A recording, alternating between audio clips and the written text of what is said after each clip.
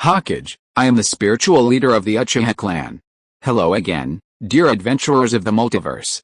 Thanks for joining us once more on this epic journey. Remember, this story is pure science fiction from our wild imagination. So don't go trying to summon dragons in your backyard. The rights of this amazing novel belong entirely to its original author. We are only the narrators. Do you want more adventures? Show some love to our YouTube channel with a subscription and a like. And if you want exclusive content, our Patreon is waiting for you with open arms. Period. Grandma Xiao's face was gloomy. She asked the spy to leave and gave him some silver notes, asking him not to say anything nonsense. The spy nodded quickly and left. There were only Yukang and Xiao in the military camp. Seeing Xiao so angry, Yukang hurriedly asked, "Grandma, what's going on?" Xiao snorted coldly, "Of course he is your good senior brother. He wants to kill my son by borrowing his knife, so that I will have no successor and become disheartened. He will leave the power struggle and pave the way for his future." When facing a powerful enemy, he actually sold out information and colluded with the enemy village. Haha, what a raza, what a proud disciple of the Third Hokage. Grandma Xiao laughed sinisterly. She is not a pushover, but this time she owes Konoha a favor, so she is not going to attack Orochimaru. As long as Orochimaru does not attack, she will not move either. After all, this is a great favor. What? You mean the village? The village is about to kill my son, and you're asking me to do it for the village? Bullshit. Grandma Xiao looked at Yukang and said, "Yukang, you are not allowed to attack without my order. I'm going to find the Third Hokage and ask him how he taught his apprentice." Yukang nodded and said, "I understand, mother-in-law. Please be careful on the road." Xiao nodded, then picked up the map and intelligence and headed to the central military camp. She wanted to ask the Third Hokage how he wanted to deal with this matter. Chapter 53 Fengying is Namsan's Village Central Army Report. Report to Lord Fengying, Elder Xiao requests to see you. The guard at the door, the Wind Shadow, who was watching the current situation on the sand table, frowned at first. Wasn't Elder Xiao leading the ninja army in the battle at Chang'e, saying he was planning a surprise attack on the Konoha Medical Corps camp? Why did he leave the battlefield and come to him now? Could it be that something happened to Chang'e? No way. After all, Xiao is an old man in Tsunade, a female commander who has led troops in battle. Even if she was defeated, it couldn't be now. Then he shook his head and decided to stop thinking about it if he couldn't figure it out. Anyway, the person was already here and he would know soon. The Third Hokage said with a warm expression, "Where's Elder Xiao now? I will go and meet him myself." The Third Hokage and the elders have been cooperating with each other for some years. The relationship between them is like that of a family, and everything they do is for the prosperity of the Sand Village. Therefore, the relationship between them is very harmonious. "Elder Xiao, she is still at the camp gate." The guard said hurriedly. The Third Hokage frowned again. "Didn't you invite the elders in? This is what I taught you?" He was a little angry. How could his men be so ignorant? In reply to Lord Fengying, "We invited her, but Elder Xiao said that she was old and powerless and dared not overstep the boundaries, so she waited at the camp gate." The guard looked constipated. Could he be so ignorant? The key point was that Elder Xiao would not come in. The Third Hokage took a breath. It seemed that the matter was serious. Elder Xiao was angry and didn't even enter the camp.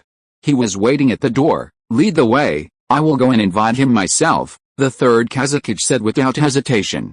He must have done something wrong and made Elder Xiao angry. Otherwise this would not have happened. "Alice, there is no way. I guess they will suffer soon. The Sand Village can't stand it anymore. I'll just have to do whatever Xiao says and try to minimize the impact." The guards quickly pushed open the tent and ran towards the camp gate. The Third Hokage circulated his chakra, forming a steel plate under his feet, always flying behind the guards. Before reaching the camp gate, the Third Hokage came down from above, walked towards the camp gate, held out his hands, and smiled. "Hey, Elder Xiao, haha, what brings you here? How is the battle situation on the front line?" Grandma Xiao stepped back and then bowed. "Lord Hokage, everything is fine on the front line." This time Xiao left her post for personal reasons. "I hope Lord Hokage will punish her." Her tone was cold and her face was gloomy. She stared at the ground and didn't even look at the Third Hokage. The Third Hokage's heart skipped a beat. What was going on? What on earth had happened? Elder Xiao was now so hostile to him? This was a serious matter if not handled properly. "What are you saying, Elder Xiao?" Your business is my business, it's the business of the Sand Village, there's no question of blaming or not blaming. The third Kazakage had a look of blame on his face, but his tone was directed towards Xiao. Xiao's expression brightened when she heard this. Thank you, Master Kazakage, for your understanding. However, I came to the Central Army this time to sue your apprentice, Raza, for colluding with Konoha and harming fellow villagers. Especially the last 10 words, Raza, colluding with Konoha, and harming fellow villagers were particularly loud, making the third Kazakage's face turn pale. Even the guards at the gate of the military camp and people inside the military camp heard these words. Elder Xiao, you can't talk nonsense. You must have evidence. The third Kazakage came back to his senses and said hurriedly. He still had a good impression of his disciple Luo Shang is dedicated to the people, gentle and humble to himself, and has excellent military strategies. Except for his disagreement with the elders, he does everything else impeccable, at least in the eyes of the third Kazakage and the previous Xiao. When Xiao took out the map and letter, the third Kazakage took a look and said, holy crap! Why is there only Xiao's address on this map? And the handwriting is Yoshamaru. The third Kazakage was completely stunned. He now knew in his heart that this matter was definitely related to Raza. Yoshamaru was the younger brother of Raza's wife and usually took orders from Raza. It was obvious that Raza had done this. His face turned pale. He took a deep breath and tried to keep his expression calm. Elder Xiao, I will definitely give you an explanation for this matter after the war. Looking at the serious expression of the third Kazakage, Elder Xiao nodded. To her, the third Kazakage's credibility was trustworthy. Okay, then let Lord Kazakage handle everything. I'll go back to the battlefield. After saying that, Xiao and his group left and headed towards Chang. The third Kazakage watched Xiao's receding figure until she could no longer see him. He turned around, his face darkening as he said in a deep voice, tell Luosha to come here, right now. Yes. The guard received the order and ran towards the Sand Village. This time, the third Kazakage gave the responsibility of guarding the house to Raza. So he did not follow the army, but stayed in the Sand Village. The third Kazakage murmured in his heart, Luosha, you actually did such a thing, killing fellow villagers and colluding with the enemy.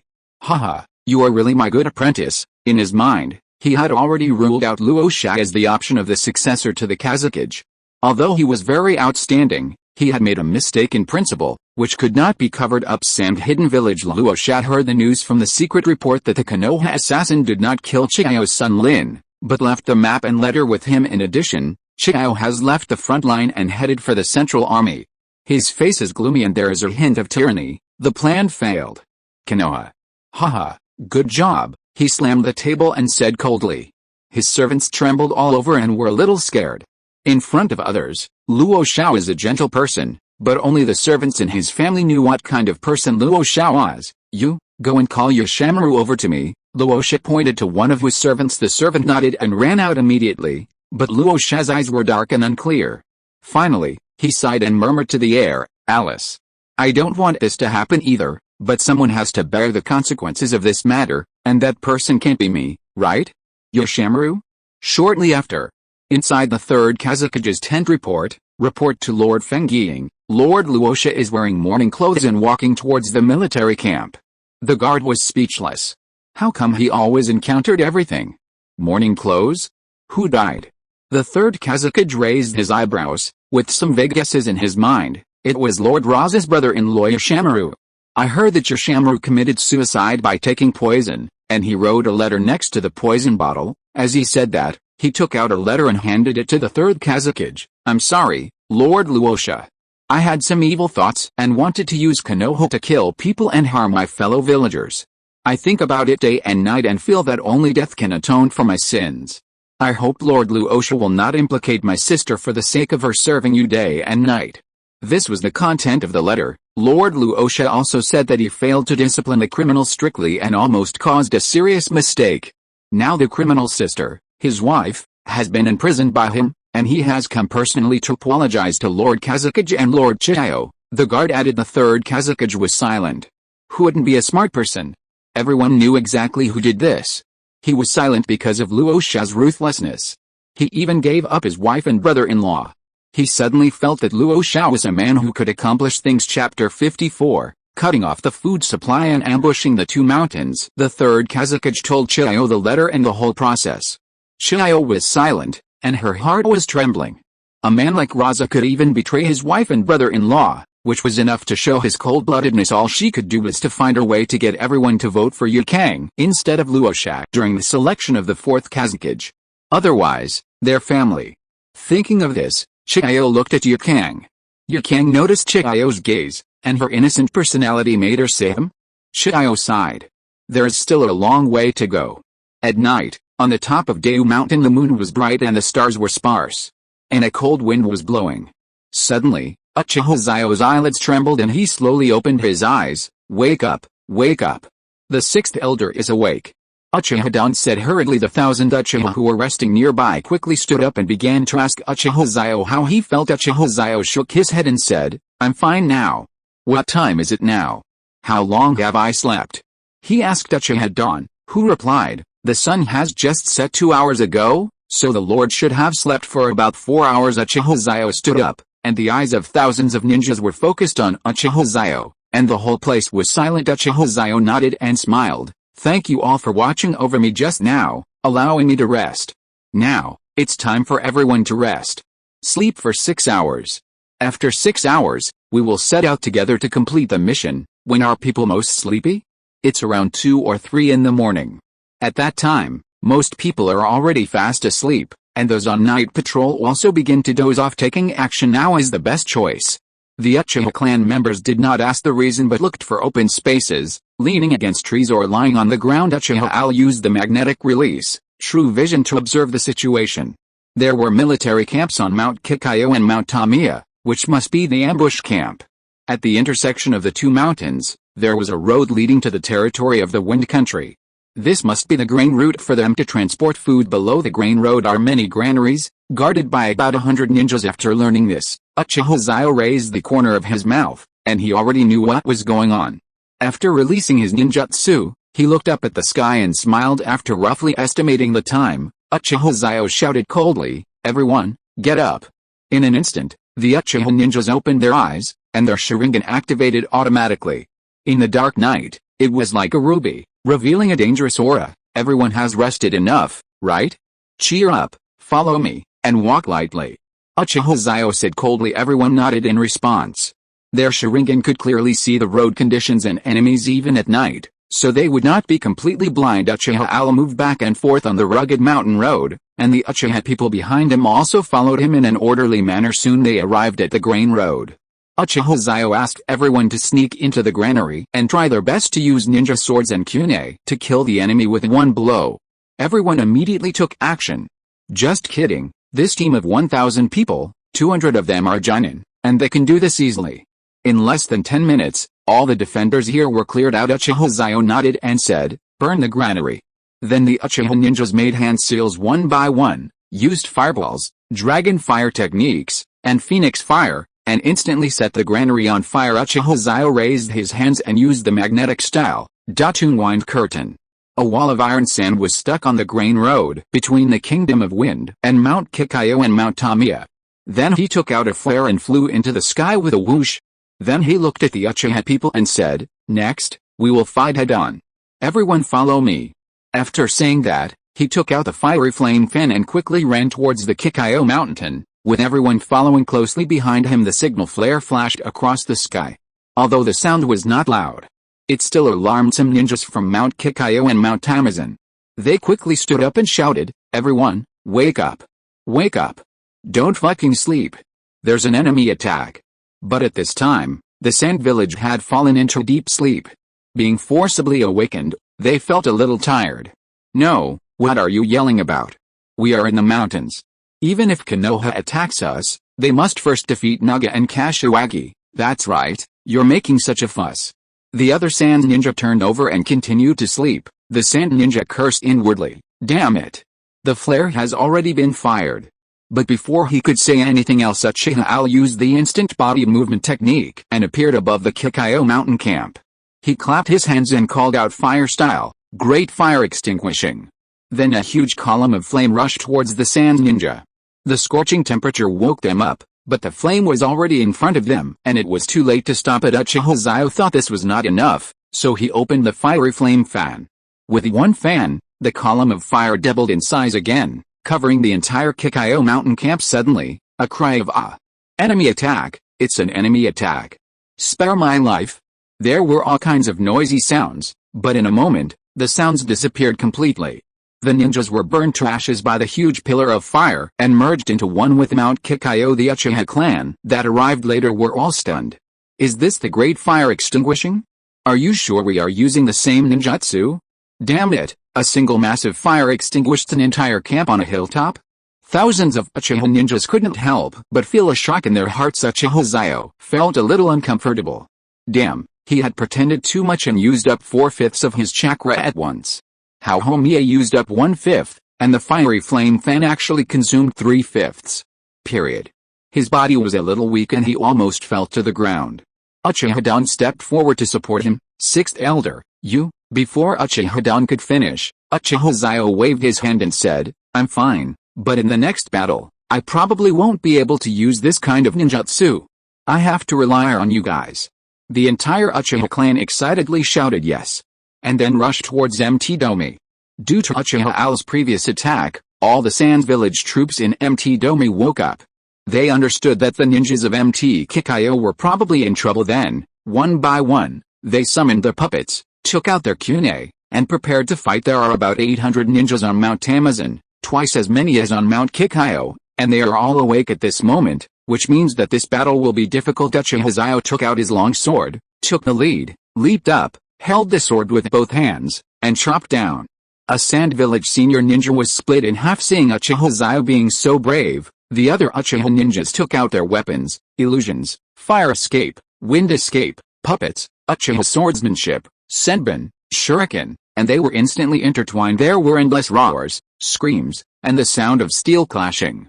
The battle lasted for 3 hours and ended with Uchiha Xiao killing the last Tsunade Junin. Count the wounded. Uchiha Xiao roared. A moment later, Uchiha Dan came to Uchiha Xiao and said, Sixth Elder, the Uchiha clan lost 10 Junin, 20 Chunin, and 30 Jinan, a total of 60 dead, and killed nearly 1,500 enemy soldiers. Among them, 500 were killed by Uchiha Xiao, 400 were killed by the fire, and the rest were killed in close combat. Uchiha Dan's voice was trembling. In his opinion, this was a great victory. But Uchiha Xiao had a heavy face and exhaled, put the bodies of the deceased family ninjas in the scroll and hand them over to their families for burial. When you return to the village, write down their names and pay them a pension when you return to the clan. Although Uchiha Xiao knew from the beginning that war would result in casualties, and although only 60 people died out of their 1,000 men, he still felt very heartbroken. I'm so heartbroken that 60 Uchiha died. What? Sand Shinobi? I choose Uchiha? Chapter 55, Kashiwagi's Attack, Ambush Preparation. Danzo Shimuro hasn't slept for 2 days. Even though he asked his confidant, Shigeru Abirame, to stare at the flares on the distant mountains, he was still worried. Since dark, he always went out for a walk and stared at Mount Kikyo in front of him. Suddenly, a flare streaked across the sky, and Danzo Shimuro was immediately shocked. It worked. At this moment, Uchiha Xiao and his men could not talk about whether they could capture Mount Kikyo and Mount Tami, but the ambushes on the mountains would definitely not be able to activate the traps from above. Fighting on the plains would require a test of combat power. Their current army is complete and well rested, and what's more, when it comes to combat effectiveness, who doesn't know Konoha's foundation? Danzo Shimuro quickly summoned the army and they assembled in less than 3 minutes. They looked at Danzo eagerly, wondering why he had to wake them up at this time. Danzo's face was excited, and he shouted, Ninja, the time has come for us to make achievements. Deputy Commander Uchiha Xiao has already led the Uchiha clan to attack Kikyo and Tami Mountain, cutting off the retreat of Tsunade and burning their food supplies. Now is the time to attack. The traps used by Tsunade to trap us will then become tools for us to slaughter them. When the ninjas heard the news, their adrenaline surged. What? The deputy commander secretly did something big, and it was successful. Nara Luming immediately said, Please give the order, Commander-in-Chief. Attack immediately, kill the Sans dog, and meet up with the deputy commander. He understood that there was no time to delay. The longer the time passed, the more dangerous the Uchiha ninjas on the mountain would be. He didn't care about others, but Uchiha Xiao must not die. The Uchiha clan is the largest clan in the ninja world. It would be a blessing for Konoha if it could be fully integrated into Konoha, and the bond that facilitated all this was Uchiha Xiao. Kill the Sans dog and meet up with the deputy commander. Kill the Sans dog and meet up with a deputy commander. Kill the Sans dog and meet up with a deputy commander. The ninjas in the Konoha camp were in high spirits. Now was the moment to decide the outcome. How could they not be excited? When Danzo Shimura saw this scene, the corners of his mouth rose and he raised his right hand. Everyone fell silent and waited for Danzo Shimura to speak. I declare that the entire army will attack, storm Kashiwagi, and kill everyone in Kashiwagi. Also, Shiguro, go tell Orochimaru that Nagata doesn't ask him to attack, but only to stabilize Chigayo's troops and not let them take the opportunity to launch a sneak attack on our rear. Danzo Shimura waved his hand, then clenched his fist, feeling that everything was under his control. Yes. Upon receiving the order, Aburame Shiguro immediately headed to the Naga camp, while Kashiwagi also opened the camp gates and sent out the entire army to attack of the Butterfly Clan. Akimichi took the wind, and Akimichi Choza and his son activated the doubling technique and walked in front to act as meat shields, while the other Akimichi ninjas followed. The Yamanaka clan used their telekinesis to connect to the front line, and the Nara clan cooperated with the Yamanaka clan, hiding behind them and releasing the shadow strangulation technique at the right time. The Hyuga clan opened the Byakugan and acted as spies. In their eyes, the darkness of the night was not enough to block their vision. Instead, they could see more clearly than during the day. The Aburame clan released insects, which turned into insect shields to block the Akimichi clan. All the ninjas of Konoha used their own abilities, whether it was for reconnaissance, defense, or attack. They had only one thought in their minds: to kill through the cypress and repel the Sans dogs. In the Kashiwagi Sans village camp, the commander is a middle-aged man with a bandage on his head. His face looks a little old, and his eyebrows are very long and spread out on both sides. This man is Ebizo. Ebizo is Chigayo's younger brother, who is now in his prime. His deep pupils reveal the aura of a wise man. He has not retreated to the second line yet, so he is the one who commands Kashiwagi. Report.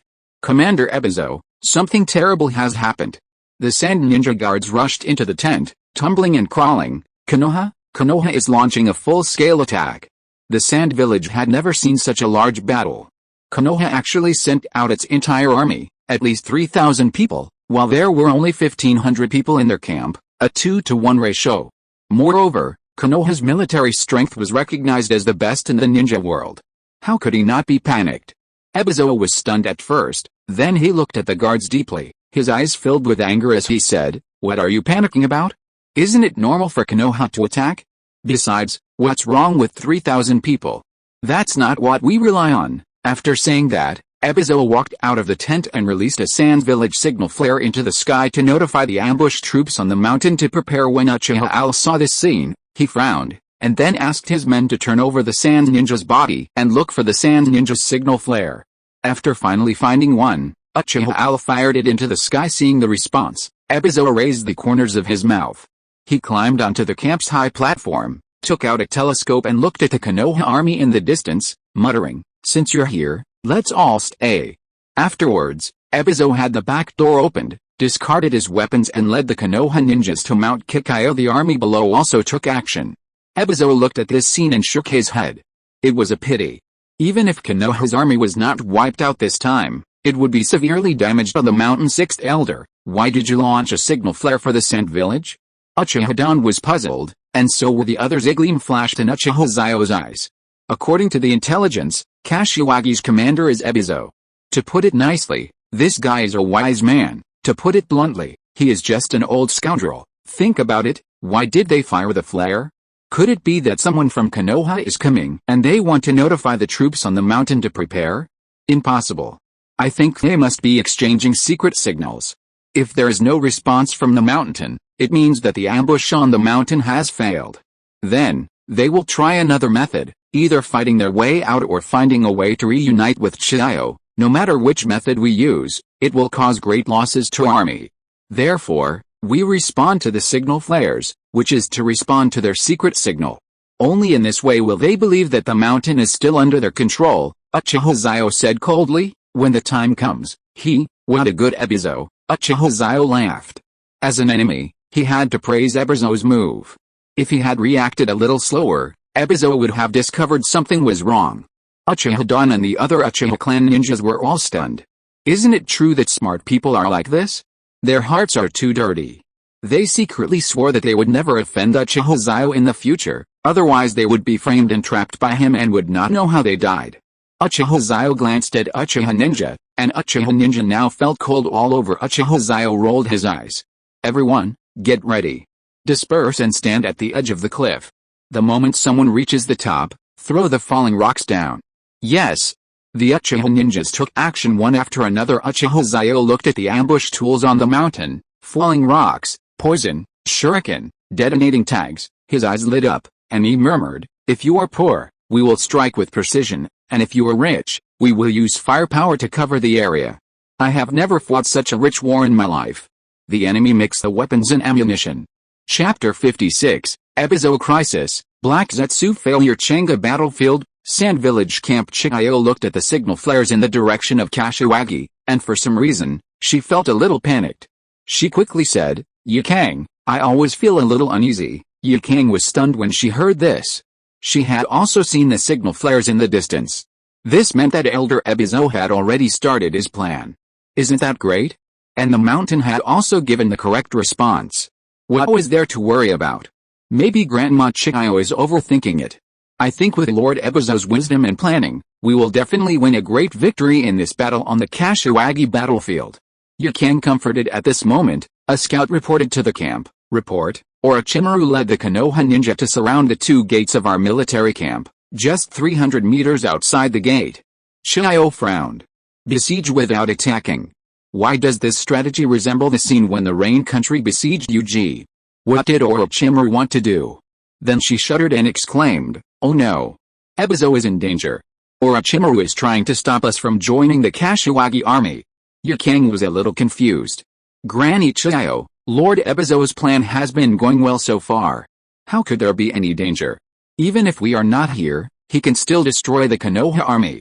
Chihaya gritted her teeth and said, no, no, no, no, you didn't participate in the war in the Land of Rain. You don't know how terrifying Konoha's strategy is. If I'm not mistaken, Mount Kikayo should have been controlled by Konoha. Yikang's face turned pale. Something was wrong. Did the mountain respond? Wait, it's time for a response. If you don't think about it carefully, this detail is really easy to be overlooked. The Sand Village signal flare is about one bomb being fired and then two bombs being fired. Although the two bombs were fired, the speed was totally wrong, about 20 seconds slower according to the ninja trained by Ebizo. There should not be such mistakes, so the mountain is very likely to have been occupied by Konoha. In other words, the traps and props originally used against Konoha will be used against their Sand Village army. At this moment, those involved are confused, but those who are watching can see clearly Chihaya and Yakira are not on the Kashiwagi battlefield, so they can calm down and think, while Ebizo has pursuers in front of him. In this case, it is entirely possible that he ignores some details. Alice, you cannot look down on people in the world. If you look down on the characters in anime just because you traveled through time, thinking that they are paper people and that you know everything they are thinking, then you are not far from death. Hurry, send troops to one place quickly. We must abandon this position and reunite with Ebizo, otherwise it will be too late and everything will be ruined. Chihaya hurriedly commanded. Yes. Yikang, whose chakra was activated at this moment, appeared in the camp in an orange-red coat, formed by the fusion of wind and fire chakra. She said loudly, everyone rush through the back door. We must fight our way out. Join up with Lord Ebizo's army. Chihaya gritted her teeth. Damn it. Is Danzo, the leader of Konoha's army, really that powerful? She slapped the table, then pulled out a scroll.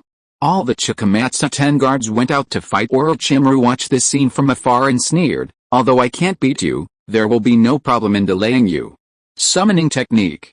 Orochimaru slammed his right hand on the ground, and then dense black summoning runes spread out from his palm. Then a huge monster emerged from it, with Orochimaru standing on its head. Hey, Orochimaru, there is a price to pay for letting Master Manja appear.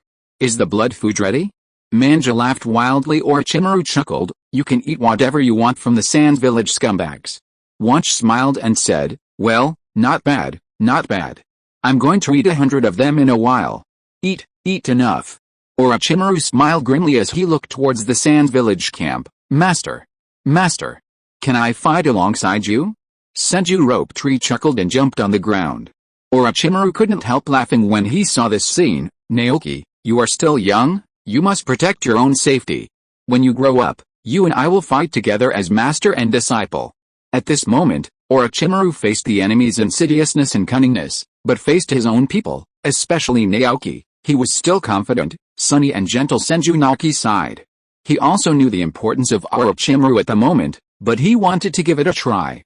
What if his master took him to fight together? Tsunade's medical team followed behind Orochimaru's army. At this moment, she was a little flustered. She looked at Orochimaru's army with a wondering look, and finally made up her mind. She was circulating her chakra and preparing to go to the front line when a voice rang out, "Hey, Tsunade, so you're here. It took me a long time to find you." The person who came was Jiraiya. He scratched his head and looked at Tsunade. Tsunade's eyes lit up and she quickly said, "Jiraiya, please keep an eye on the medical team for me. I have something to do first." If you are listening to this novel on a channel other than Fanfic World, it means it was downloaded and re-uploaded without effort. We warmly invite you to visit our channel, Fanfic World. There you will find the original version of this story and many other novels of various genres. We look forward to seeing you dive into a world of incredible novels. Period. Without waiting for Jiraiya's reply, Tsunade rushed to the front line. Jiraiya was a little confused, but he still sighed and took charge of the medical team. Just as they were all paying attention to the front line, a blackhead secretly emerged from the ground and observed the situation. He secretly looked at the thousand-handed rope tree. A hint of greed flashed in his eyes, the corners of his mouth curled up, and then he sank into the ground. Tsunade's uneasiness grew, and she soon arrived at the front line. At this time, the camp gate opened, and the sand ninjas rushed out of the camp. Orochimaru, Mandra, and the ninja troops were all resisting Naoki. Tsunade saw her younger brother fighting, and after Naoki killed the Jinan in front of him, she subconsciously turned around and grinned when she heard her sister's voice. Then 5 detonating tags flew towards rope tree. Tsunade's face turned pale. The 5 detonating tags seemed to appear out of thin air, and their target was Senju rope tree. Rope tree. Tsunade's eyes were bloodshot, and then a huge explosion occurred, spreading around with the rope tree as the center. Even Orochimaru, who was fighting with Xiao, narrowed his pupils and shouted, "Rope tree." Then he cast the 10,000 snakes formation, left the 10,000 snakes and ran towards his apprentice. Xiao saw the opportunity and gave Yukang a look. Yukang nodded and then released a huge burning escape, the 10,000 snakes formation. Boom. The 10,000 snakes formation was broken, and Xiao immediately evacuated with 1,000 troops, heading towards the foot of Kikyo Mountain in Kashiwagi. The huge smoke and dust blocked everyone's vision, and they couldn't see the rope tree in the center of the smoke and dust. However, this did not affect the Black Shadow's vision. He emerged from the smoke and dust with a smile on his face. He used his special skill and poured out his heart, but unexpectedly, there was a sound of glass breaking, and his pupils shrank. What? He immediately used his heart-piercing technique again, and there was another sound of glass breaking. He was immediately numb. What was going on? Then, Tsunade rushed in. She didn't see the Black Shadow clearly, but thought it was an enemy, so she kicked the Black Shadow away with a painful kick. The Black Shadow quickly hid underground. He was still shocked. Why did his heart-opening technique fail to work? Wind style, fresh breeze. Orochimaru formed a hand seal, and a breeze blew up, clearing away the smoke and dust around Naoki. When the smoke and dust dissipated, he found that Naoki and Tsunade were unharmed, standing in the same place. Orochimaru felt relieved immediately, then looked at Naoki with a gloomy face. This kid is such a worry. Tsunade's uneasiness vanished, and she shed tears as she watched the rope tree in front of her appear to be fine. She heard it, the sound of the protective film breaking twice, which meant that rope tree suffered 2 cage-level attacks in that instant. Thanks to this explosion-proof suit. Mr. Xiao, you saved my brother. How can I thank you? Tsunade sighed in her heart, and she hugged Senju Naoki and cried. Chapter 57. Black Zetsu is confused. Falling rocks. Release. The black figure used its unique method of escaping underground and instantly escaped thousands of miles away. On the way of escape, it couldn't help but wonder, what the hell was going on? Even if he is the third Hokage, he is confident that he can kill with one blow. How come a mere Jinan like Senju Naoki couldn't withstand my attacks twice? Damn it. But in a moment, it arrived at a hidden treehouse in the Water Kingdom. It was silent for a while, and finally knocked on the door. Did it succeed? My will is incarnate. A serious and cold voice came out. Black Zetsu gritted his teeth, adjusted his mood, and said apologetically, I'm sorry, Madara-sama, the mission failed. Hashirama Senju's grandson, Senju Naoki, seemed to have some self-defense methods, so I couldn't take advantage of the opportunity to drain his body. The atmosphere was silent for a while, and then the last violent chakra gushed out, directly destroying the wooden house, and a figure slowly walked out. He was wearing red Warring States armor, carrying a round fan on his back, and had 3 Magatama Sharingan in his eyes. He exerted a powerful pressure on Black Zetsu. You useless thing. You can't even do such a simple thing. Sometimes I really doubt whether you are my incarnation. Uchiha Madara looked at Black Zetsu coldly. Black Zetsu cursed in his heart. TNN's eyes are not going to use your samsara and collect the tailed beasts. I really want to say a few words from the heart to you. But at this moment, he looked a little ashamed. Master, calm down. Although we can't get the boy's body cells, we can still get them from your... Before Black Zetsu could finish his words, Uchiha Madara took out his sickle and threw it at Black Zetsu with murderous intent in his eyes. I don't want Hashirama to be restless after his death. His expression became ferocious, like a demon crawling out of hell. Black Zetsu was stunned and quickly hid underground. Uchiha Madara's attack missed and was deeply embedded in the ground. Black Zetsu muttered in his heart, then transformed and reappeared, but without Hashirama's bloodline, we can create a large number of subordinates to assist your plan, sir. Black Zetsu's words made Uchiha Madara silent, but no matter what, he would never dig up Hashirama's grave. Then I don't need those men. I can do it alone. Black Zetsu was speechless as he listened to Uchiha Madara's words. You? Do you have the time for that? Your strength has declined significantly. Who'll work for me when you die? Black Zetsu glanced at Uchiha Madara and said, actually, there is another way. We can create a white Zetsu army without digging graves, he sighed. If he dug up Hashirama Senju's grave in secret, Uchiha Madara might break up with him. That was not okay. He had to save his mother, Kaguya Otsutsuki. Oh? Tell me, Uchiha Madara breathed a sigh of relief. As long as he was not asked to dig up his best friend's grave, everything would be fine. Cut off a piece of flesh from the human face on Madara-sama's chest and give it to me to cultivate. Then, I can produce the White Zetsu Army. Black Zetsu had no choice, but the White Zetsu Army had to be replicated and generated using Hashirama's cells. Now that Uchiha Madara is unwilling to dig up the grave, we can only take Hashirama's face from the part of Uchiha Madara's body. But this will cause serious damage to Madara, and his body functions will further decline. If Lord Madara leaves a piece of flesh on his face, he can also replicate Hashirama's cells, but it will cause serious damage to Lord Madara, and he will not be able to take action for at least 2 years. Black Zetsu was speechless if it weren't for the last resort. He really didn't want to use this trick. There were so many things he could do in the past 2 years. He didn't want to delay at all. Uchiha Madara smiled and said, how difficult is that? Then he took back the sickle, wrapped it with chakra, cut off a piece of flesh from the man's face, and threw it to Black Zetsu. The wounds on Uchiha Madara's body bled and then gradually healed, but Uchiha Madara's face was a little pale, but he endured the discomfort and stood there. Black Zetsu sighed and said, I understand, Madara-sama. As per your rule, I will produce a large number of White Zetsu troops as soon as possible. Then he hit in the ground and left. Uchiha Madara then staggered towards his hut, leaning on his sickle. The blow just now had aggravated his injury, causing the chakra in his body to be temporarily unbalanced. After entering the house, he closed the door and lay down with a smile on his face. Hashirama, I will prove to you that as long as there are ninjas, there will be wars. Only the infinite Tsukuyomi can achieve true peace in the ninja world. Then he fainted. Cypress, at the foot of Platycodon Mountain in the Sands village, grabbed the rope that had been placed in advance and began to climb up. Uchiha Al immediately received information from his subordinates, and the corners of his mouth curled up. When those ninjas are about to climb up, cut the rope and drop the falling rocks. Uchiha Xiao looked coldly at the rope that was taut due to the strong pull of the Sand village, and said coldly, yes. The Uchiha around took out their kunai, opened their Sharingan, stared closely at the ground below, and calculated the distance. Soon a ninja came into Uchiha Al's sight. He waved at the Sand ninja and said, hey, sayonara.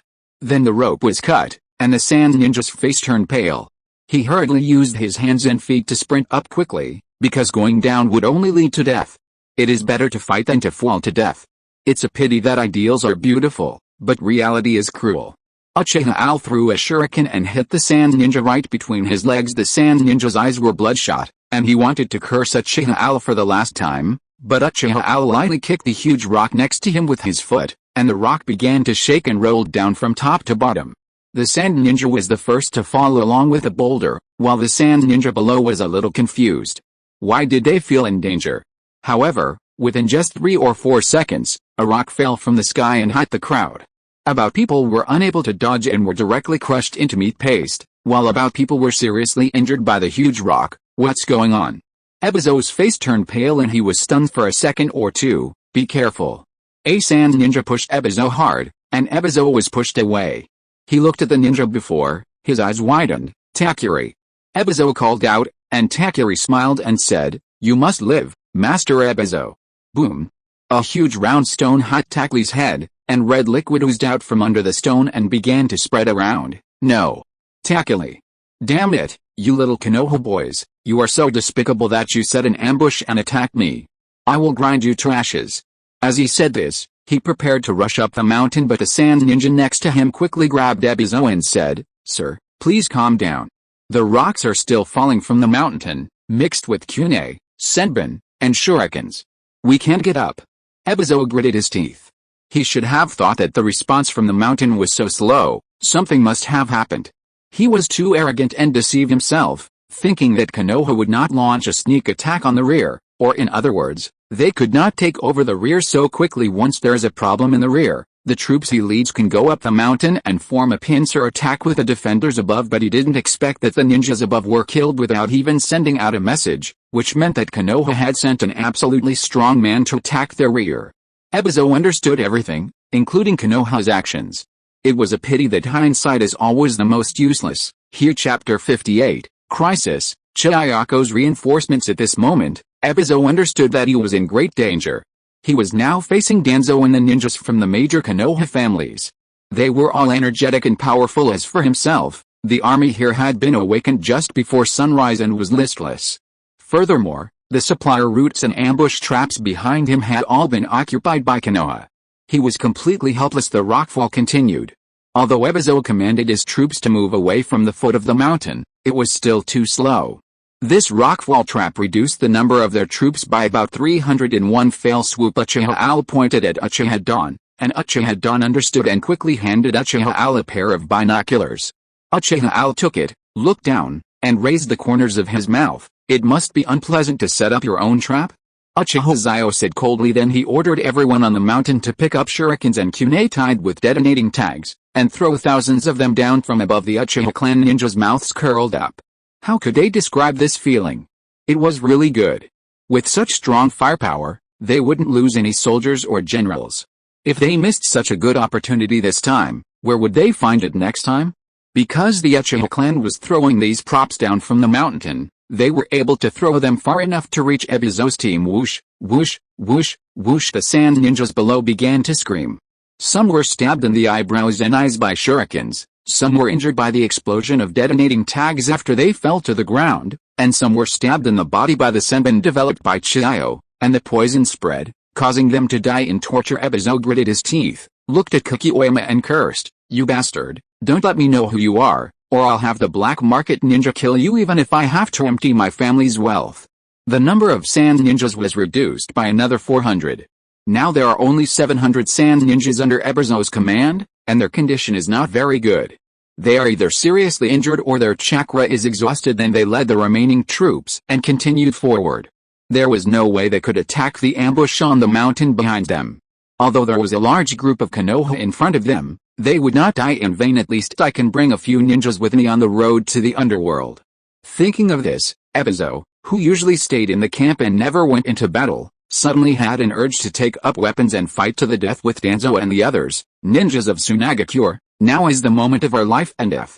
I hope you will calm down and listen to me. When Ebizo said this, the spirits of the Tsunade ninjas were instantly lifted. The Sand Ninjas were originally in low morale. Judging from the current situation, they have realized that their village has already lost, and this time even their own lives may be on the line. However, the words spoken by Ebizo, the commander-in-chief Kashiwagi, the elder of the Sand Village and a man with many titles, were authoritative. They turned their eyes to Ebizo and listened carefully to the elder's arrangements. "Now, if we stick our heads out, we'll be cut by the sword. If we hide our heads, We'll be mercilessly harvested by the objects thrown from the mountain, and in the end, we'll die without any value at all. If we stick our heads out, we still have a chance to fight our way out, and we can even get a few Konoha bastards to accompany us to the underworld, so we won't be lonely on this journey. So, warriors of Sand Village, everyone, prepare to charge forward with all your might. Kill one and you'll recoup your losses. Kill two and you'll earn a profit. Charge. After saying that, Ebizo took the lead in the charge, waving a sword in his hand, standing at the forefront of the army. The remaining 700 sand ninjas were inspired by the scene, took out their puppets, began to make hand seals, and launched an attack on the Konoha army. When Danzo Shimura saw this scene, he sneered in his heart, knowing that the Owl King must have succeeded, and the sand ninja was now forced into a desperate situation. But, if you want to fight to the death, I have to fight to the death with you? Guofang, Choza and the ninjas of the Akimachi family, hold on. Danzo began to command. The rest of the ninjas are not allowed to engage in close combat. Use long-range ninjutsu to consume the opponent and always keep a safe distance. After Shimura Danzo finished speaking, he quickly formed hand seals. Period. He jumped high, pointed his right hand at his chest, and called out wind style, vacuum combo. Then, a cold look appeared on Danzo Shimura's young and handsome face. 5 vacuum bullets were spit out from Danzo Shimura's mouth and blasted into Ebizo's army. 10 ninjas had their heads smashed instantly. This scene stimulated all the ninjas of the Konoha Legion, and they rushed forward one after another. Since the commander had led the way, they naturally could not fall behind. Fire release, dragon fire technique. Water escape, water formation wall. Wind style, wind blade. The Konoha ninjas released various ninjutsu, and suddenly the battlefield was filled with various colors, gorgeous and dazzling. Of course, the lives of the sand ninjas responded to these beautiful scenes. The sand ninjas were still struggling to hold on with gritted teeth. The puppeteers' puppets had been beaten to pieces, and the chakra of ordinary ninjas was beginning to run out. Even Ebizo, who charged the most fiercely at the beginning, became slow in his movements after a long battle, and before he knew it, his back was soaked with sweat. He suddenly shook his head, dropped the weapon in his hand, looked up at the sky and murmured, "Sister, my brother may have to go first." He looked at several Jonin surrounding him, but now he just wanted to save face for himself. Then he took out a dagger and prepared to stab it into his heart. At this moment, a kunai flew towards him and a familiar voice rang out, "Ebizo, you coward. Could it be that a failure can break you down? Even make you commit suicide?" It was Grandma Chiyo who spoke. She had caught up. She had finally caught up. Otherwise, she might have lost her brother forever. Then Granny Chiyo rushed to Ebizo, and Shikamatsu Juyuri easily killed the senior ninjas who surrounded Ebizo. Wow, the cage-level strongmen are just different. Sister. Ebizo was stunned at first, then his eyes turned slightly red and he hugged Grandma Chiyo. Grandma Chiyo was stunned at first, a tender look flashed in her eyes, and then she became angry. "Why are you crying like a man? Let go." And pushed Ebizo away. Ebizo knew that Chiyo was a person with a sharp tongue, but a soft heart. Although she appeared cold on the surface, she was the one who cared about her family the most. After seeing Chiyo coming, Ebizo regained his confidence, picked up the ninja sword, and fought again. Shimura Danzo frowned. Did Orochimaru stop her? Then he looked at Chiyo and snorted. He was just a cage-level warrior. Shimura Danzo's strength was close to cage level at the moment. As long as he could stop Chiyo, there would be no problem. At this moment, a huge orange fireball flew towards Shimura Danzo.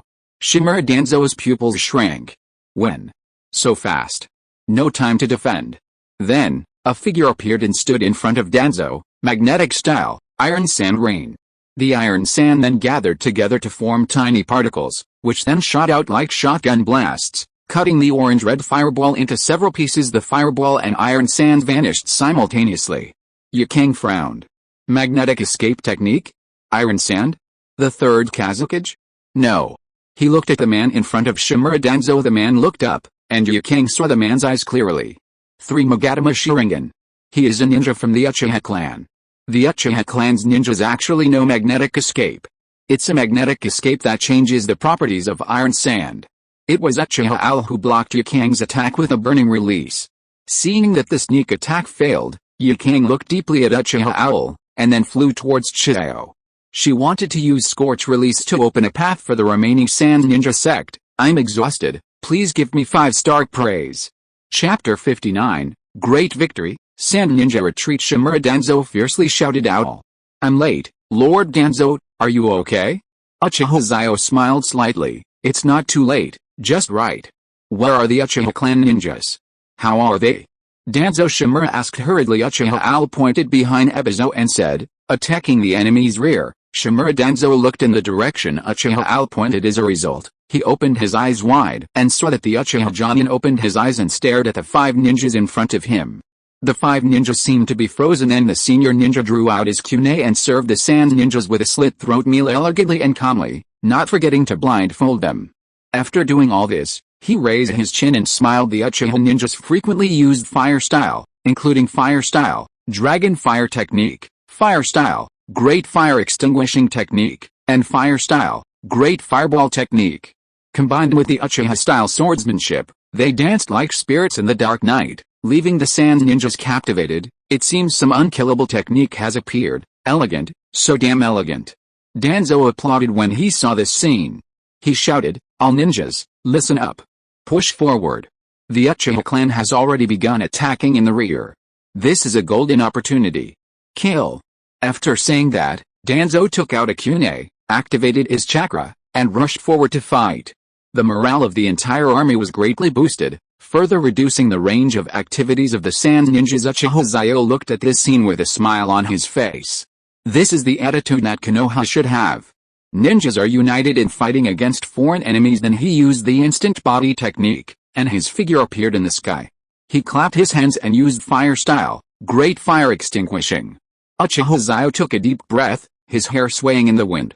He was wearing the combat uniform of the Uchiha clan, and the round fan behind him was impressive. Fire style, great fire extinguishing. Flames burst out from Uchiha Al's mouth, rushing towards the enemy like a pillar of fire.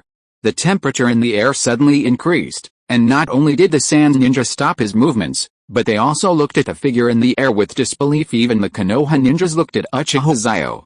My goodness, how could a B-level ninjutsu be used like an S-level forbidden technique? Natural chakra is inherently superior to ordinary chakra, which is why it has such power. Yikang, who had just reunited with Xiao and the sand ninja troops, was also attracted by the extremely high temperature at this moment. He looked up and his pupils shrank. Isn't this the guy with the magnetic release? How could fire release be so overbearing? Yikang was ashamed and was about to attack when Xiao stopped her. Yikang, take the remaining troops and leave first. Mother-in-law. But, Yikang was a little anxious, but met Xiao's gloomy and solemn eyes. No buts. Let's go.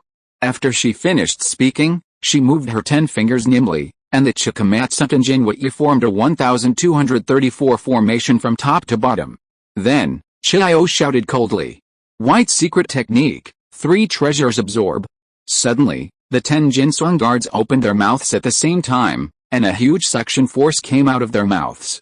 Haohuomi was affected by the suction force and was swallowed into the mouths of the 10 Jinsung guards. Uchiha Xiao relied on the recoil of Haohu Xiao to stay in the air and naturally saw this scene. His pupils shrank. In the original book, there was no scene where 10 puppets cast Haohu Xiao at the same time. Jin's face remained expressionless, but her hands had actually begun to tremble. This huge amount of chakra was absorbed by her puppet. If it wasn't controlled properly, there would be a devastating explosion, and the flames would engulf everyone. Go! Xiao roared. She didn't want everyone to be left here? Yikang glanced at Xiao, his face filled with sorrow, tears streaming down his face, but he quickly wiped them away. All ninjas, listen to my orders. Charge towards the land of rain. Then return to the sand village. Yes. The sand ninjas also went crazy at this moment and rushed towards the north. Scorch release, over steaming kill. Yikang increased the chakra added to Scorch release, and a huge orange-yellow fireball rushed forward. The Konoha ninja took a breath and quickly dodged to both sides. Are you kidding? Burning style, over steaming is Yikang's signature ninjutsu, but many ninjas had their water evaporated by Yikang's move and were burned to death. Taking advantage of this gap, Yikang led the remaining sand ninjas to rush to the north. Seeing this, Danzo gritted his teeth and finally sighed. Maybe this is fate. Tsunade Yagura should not die. Then he looked at Xiao with cold eyes. Since Yagura ran away, then you stay. Mr. Xiao, kill her.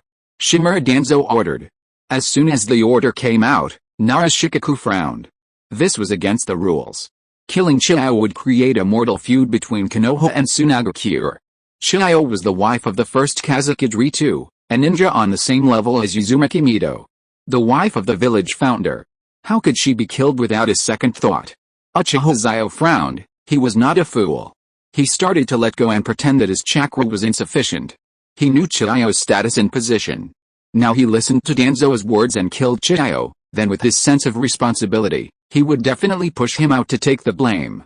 Xiao felt the chakra in the great fire-extinguishing ninjutsu shrink, and looked up at Uchiha Al in surprise. Uchiha Al blinked, and Xiao was stunned. This guy?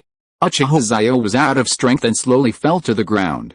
He took 2 steps back and said with a pale face, "Master Danzo, my chakra is exhausted and I have no strength to fight anymore."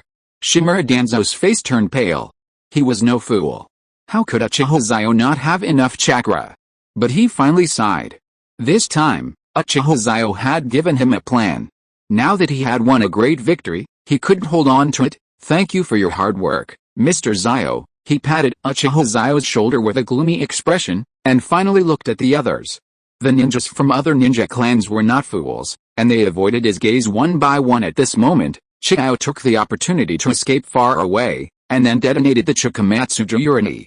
Suddenly, violent chakra rushed around, causing huge dust. Uchiha Xiao's face also changed. He didn't expect Xiao to be such a ruthless character. He ate the soldier pill and pretended to extract chakra forcibly. After all, he said before that his chakra was exhausted, so he had to pretend. He clapped his hands and said, "Magnetic style, Datun wind curtain. Rise." Then the iron sands formed 4 walls to isolate his flames, and the impact of the explosion bang, bang, bang. 4 times in total, the sound of the shock wave hitting the sand-iron wall was heard, only causing the sand-iron wall to deform slightly. Under Uchiha Xiao's micro-manipulation, the sand-iron wall slowly recovered and gradually moved inward. I feel dizzy." Then he fell in front of everyone like that. Nara Luming's mouth twitched. "You Uchiha Owl, you don't act like one at all." When the fire was extinguished by the Datun wind curtains on all sides and the dust on the field settled, where was Chiyako's figure? Danzo Shimura was silent for a while, but also felt relieved. He was just too angry to give such an order. If Uchiha Al had really done it, he would be in trouble at this time. Tsunade and Orochimaru brought people to support Mr. Owl.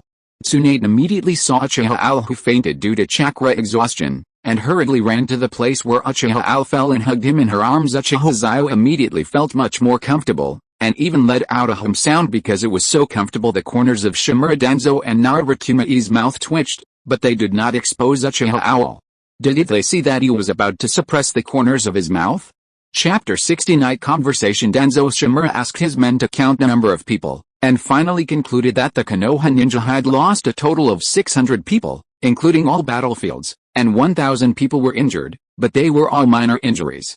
They are now being treated by the medical team and will be able to go into battle soon. At least 4,000 people from the opposing Sands village were wiped out, of which 1,000 were killed by the Uchiha clan's ninjas, 800 were left by the Senju troops, and the remaining 2,200 were ninjas killed by all the families in the battlefield. Just now, looking at the casualty rate of 1 to 7, Danzo Shimura's mouth was as hard to suppress as AK. He then looked at Uchiha Owl, who had woken up after Tsunade's careful care, and gave him a kind smile. Uchiha Xiao nodded and smiled.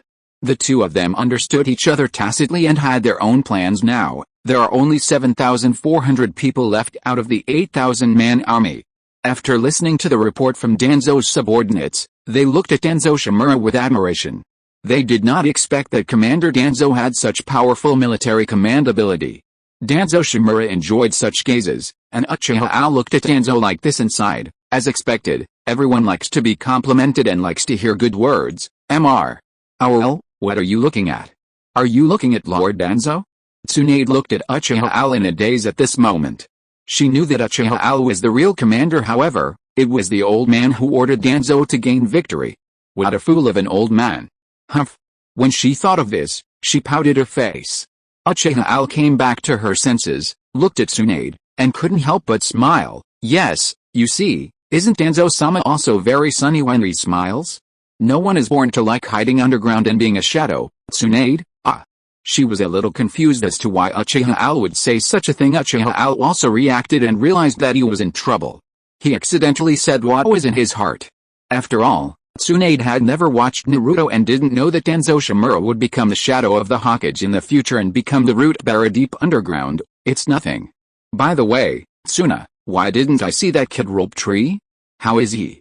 Is he not hurt? Uchiha Xiao suddenly asked. Uchiha Xiao suddenly asked about the rope tree, successfully changing the subject, and Tsunade was also successfully led astray by this topic. Naoki is doing very well. He is learning ninjutsu from Orochimaru now. But it is also thanks to Owl-sama's explosion-proof suit. Tsunade chuckled when she said this. After saying this, Tsunade told Uchiha Xiao about the attack on rope tree. Uchiha Xiao imagined the situation at that time in his mind. You mean, Shangshu saw the black hand? Uchiha Xiao raised his eyebrows. He already knew who it was, but he just needed to confirm it. Yes, that's what Naoki said. I even specifically asked if the gloves were black, and he shook his head and said no. Tsunade confirmed. Uchiha Xiao nodded, his mind already clear. Wasn't this Otsutsuki Changxiang? Dedicated to saving his mother, he led Uchiha Madara down a path of no return. When Uchiha Madara was on the verge of success, he struck him in the heart, destroying his dream of becoming an immortal. In fact, one thing is that Madara-sama's weakness is his back. When he was a child, he told Hashirama that he hated people standing behind him the most. In the Battle of the Valley of the End, Hashirama Senju killed Uchiha Madara from behind, and Black Zetsu also used the heart ridge technique from behind. All signs indicate that perhaps Madara's fatal weakness is behind him. He will be very sensitive and uneasy when someone stands behind him. Refer to Uchiha Madara peeing. Period. Back to business. But Uchiha Xiao didn't know how to tell Tsunade about this. At this moment, Shimura Danzo suddenly said, Owl-sama, come to my tent. Uchiha Xiao was stunned, and looked at Danzo with a frown, while Tsunade smiled and said, Owl-sama, go and get busy first, business is more important. Uchiha Xiao was moved by the considerate Tsunade. Driven by some will, he suddenly hugged Tsunade, with his left hand protecting the back of Tsunade's head and his right hand around Tsunade's waist. He took a deep breath with his nose against Tsunade's neck, and the fragrant breeze flowed into his lungs through his nose. The softness on her chest made Uchiha Xiao a little distracted. In the night, the moonlight poured down, and the bright moonlight shone on the two of them, as if covering them with a thin layer of silver gauze. The girl raised her eyebrows, seemed a little dazed, her pupils shrank, and then a blush crept up her cheeks. For a moment, she even forgot to breathe. In this silent moment, Tsunade could clearly hear the thumping of her own heartbeat. No, not just her own, but also Uchiha Xiao's. Yoshihisa. Uchiha Xiao let go of Tsunade and said with a smile, thank you, Tsunade, for treating me. That's why I was able to recover so quickly. Tsunade rolled her eyes at him. She was very worried when this guy first fell, but after her investigation, she found that he still had a lot of chakra in his body and he was just pretending. However, she did not expose it, but cooperated with Uchiha Xiao and acted until Uchiha Xiao woke up. Your way of thanking me is to hug me. Tsunade snorted coldly, the blush on her cheeks still not fading. Looking to the side, Uchiha Xiao scratched his head, not knowing how to explain it. The feelings had arrived and he suddenly became interested. How could he explain it? Tsunade glanced at Uchiha Xiao's embarrassment out of the corner of her eye and couldn't help but raise the corners of her mouth. Ahem. Well, okay, let's go discuss business with Lord Danzo first. Being so fussy is not like you at all. After saying that, Tsunade turned her back, the corners of her mouth curled up, and she felt a little happy in her heart. But as the princess of the Senju clan, as the granddaughter of the first generation, find it hundreds of reasons, I have to be reserved. Seeing this, Uchiha Xiao laughed and said, haha, then I will go to discuss matters with Lord Danzo first. After that, Uchiha Xiao walked towards Danzo's tent. At this moment, he walked a little dizzy and almost fell down. Tsunade turned around and saw Uchiha Xiao like this, and couldn't help laughing out loud, but the sound was so low that only she could hear it. Princess Tsunade, congratulations, it seems you have found the person you like. A cold voice came. Tsunade looked in the direction of the voice and found it was Orochimaru under the moonlight. Orochimaru's already pale face looked even paler, while Tsunade's eyes were filled with a smile. What? Orochimaru-kun, you're not teaching Naoki, but are here gossiping. Tsunade neither admitted nor denied it, but tried to change the subject. Hey, Orochimaru shook his head and said nothing. He was not stupid, so there was no need to dig into the matter. After receiving Tsunade's reply, he already understood Tsunade's thoughts. Why bother to explain everything in detail? It's just a pity for that idiot Jiraiya. He didn't even dare to say that he liked someone. Although Uchiha Xiao didn't say it either, he took action. Tsunade frowned when she saw that Orochimaru did not respond to her, but did not say anything. Instead, she set off for Danzo's tent. She was going to wait for Uchiha Xiao to come out at the door. I don't want to watch the moon here with the scoundrel. Chapter 61, Home of Glory. Uchiha Xiao slowly walked to the front of Danzo's tent. A ninja blocked his way. Uchiha Xiao looked up and saw that it was Aburame Shikiro. Friend, what are you doing? Uchiha Xiao frowned and asked. Sorry, it's my duty. After saying that, Aburame Shikiro began to search Uchiha Xiao. Uchiha Xiao had no choice but to hand over his kunai, shuriken and other things.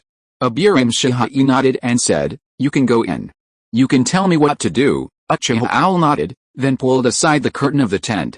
Shimura Danzo looked at the scroll and asked without looking up, who is it? Ho! Uchiha Xiao didn't believe that Danzo didn't hear his conversation with Aburame Shikiro. Even if he didn't hear it clearly, he could still recognize his voice, right? So Danzo knew it clearly in his heart that it was Uchiha Xiao who came, but why was he so rude? This was a show of power, a common tactic used by superiors against those of lower status. Many leaders will use the tactic of combining kindness with authority. Although kindness comes first, authority is the most important.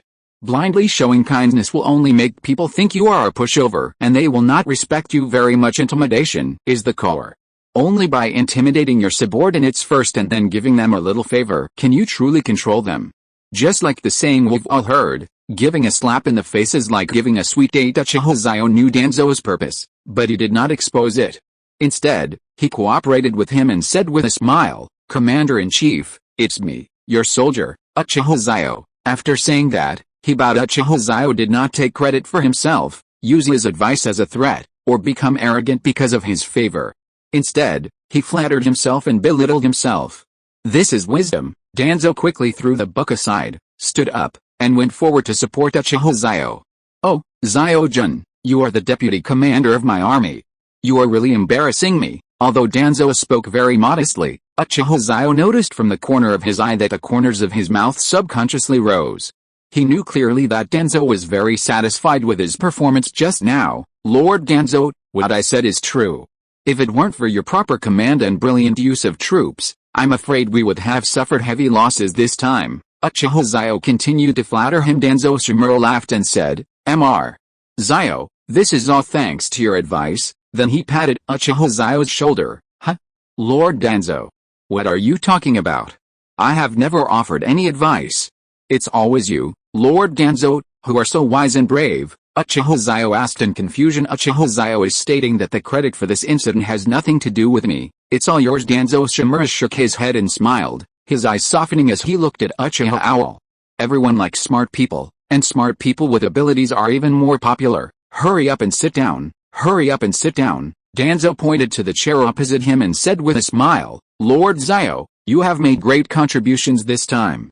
Tell this elder, what do you want? A test? This is a naked test. But how could Uchiha Xiao not know it? It's just, elder, this is what I should do. I dare not ask for any reward. As a member of Konoha, I should burn myself for Konoha and light the way forward. Uchiha Xiao stood up and bowed. Shimura Danzo nodded. It would be great if all Uchiha could be like Uchiha Xiao, aware, strategic, and able to advance and retreat. However, if the elder insists on giving it to me, then I want the elder to write a calligraphy for my Uchiha clan and for the dead ninjas, Uchiha Xiao said in a deep voice. Shimura Danzo was stunned. Writing a calligraphy? It was that simple. No, it should be that this calligraphy is not easy to write. However, he still asked, Xiao-jun, what do you want to write? House of Honor, Uchiha Xiao said slowly. He looked at Danzo Shimura with a sincere expression. The Uchiha clan, the entire clan is out. This time, we lost nearly 50 Jonin, to put it tragically, and countless Chunin and Jinan.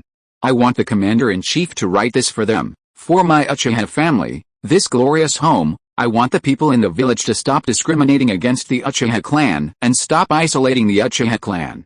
The Uchiha clan really shed blood for Konoha. The Uchiha clan really wants to integrate into Konoha. Lord Danzo, when he said this, Uchiha secretly pinched his thigh, and tears flowed from his eyes. Shimura Danzo's head was shocked. He couldn't believe that Uchiha Xiao's request was so simple. It was a piece of cake for him. So he immediately helped Uchiha Xiao up and slapped the table. This matter, this elder agrees to you, there was no loss anyway, just a few words, but he never imagined that these few words would make Uchiha's reputation in Konoha village higher and higher at the same time. He had no chance to attack Uchiha again. Seeing that his goal was achieved, Uchiha Owl smiled in his heart, but Shimura Danzo said, the village will not treat the Uchiha clan unfairly. Shimura Danzo said so. Thank you, Danzo. After saying that, he began to calm down. When he was almost calm enough, Shimura Danzo smiled and said, Sir, I'll write the inscription for you. Do you have to do something for me as well? Please speak, Lord Danzo. If there is any need for Uchiha Xiao, he will do his best to help. Uchiha Xiao used this idiom. Danzo Shimura was stunned for a moment, then turned to ecstasy. This was the first time he had seen this idiom. Look at Uchiha Owl. This is how cultured people know how to say it. Haha, it's not that serious. It's just Lord Owl. Look, should we advance or defend now? Danzo Shimura pointed to the border between the land of fire and the land of wind on the map and said with a smile. Uchiha Xiao frowned. Master Danzo, why are we attacking the wind country? Do they have what we need? Is it sand? Or sand? Shimura Danzo was stunned for a moment, then nodded. Yes, what does the kingdom of wind have? It's covered in yellow sand and extremely poor. Why would we attack the kingdom of wind? Moreover, Lord Danzo, if we attack, the environment of the wind country will be extremely unfavorable to us, but favorable to the enemy, from every street and every alley to the mountain streams. But what about us? We only rely on the map, and it is easy to get lost in the dusty wind country. Uchiha said again, this is the advantage of the terrain. If they really attacked, then the terrain would be disadvantageous to Konoha. Danzo nodded, agreeing with Uchiha Owl's words. Then, shall we defend? Uchiha Xiao smiled and said, my lord is wise, my lord. Uchiha Xiao wanted to say something, but Danzo waved his hand and said, alright, there are only two of us here, don't mess with those empty words. After solving the most important thing in his mind, Shimura Danzo suddenly said, Sir, are you hungry? How about eating something here? It was not like Uchiha Xiao didn't understand what Shimura Danzo meant, so he shook his head and said, no, Danzo-sama, I'm full. If you have nothing else to do, I'll leave first. Danzo Shimura nodded and personally escorted Uchiha Owl to the door of the big tent. After watching him leave, he returned to the tent and prepared to eat. Chapter 62 Shangshu knows too much. Uchiha Xiao left the tent and walked less than 100 meters before someone called out to him, Xiao-jin. Uchiha Xiao heard the familiar voice and the corners of his mouth rose. It was Tsunade.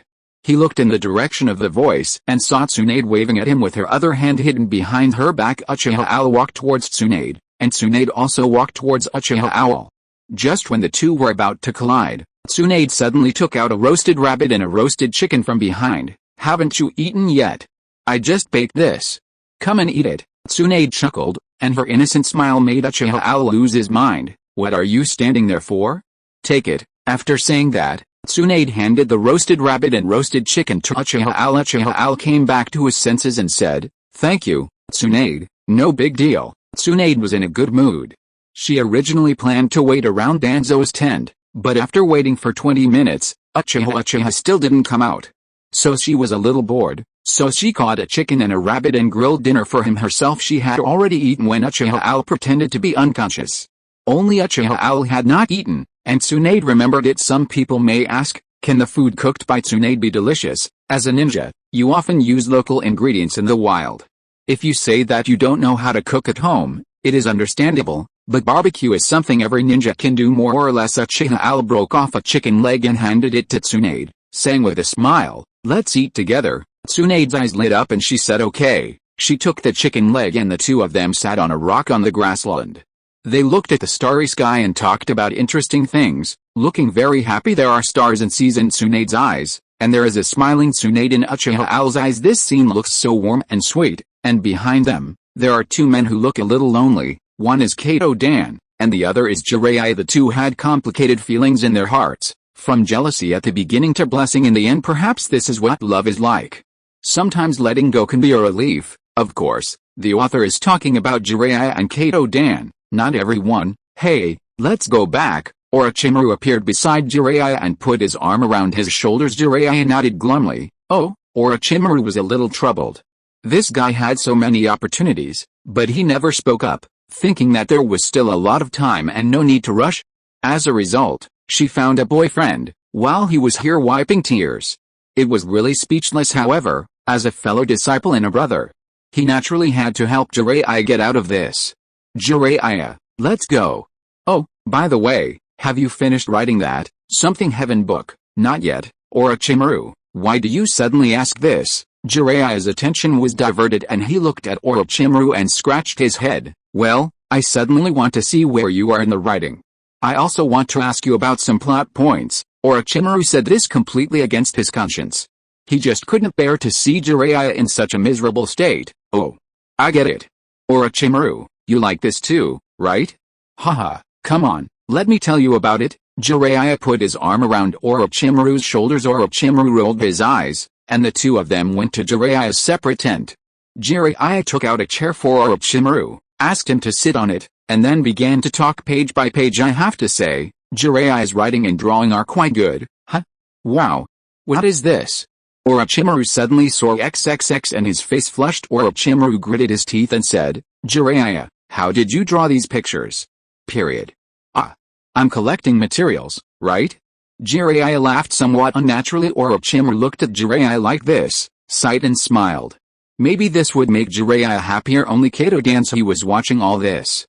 A gust of wind blew by, and he shivered all over. Tsunade and Uchiha Xiao in the distance were able to snuggle together, eat barbecue together, hug each other for warmth, and Uchiha Xiao even took out a shirt from the scroll and covered Tsunade with it. Kato Dan turned and left, as if he had made some kind of decision, and never looked back. Tsunade seemed to be full and felt safe next to Uchiha Xiao, so she fell asleep quickly, her head resting on Uchiha Xiao's shoulder. Uchiha Xiao trembled all over. He looked at Tsunade, his gaze unconsciously lowered. He couldn't help swallowing. It was so big. Then he shook his head. No, the other person is sleeping, he can't. Taking a deep breath, Uchiha Xiao cleared the distracting thoughts from his mind. Then he gently supported Tsunade's round and smooth thigh with one hand and her back with the other hand, and walked towards Tsunade's tent. After putting Tsunade on her bed, Uchiha Xiao took out a small stool and a small wooden table from the tent and sat at the door of the tent. He rested his chin on his right hand, looked at the stars and the moon in the sky, and fell into deep thought. There is still a long way to go, and some things don't need to be rushed. Both of them now know each other's feelings, but etiquette cannot be abandoned. Only after marriage can they take that final step. You can also say that the author's thinking is old-fashioned. I don't know how long it took, but I felt sleepy and fell into deep sleep. The next day Tsunade opened her eyes, but she didn't see Uchiha Xiao. She couldn't help but feel confused. She remembered that she seemed to sleep next to Uchiha Xiao. Where was Uchiha Xiao? Where was he? Then she looked around and confirmed that this was her tent. She got up, washed up, and opened the tent curtain. She saw Uchiha Xiao sleeping with his chin resting on his hand and his head down. She suddenly became cheerful, but considering that Uchiha Xiao was uncomfortable sleeping like this, Tsunade was about to pick up Uchiha Xiao. Uchiha Xiao suddenly opened his eyes. He felt someone approaching, right behind him. He looked back and saw it was Tsunade, so he closed his eyes again. Our lord, it's not comfortable to sleep like this, Tsunade said with a smile. Uchiha Xiao didn't open his eyes, but his lips moved. It's okay, let me sleep a little longer. As he spoke, Uchiha Xiao put his hands on the table, looking completely undignified. Tsunade smiled slightly. She carried Uchiha Xiao to the bed, and then watched him in the room. You know what, Uchiha Xiao's appearance is really hard to beat. Tall figure, broad shoulders, messy long hair down to the waist, and fair skin. It seems that there is nothing wrong with saying that he is the best in Konoha. Tsunade was a little dazed for a moment. She looked at the sleeping Uchiha Xiao and licked her lips. Tsunade got up and walked to Uchiha Xiao's bed, her heart pounding. She then lowered her head and kissed him on the cheek. A blush then appeared on her cheeks. She glanced at the sleeping Uchiha Xiao and breathed a sigh of relief. Looking at the door of the tent again, Shangshu was holding a bag of food, his eyes wide open in disbelief. This is her sister. She actually kissed Big Brother Owl. Tsunade's face calmed down instantly. She came to Rope Tree with a flash step, covered his mouth, and carried him away. Rope Tree knows too much. Chapter 63. The Third Hokage's rage. Xiao quickly caught up with the Yakura troops that had evacuated earlier. Ebizo saw that his sister had returned safely. Well, not safely, after all. The Chikamatsu Joninba Iwaganya Kang smiled and said, Granny Xiao, Before she could finish, a figure passed by her. Yukang looked closely and saw that it was Ebizo. When Ebizo saw his sister, it was like seeing the light. He hugged his sister and said, "Sister, I thought, you?" His voice was a little choked. Xiao rolled her eyes at him and said, "What did you think happened to me? Captured? Or killed?" But while saying this, she still patted Ebizo's back. Then, Xiao turned to look at Yukang, nodded to her, and forced a smile. Yukang also nodded in response. After all, they were the defeated generals. This battle basically destroyed 1/3 of the Sand Village's strength. Both of them knew that the Third Hokage would be furious when they returned this time, so Xiao took over the command and became the commander-in-chief of this remnant army. She wanted to take all the responsibility by herself, but Ebizo immediately objected. It was obviously his fault for underestimating the enemy that caused this result, so why should his sister bear the responsibility? Xiao gave him a cold look and said, "Ebizo, am I giving you face? The reason I took on this responsibility is because someone in the village wanted to attack your nephew. I took this opportunity to step back and protect my family. At your age, you're still crying. What a disgrace. Besides, one of us is an elder and knows what's going on at the top. Do you really think it's a good thing for both of us to be in the top positions?" Xiao snorted coldly.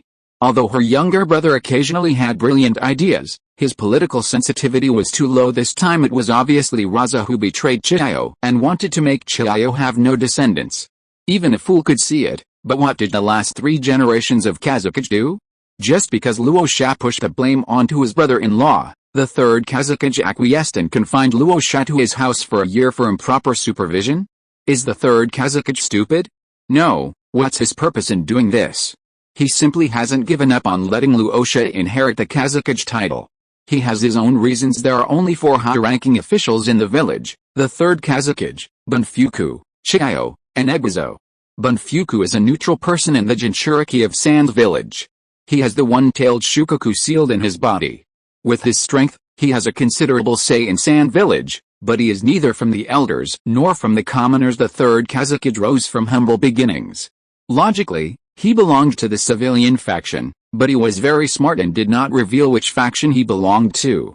He spoke differently to different people. He supported the elders and agreed with the civilians, but there were 4 positions of power in total, and Xiao and Ebizo occupied 2, which made him, the Kazakage, somewhat silent according to talent. Both Luo Sha and Yukang have Keki Genkai, and Yukang's talent is higher than Luo Sha's. Why didn't the Third Kazakage choose Yukang over the years? It's because she is from the elder faction.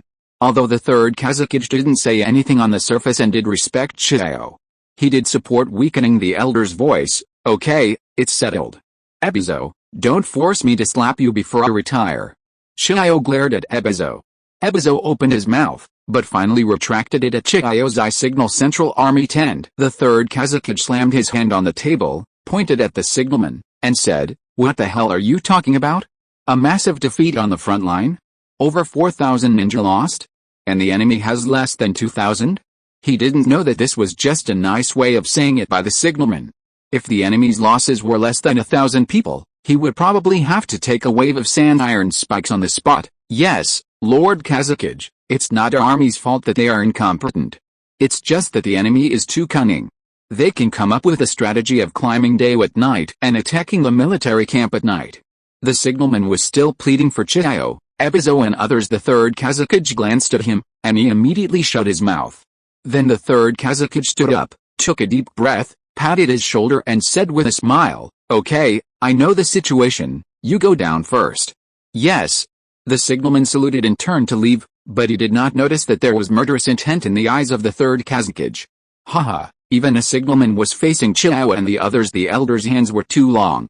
He snapped his fingers, and then the Sand Ninja Anbu appeared in his room, kneeling on the ground and listening to his orders. "Get rid of that signalman just now. When Elder Xiao and the others come back, throw the body in front of them." After saying that, the Third Kazakage returned to his calm demeanor. "Yes." A hint of ruthlessness flashed in the Anbu's eyes, and he disappeared into the tent. The Third Kazakage sat in his seat, tapping the table in front of him rhythmically with his right hand, a faint smile on his face. "I hope you will like this gift." 2 elders, the 3rd generation Feng Ying murmured, and then continued to look at the military book, recalling the strategy just mentioned by the messenger, and a gleam of light flashed in his eyes. "What a great idea. I originally thought that Konoha was only powerful in strength, but I didn't expect that there would be so many wise and intelligent characters, haha. The third Kazakage narrowed his eyes, and no one knew what he was thinking. Perhaps readers think that the third Kazakage is the strongest Kazakage simply because of his strength, but I think that's only one aspect of the story. If his political skills weren't strong enough, his methods weren't ruthless enough, and his mind wasn't deep enough, he would have become a puppet of the elders long ago. Just my humble opinion. Xiao and her group arrived 500 meters in front of the central military tent. They felt exhausted, especially Ebizo and Yakira, while Xiao looked calm as the wife of the first Kazakage. She has seen all kinds of political tactics. Because of her status, the third Kazakage cannot touch her the way the third Kazakage dealt with Raza. This time also made Xiao clearly understand that the third Kazakage was very skilled in using the method of checks and balances. Just when they were about to reach the camp gate, a corpse was thrown out. The death was miserable. Yukang's face changed. She knew this person. He was Xiao's subordinate. Ebizo's face turned pale, while Xiao sighed and ordered the ninjas behind him to collect the bodies. Then he said, "Please inform the Kazakage that the defeated general, Xiao, has come to apologize." The gatekeeper's face immediately changed and he said, "Let me go in and report." After that, he hurried in. "Lord Kazakage, Elder Xiao, she has arrived." The ninja guarding the gate was a close confidant of the third Kazakage. The third Kazakage raised his eyebrows and asked, "Did the elder say anything?" The third Kazakage asked seriously, staring at the face of his confidant and frowning. Elder Xiao's original words are, "Please inform the Kazakage that the defeated general, Xiao, comes to apologize." After the guard finished speaking, the third Kazakage waved his hand and then fell into deep thought. The corners of his mouth gradually rose, but a look of anxiety appeared on his face, and he hurried to the camp gate. Chapter 64. What is politics? Xiao lowered his head and said nothing, maintaining an attitude of accepting your punishment. Not long after, the third Kazakage arrived. Before he even arrived, but his voice was already there. "What are you doing here? You dare to stop Elder Xiao? You are blind." The third Kazakage angrily scolded the guard, but the guard remained silent, allowing the third Kazakage to vent his anger. When the camp gate was wide open, the third Kazakage quickly helped Xiao up and said, "Grandma, what are you doing? I understand the course of this war. It's not your fault. It's Konoha's commander this time who is too cunning." Subtext, mother-in-law, you were too stupid in this war. You caused heavy losses to army. It was all caused by your commander's blind command? Xiao shook his head and said, "Lord Kazakage, I am old and confused, and I made a huge mistake in this battle. I request to resign from the position of elder." When Xiao said this, both the third Kazakage and his personal soldiers were stunned. The third Kazakage frowned, his face full of displeasure.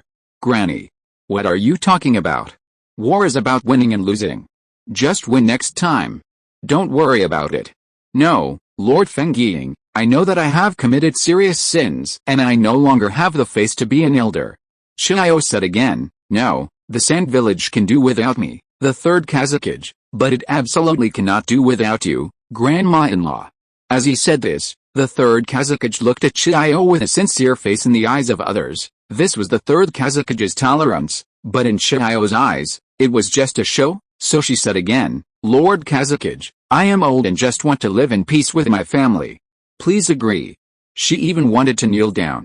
How could the third Kazakage let her kneel down? He would be scolded to death. But it was already the third time, so it was enough. The third Kazakage sighed and said, "Well, since Grandma is not interested in handling government affairs, I agree to your request. However, if Grandma has any suggestions that would benefit the Sand Village, you can still come to me directly and I will definitely consider it carefully." "Thank you, Lord Kazakage," Xiao said expressionlessly, and the third Kazakage first comforted the returning ninjas, then took Xiao's hand and walked into the tent. Now that his goal has been achieved, the third generation Fengying raised the corner of his mouth. "Haha, from today on, there is only one elder from the elder sect, and I can feel a lot more at ease. Even Luo Shang is too reckless.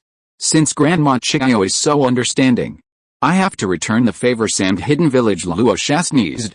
Why did he have a bad feeling? Then he looked at Jiaoluo and smiled. "Wife, don't be sad. I can't help it. Yoshamaru actually did such a ridiculous thing for me." Carola's eyes were dark and unclear. She knew that her brother was a simple man and that it was all Luosha's doing. She shouldn't have married this man in the first place. After years of getting along, she realized that this man had two sides. He was a diligent, fair and just candidate for the Wind Shadow when facing the villagers. When facing herself and her subordinates, she was sometimes furious and sometimes crazy. When she came to her senses, she was already pregnant with Luo Xiao's child. She could only pray that Luo Xiao would not harm her relatives and children. Looking at her daughter in her arms and touching her slightly bulging belly, Carla shed a tear. Luo Xiao naturally saw this scene. It was unknown whether he had a change of heart or was insane. He took Jialuo's hand and said sincerely, "Wife, believe me, I will not hurt you or the child. I swear, if I hurt them, I will die a miserable death." Luo Xiao swore. Garo nodded slightly and ignored him. A hint of cruelty flashed in his eyes. Little did he know that the oath he made would come true in both the original plot and this novel. In the original work, Orochimaru killed the fourth Kazekage. This book has not been decided yet. I will think about it. When Luo Xiao walked out of the room, an Anbu appeared beside him. Luo Xiao frowned and was about to use the magnetic gold sand, but the other party said, "The third Kazekage has an order." Luo Xiao, kneel down and obey it. Luo Xiao quickly retracted his chakra and knelt on the ground. Who was the third Kazekage? He was his teacher, the one who could directly decide the next generation of Kazekage. Naturally, he could not disobey him. "Rosa, after this battle is over, follow me to personally apologize to the former elder Chiyo." "You can refuse, but you must think clearly about the consequences." After the Anbu finished speaking, he disappeared immediately. Luo Xiao was angry at first, but then calmed down. He asked him to apologize to that old woman Chiyo? No, the former elder. Chiyo is no longer an elder of the Sands village. This is also good news. He was born into a commoner family. Although he has some talent, he is far inferior to Yu Kang. Originally, Yu Kang had two elders to protect him, and his chances of inheriting the position of Wind Shadow were much greater than his, and now that one elder is missing, does that mean?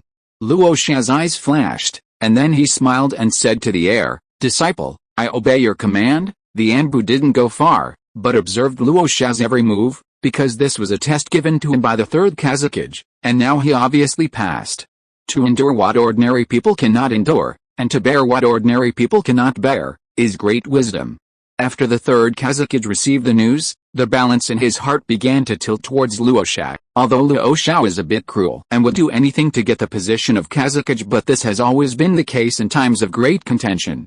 If he cannot do this, then he is not a qualified leader today. As for Yu Kang, she does have good talent, but if she were really allowed to take the position, she would just be a puppet Kazekage who would obey the orders of the Sands village elders and everything. To put it nicely, it is called humbly accepting advice. To put it bluntly, it is called being a lackey of the elders. The third Kazekage did not deny Yu Kang a chance. It depends on whether Yu Kang can seize it in the future. If Yu Kang can break away from the elders' lineage and join his army, then the successor will be much stronger than Luo Xiao. For the third Kazekage, she has both strength and loyalty, but unfortunately, Yu Kang was from the elder lineage until her death, which also meant that she would never be able to sit on the throne of Wind Shadow. The third Kazekage smiled. After so many years of pretending to be submissive, he could finally breathe a sigh of relief. As for the death of 4,000 ninjas, although he was angry, the current result was that the gains outweighed the losses, which was acceptable to him. He looked at the Konoha garrison on the map, his eyes cold. "Let me meet you, Shimura Danzo, and let me tell you what it means that in the face of absolute strength, strategies are useless." The third Kazekage snorted coldly, wondering when to attack Muai village. Sarutobi Hirozen sat in his office, feeling uneasy. How was the battle going on the front lines? Was it going well? If not, just let me know and I'll bring my troops to support them. But before long, this thought came to mind. Someone pushed open the door. Sarutobi Hirozen frowned and asked, "What's so urgent?" "Report. Report." "Lord Hokage," the messenger gasped, "the quality of this book is pretty goody. Please urge for updates and give it a 5-star rating." Chapter 65, Hokage decides to go to the front line. Hokage-sama, we have won a great victory on the front line. The Konoha ninjas lost a total of 600 people, injured 1,000 people, and annihilated more than 4,000 enemies. It's a great victory. The messenger said hurriedly. Sarutobi Hirozen was stunned when he heard this, and then he exclaimed in ecstasy, "Good. Good. Good."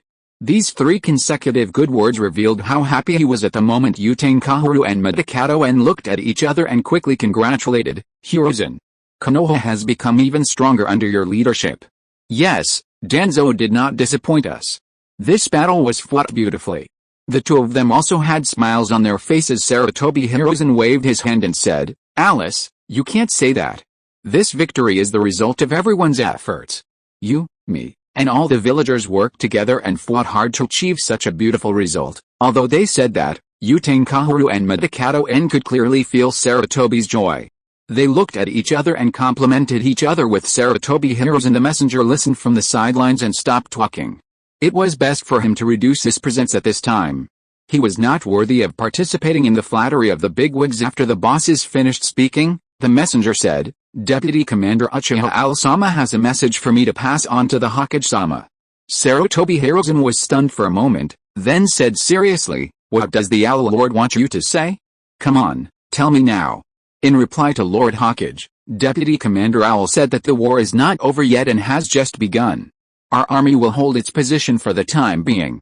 The enemy's Kazakage will surely lead troops to attack later. Lord Hokage, please send a cage-level strongman to the front line, otherwise I'm afraid this battle will be in vain.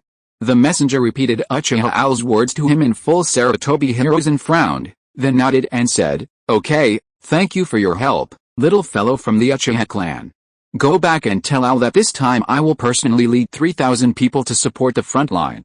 Sarutobi Hiruzen slammed his hand on the table, a cold gleam in his eyes. Haha, if you, the third Kazakage, can fight in person, what do I, Sarutobi Hiruzen, have to fear? Hiruzen, Hokage, Utane Kaharu and Midamanen were hesitant to speak, but finally Sarutobi Hiruzen looked over with eagle-like eyes and said, I've made up my mind, don't try to persuade me. Then he said, have all the families come to the office for a meeting this afternoon and report on the battle results. Recruit troops again and attack the Sand Dog. Utane Kaharu and Midakato and finally nodded, we understand. We'll go right away. Then the two of them left the Hokage building and went door to door to inform everyone of the news. The messenger bowed to Sarutobi Hiruzen and was about to leave the building, but Sarutobi Hiruzen called him, walked up to him, straightened his clothes, and patted him on the shoulder. The Uchiha clan's contribution will be remembered by me, Sarutobi Hiruzen, and all the villagers of Konoha. You should be careful too. The earnestness of his words made the Uchiha messenger's eyes red. The messenger then knelt on one knee and said, Thank you, Lord Hokage, for your concern. Then Sarutobi Hiruzen took out a scroll and handed it to the messenger. This is some meat that I bought with my own money for the soldiers on the front line. Please take it back and give it to Danzo and Owl. After saying that, Sarutobi Hiruzen patted the messenger's shoulder. The messenger quickly said yes, and then walked away under Sarutobi Hiruzen's gaze. Sarutobi Hiruzen smiled. As expected, the Uchiha clan was the one that inherited the will of fire. Afterwards, he sat in the office and waited. In less than an hour, all the clan leaders arrived. Those clan leaders who had gone to the front line were replaced by the clan elders to participate in the meeting. The heads of each family understood that with Konoha's strength, victory was certain. Even a tied dog could win with that lineup. The main thing was how to win and how much to win. Today, Sarutobi Hiruzen will announce the news from the front line. As the patriarchs of various families, the top leaders are naturally very concerned about the battle situation on the front line. Ahem, everyone is here, right? Sarutobi Hiruzen coughed twice, then raised the corners of his mouth. The clan leaders of the various families below could see that Sarutobi Hiruzen was in a good mood. Presumably, the battle on the front line was going well, and their moods were relieved. The corners of their mouths began to rise, waiting for Sarutobi Hiruzen's next word. Sarutobi Hiruzen sighed inwardly. Alice, without the Owl Lord, there was not even a good supporting actor. But it didn't matter, the news he brought today was exciting enough. We received news today that our army defeated the Sands village on the front line, killing more than 4,000 enemies and losing 600 people. The casualty ratio is 1 to 7, which is worth celebrating. Sarutobi Hiruzen smiled. The patriarchs of the small families all had happy expressions on their faces as they talked to each other, while the patriarchs of the large families showed no emotion, but they were also deeply shocked in their hearts. Is Shimura Danzo so powerful? He's such a great leader. Only powerful clans like the Uchiha, Hyuga, Ino Shikacho, Sarutobi, and Shimura clans know that the real mastermind behind all this is Uchiha Ashiji. Hyuga clan leader Hyuga Akaji looked at Uchiha Hirachi with dark eyes. When Uchiha Hirachi noticed his gaze, he was stunned for a moment, then smiled back. Hinata Akaji snorted coldly and stopped talking. Instead, he looked at the Hokage. If it was just good news, They wouldn't have all the family members present, so there must be other purposes then, Sarutobi Hiruzen said. Now, we have won a great victory, which is worth celebrating. However, it does not mean the end of the war, but the beginning. As soon as these words were spoken, everyone was shocked and looked at Sarutobi Hiruzen, wanting to know why he said that. Sarutobi Hiruzen repeated the words that Uchiha Xiao asked the messenger to bring to him, and everyone began to look at Sarutobi Hiruzen with admiration. Sarutobi Hiruzen is worthy of being the disciple of the Second Hokage. He is so far-sighted and has the combat power of a Kage at such a young age.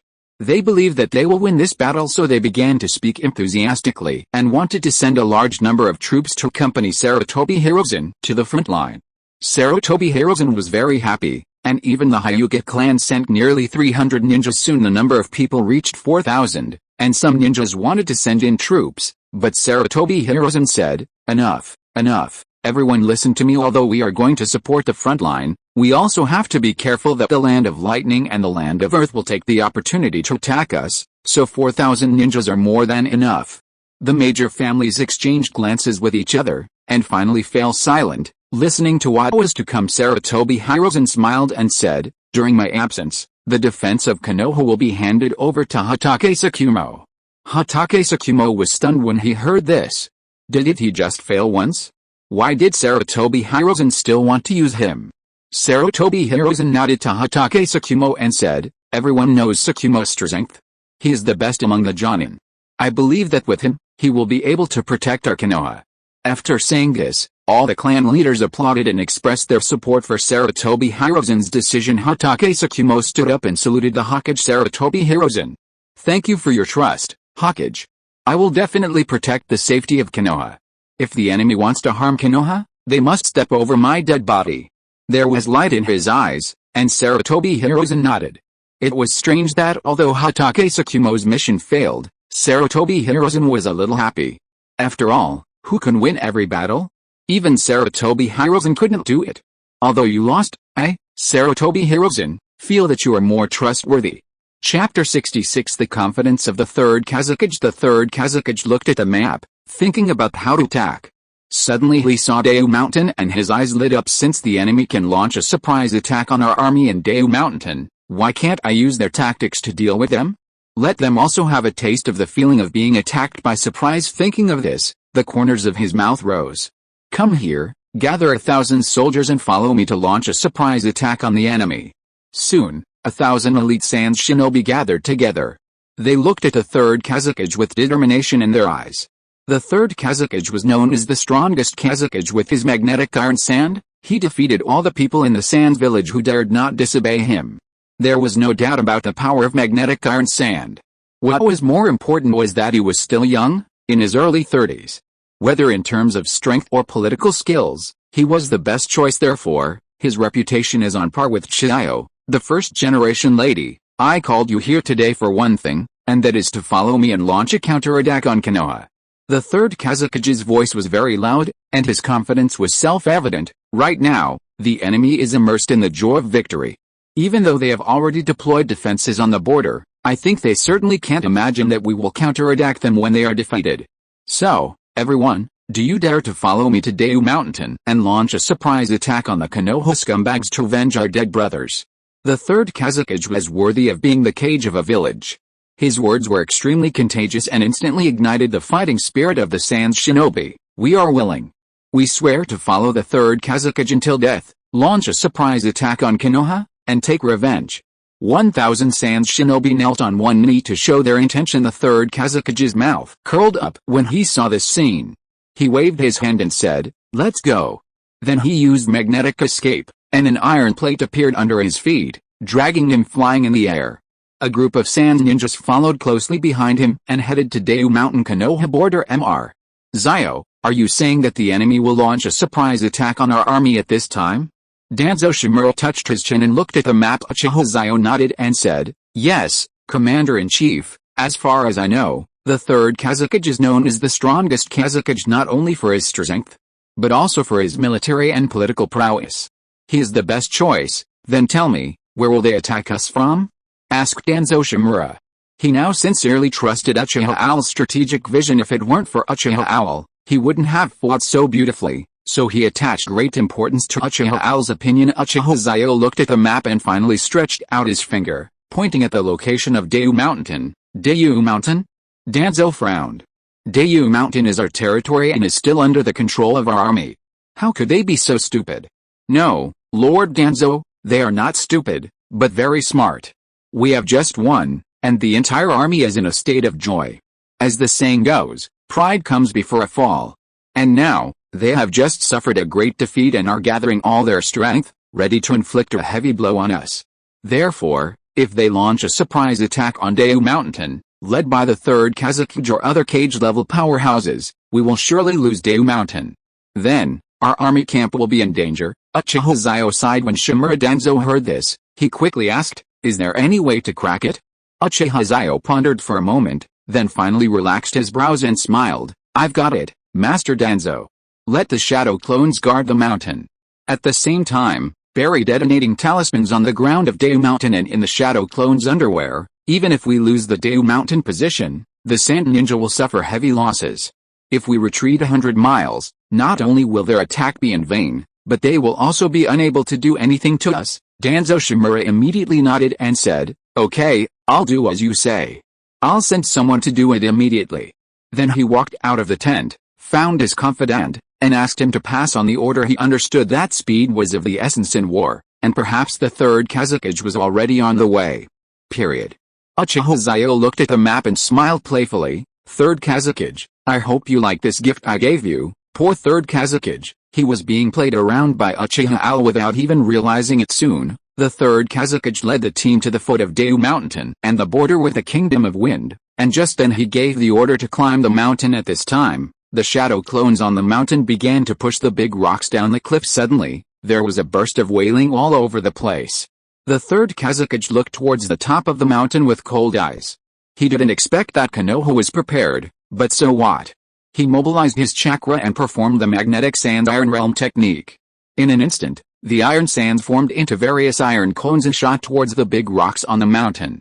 In just a moment, the big rocks were broken into small pieces, and even if they hit his body, it would not hurt him. Everyone, charge! With the order from the Third Hokage, the sand ninjas rushed upwards.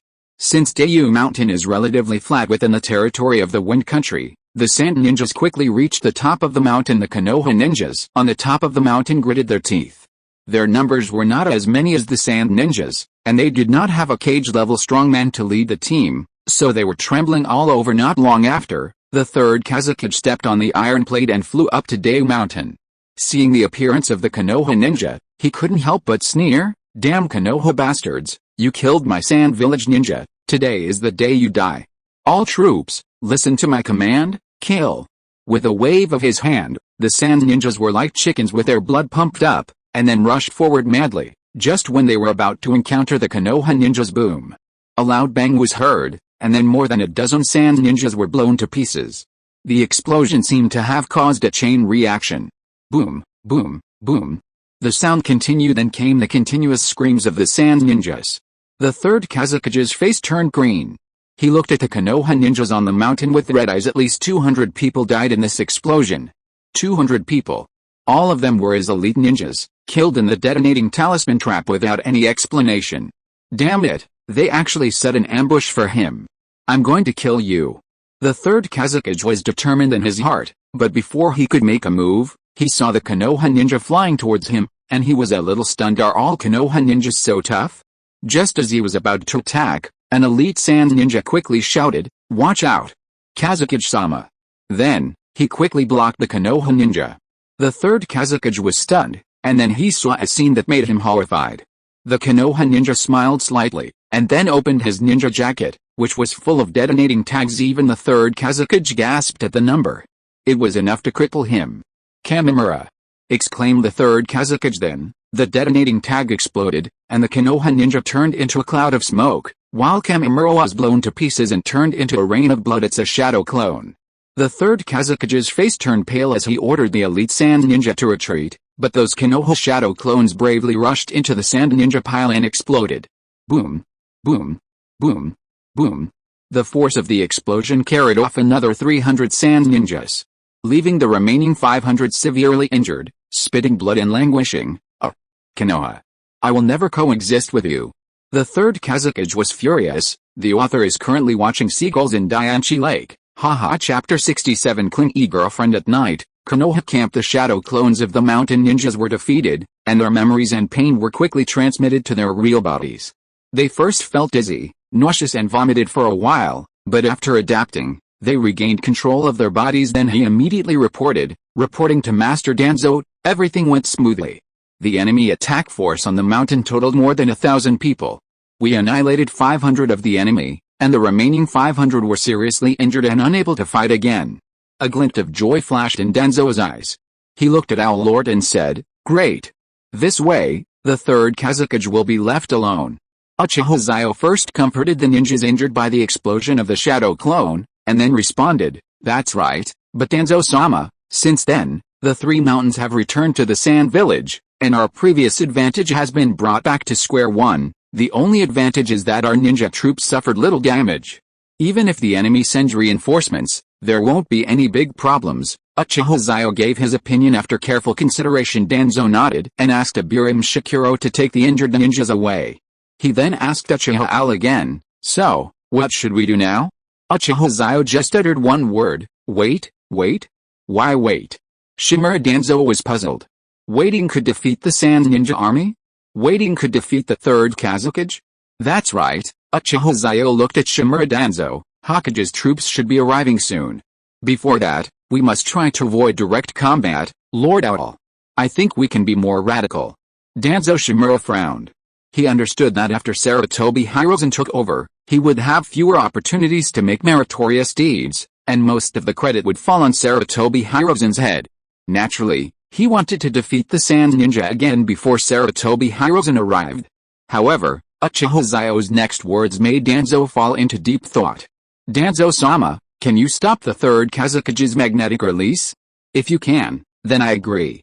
If not, it will only increase casualties and waste all your previous achievements." Although Uchiha Owl's words were somewhat realistic, Shimura Danzo still fell for it.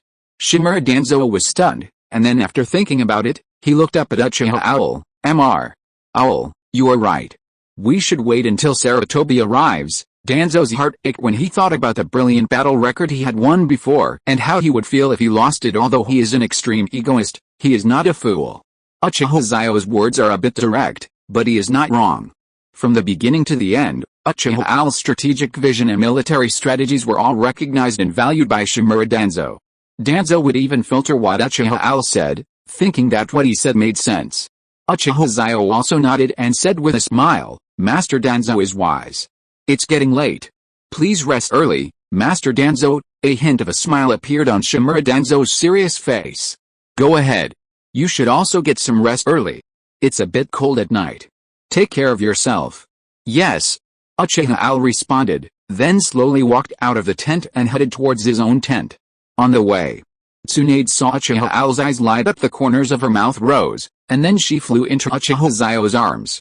Uchiha Xiao was stunned, then opened his hands, and Tsunade used her hands and feet to entangle Uchiha Xiao. Uchiha Owl held her hips with both hands, and Tsunade hugged Uchiha Owl like a koala with a smile on her face. Uchiha Xiao sighed, and then his eyes were filled with pampering. "What's wrong? Tsuna, why are you still awake so late? Isn't Orochimaru on duty today?" "I can't sleep, Mr. Owl." How is it? Did your plan of exchanging lives with a detonating tag succeed?" Uchiha Owl might not reveal any military operations to others, but he was completely open about it to Tsunade. Uchiha Owl raised the corner of his mouth, and he originally wanted to pretend to be deep, but Tsunade observed him very carefully, and when she saw his expression, she knew that he succeeded. "Yes, Mr. Owl is awesome." After saying that, Tsunade hugged Uchiha Owl, rubbing her fair and tender face against Uchiha Owl's face. Uchiha Owl felt the soft and smooth skin, and his heart was moved. They had just confirmed their relationship one night not long ago. It wouldn't be accurate to say confirmed, but rather that they knew each other's feelings, and so they often kissed, hugged, and lifted each other up when no one else was paying attention. As a virgin in two lives, Uchiha Owl naturally had no objection. On the contrary, he enjoyed it. It's just that his girlfriend is a little clingy, but it doesn't matter. I like clingy people. After a period of time, Tsunade seemed to realize that Owl Lord hadn't rested today, so she patted Uchiha Owl's shoulder and said, "Put me down, it's so late, you should rest." You are the brains of our army. Uchiha Xiao was stunned for a moment, then breathed hot air into Tsunade's ear. Actually, I'm not sleepy yet. It's okay to hold me for a while longer, you. Tsunade's face flushed with shame. You know, although there were not many people running around in the camp at this time, Uchiha Xiao was so bold. However, it seems that she was the first to make a move. There is no way. Since there is no reason to refute, just enjoy the tenderness of the moment. Tsunade buried her head in Uchiha Xiao's chest, listening to his heartbeat at the moment. Suddenly, she felt that her heartbeat seemed to be beating in sync with Xiao's, from thump-thump to thump-thump-thump-thump, and it was getting faster and faster. Uchiha Xiao lowered his head and smelled the fragrance coming from Tsunade's hair. Suddenly, he couldn't help but take a deep breath. Tsunade was a little confused. She just raised her head and saw Uchiha Xiao's lips lightly touching hers. The two of them avoided each other's gazes for a while, and then looked at each other again. Tsunade closed her eyes at this moment. If Uchiha Xiao didn't understand what Tsunade meant, then he would be a fool. He slowly moved his lips closer to Tsunade's lips, and just as they were about to touch, a voice was heard. Sister. You are here. I have been looking for you for a long time. What are you doing? Then Senjunaki was a little dazed, his eyes widened, looking at Tsunade who was entangled with Uchiha Xiao, and Uchiha Xiao who was holding Tsunade's hips, and took a breath. It wasn't over yet. Their lips were about to touch, but they were abruptly interrupted by Senjunaki's call of sister. Uchiha Xiao's body trembled, and Tsunade's face was gloomy. Tsunade was angry. But not at Uchiha Xiao, but at Senjunaki. You are really my younger brother. You always come out to disrupt my good things. Tsunade took a deep breath to suppress her anger. She patted Uchiha Xiao's shoulder gently with a pleading look in her eyes. Uchiha Xiao naturally understood, and he let go of her hand, and then Tsunade's legs fell to the ground. She blushed and said, Good night, Lord Xiao. Well, good night. The two waved goodbye. Rope Tree looked at this scene and swallowed his saliva. A big red word danger appeared above his head. He was about to run when Tsunade flashed in front of him and grabbed Rope Tree's ear with her thumb and index finger, then twisted. Ouch, ouch, sister, I was wrong. I was wrong, sister. Senjunaki wailed, and Tsunade let go of her hand and snorted coldly after seeing that Naoki was crying in pain. Chapter 68 Sarutobi sees the young couple at night. Uchiha Xiao returned to his tent, his heart still beating a little fast. Seeing the kettle on the table, he quickly took it in his hand, unscrewed the lid, and slurped the cold water. Soon, the water was gone. He shook the kettle up and down and found that there was not a drop of water left. He put it aside, and then the scene just now kept flashing through his mind. Tsunade's clingy look, her coquettish look, and her shy look as she closed her eyes waiting for his kiss. It was just a pity that Cheng Yaojin showed up halfway, but Uchiha Xiao was not discouraged. After all, this kind of opportunity will only come again once, so next time he should just avoid his brother-in-law. After thinking about this, Uchiha Xiao shook his head and smiled bitterly, then prepared to go to bedding. Congratulations to the host for first destroying the Sands village and setting off the explosive trap, second attacking Deu Mountain and severely damaging its arrogance, and third bombing the wind shadow on the mountain. These three strategies are worth 25,050 points. Current balance. Ling. The host's plan shocked Danzo, rewarding 5,000 points, and the Rasengan, a unique ninjutsu ding. The host's plan frightens Xiao, rewarding 10,000 points and awakening the puppeteer's talenting. The host's scheme angered the third Kazakage, rewarding 20,000 points, magnetic style, sand iron realm technique, and unlocking the water chakra attribute ding. It is detected that the host has water and soil chakra in his body. Do you want to consume 5 points to synthesize the wood release bloodline limit? Uchiha Xiao was stunned. What the hell? This battle gave him so many rewards? And he could activate wood release bloodline? Seeing the points balance at 60,050, his mouth twitched. The system must have done this on purpose. Knowing how much wood release Kakai appealed to him, it had set the price at. You know, the price of the main Jekai of Sharingan is 100,000 points. He originally wanted to save up some points, but now that the bloodline of wood release has appeared, he suddenly wants to awaken wood release. After a period of internal and external struggle, Uchiha Xiao took a deep breath and said, System, I choose to activate wood release. Ling. Congratulations to the host for combining water and soil chakras and awakening the wood style bloodline limit. Rewarding ninjutsu, wood style, tree world advent and wood style, cutting technique. After the system received the points, even its voice became much happier. It continued, host, if you simply exchange for the wood release kekkei, it would cost 200,000 points. This is a discount I made as an exception and gave you since you possess water attribute chakra. You've earned it.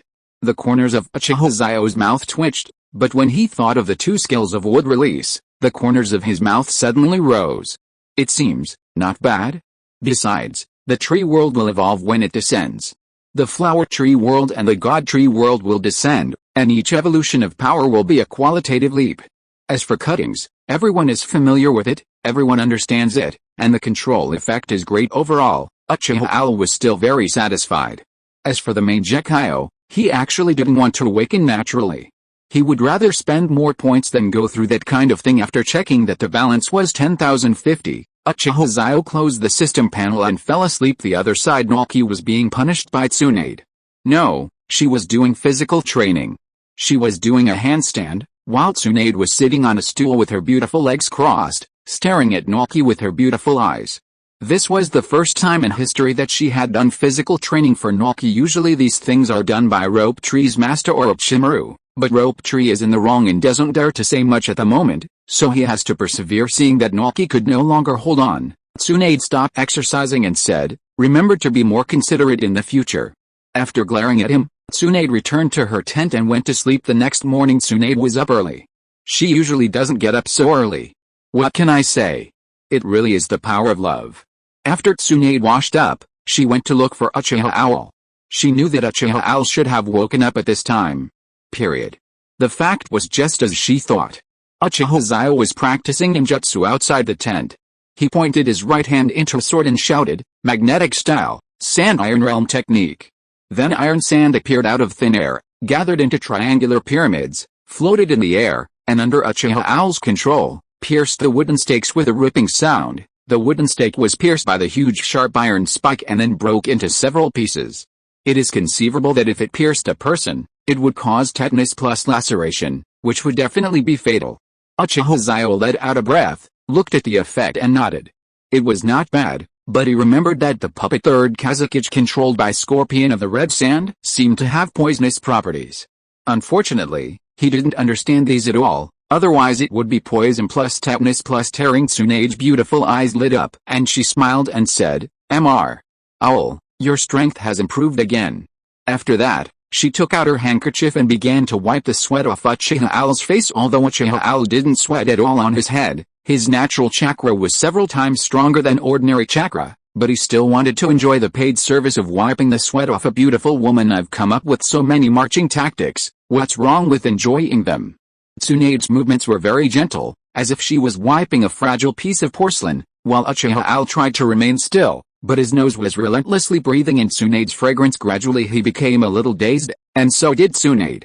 Looking at Uchiha Xiao's handsome face and his messy long hair that was as silky as a waterfall, her heartbeat began to accelerate. Uchiha Xiao took a deep breath, then grabbed Tsunade's hand that was wiping his sweat with his left hand, and grabbed Tsunade's other hand with his other hand. Plop.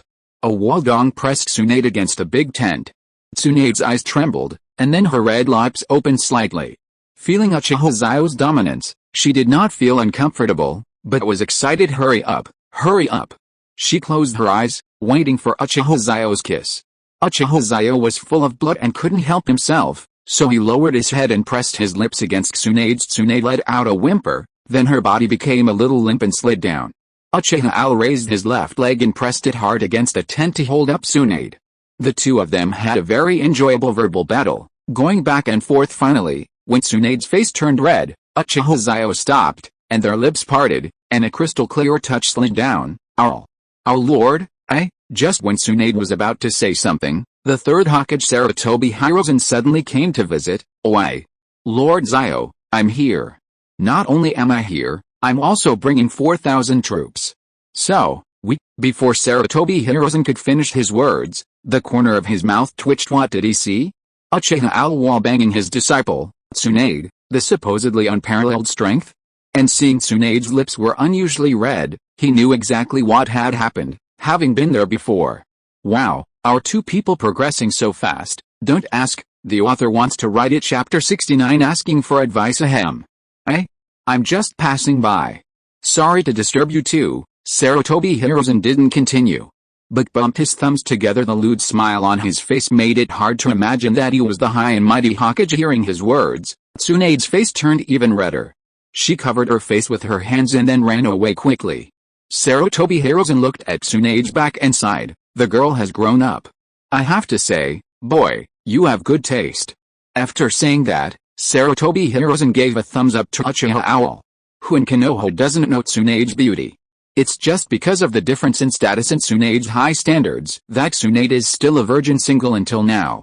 However, Uchiha Owl has now entered Tsunade's heart and left a deep footprint. It can be said that the softest spot in Tsunade's heart has been reserved for Uchiha Owl, and there is no extra room for other men. Listening to Sarutobi Hiruzen's words, Uchiha Xiao couldn't help but roll his eyes. Hokage-sama, why are you here with me so early in the morning instead of meeting up with Danzo-sama? He cursed Sarutobi Hiruzen in his heart for being a bad guy but doing good things for the sake of his own good. Sarutobi Hiruzen smiled when he heard this. He knew that Uchiha Owl was blaming him for coming at the wrong time. Sarutobi Hiruzen shook his head and said, I've been to Danzo before, so I came here to see our military god Uchiha Owl. I didn't expect to discover some little secrets. Sarutobi Hiruzen didn't have much objection to this. If Uchiha was still the same Uchiha as before, he would definitely give the two of them a lesson. However, Uchiha Owl is now his aide, and Tsunade is not only his apprentice, but also the Senju princess. Therefore, Sarutobi Hiruzen does not think it is a bad thing for the two to fall in love, but thinks it is a great thing. I didn't expect that Lord Hokage would be so gossipy. Seeing Sarutobi Hiruzen's happy expression and obviously in a good mood, Uchiha Xiao relaxed a little. Sarutobi Hiruzen shook his head. Let's get down to business, our lord. As for your aunt Tsunade, I personally support you very much. Upon hearing this, Uchiha Xiao had no choice but to start discussing business. Lord Hiruzen, please take a seat. He pointed to the stool next to the stone table at the entrance of the tent. This stone table was the one Tsunade saw a few days ago when she saw that Uchiha Owl's place was very simple and she felt that something was missing. In her impression, Uchiha Owl should be an elegant and wise man. There was no place to drink tea outside the tent. How could this be possible? So he personally asked someone to make a stone table and stone bench for Uchiha Xiao. Sarutobi Hiruzen nodded, then sat on the stool, while Uchiha Owl went to the side to boil water. After about 10 minutes, Uchiha Xiao personally made a pot of tea for Sarutobi Hiruzen and poured a cup before sitting down. This tea was the tea from Konoha village. Uchiha Xiao thought it tasted good, so he took some with him. It happened to be used today. Sarutobi Hiruzen picked up the teacup, blew the hot steam, then took a sip, then put it down and nodded. Good tea. Lord Xiao's tea art is good. I didn't expect that I would have such a good taste. After saying that, he took another sip and Uchiha Xiao smiled and said, Hokage-sama, my little bit of Taoism is nothing, at most it's just some strange tricks. Sarutobi Hiruzen smiled and drank it all in one gulp without saying much. Seeing this, Uchiha Owl put down his teacup and prepared to listen to his leader. Oh no. Lord Hokage, speaking. Sarutobi Hiruzen put down his teacup and said, Sir, what do you say we should do next? I'll do as you say. He actually came last night, and went to find Danzo Shimura to find out the situation immediately. Danzo Shimura reported the truth to her, and he had a new understanding of Uchiha Owl, that is to anticipate the enemy's moves and achieve victory by surprise. Uchiha Xiao had thought about this question many times, and now that Sarutobi Hiruzen asked him, he naturally had to answer it. Hokage-sama, according to intelligence, the Third Hokage has led his troops to occupy Mount Deu, Mount Kikyo, and Mount Tami, and is now camping on the mountain. They may come down the mountain for a surprise attack or offensive at any time. Uchiha Xiao first analyzed the situation. Sarutobi Hiruzen nodded. He understood all of this, but the most important thing was how to fight so as to minimize casualties. I think that Lord Hokage can hold his position and lead 3,000 ninjas to resist the enemy's attack. Uchiha Xiao pointed to the three mountains and the current camp. Sarutobi Hiruzen was lost in thought and did not interrupt. Then Uchiha Owl continued, and Danzo-sama took his troops on a detour, passing through the land of rain, and launched a fierce attack on the direction of the sand village. The Third Hokage will surely come to support us at this time. Lord Hokage, you must strike hard at the moment and hold on to the Third Hokage tightly. Then, Lord Danzo will join you in surrounding the Third Hokage. If you can hold back the Third Hokage, you've already won half the battle. By then, the enemy's morale will be low, and ours will be high. We'll surely crush them in one blow. By then, no matter how powerful he is, He will be left alone and will have no choice but to surrender. There was a gloom in Uchiha Xiao's eyes. The key to this battle lies in the third Kazukage's magnetic escape and cage-level chakra. As long as he can hold them off and find a way to shake the morale of the Sans Shinobi, then if the third Kazukage wants to fight again, he will have to consider the opinions of the ninjas. Chiao's Chikamatsu Jayuri has been destroyed, and the materials cannot be gathered in a short time. It is just an ordinary puppet. Even if she controls it more strongly, it is only at the level of a Jonin. At this level, Danzo Shimura, who is in his prime, can easily deal with it, and as for Yukang, it is left to Uchiha Owl. Even if he can't capture him, he should have no problem delaying him. There are only two ninjas left in Tsunade who are worth looking at, one is Raza and the other is Bonfuku. Raza can be easily dealt with by Tsunade, or Ichimaru and Jiraiya, but Master Bonfuku Kanade is a being whose state of mind is close to that of the Sage of Six Paths, and he is also a perfect Jinchuariki. He has a telepathic connection with Shukoku, and nothing will happen in the Sans village as long as he is there. However, Uchiha Owl did not intend to really break into the Sans village.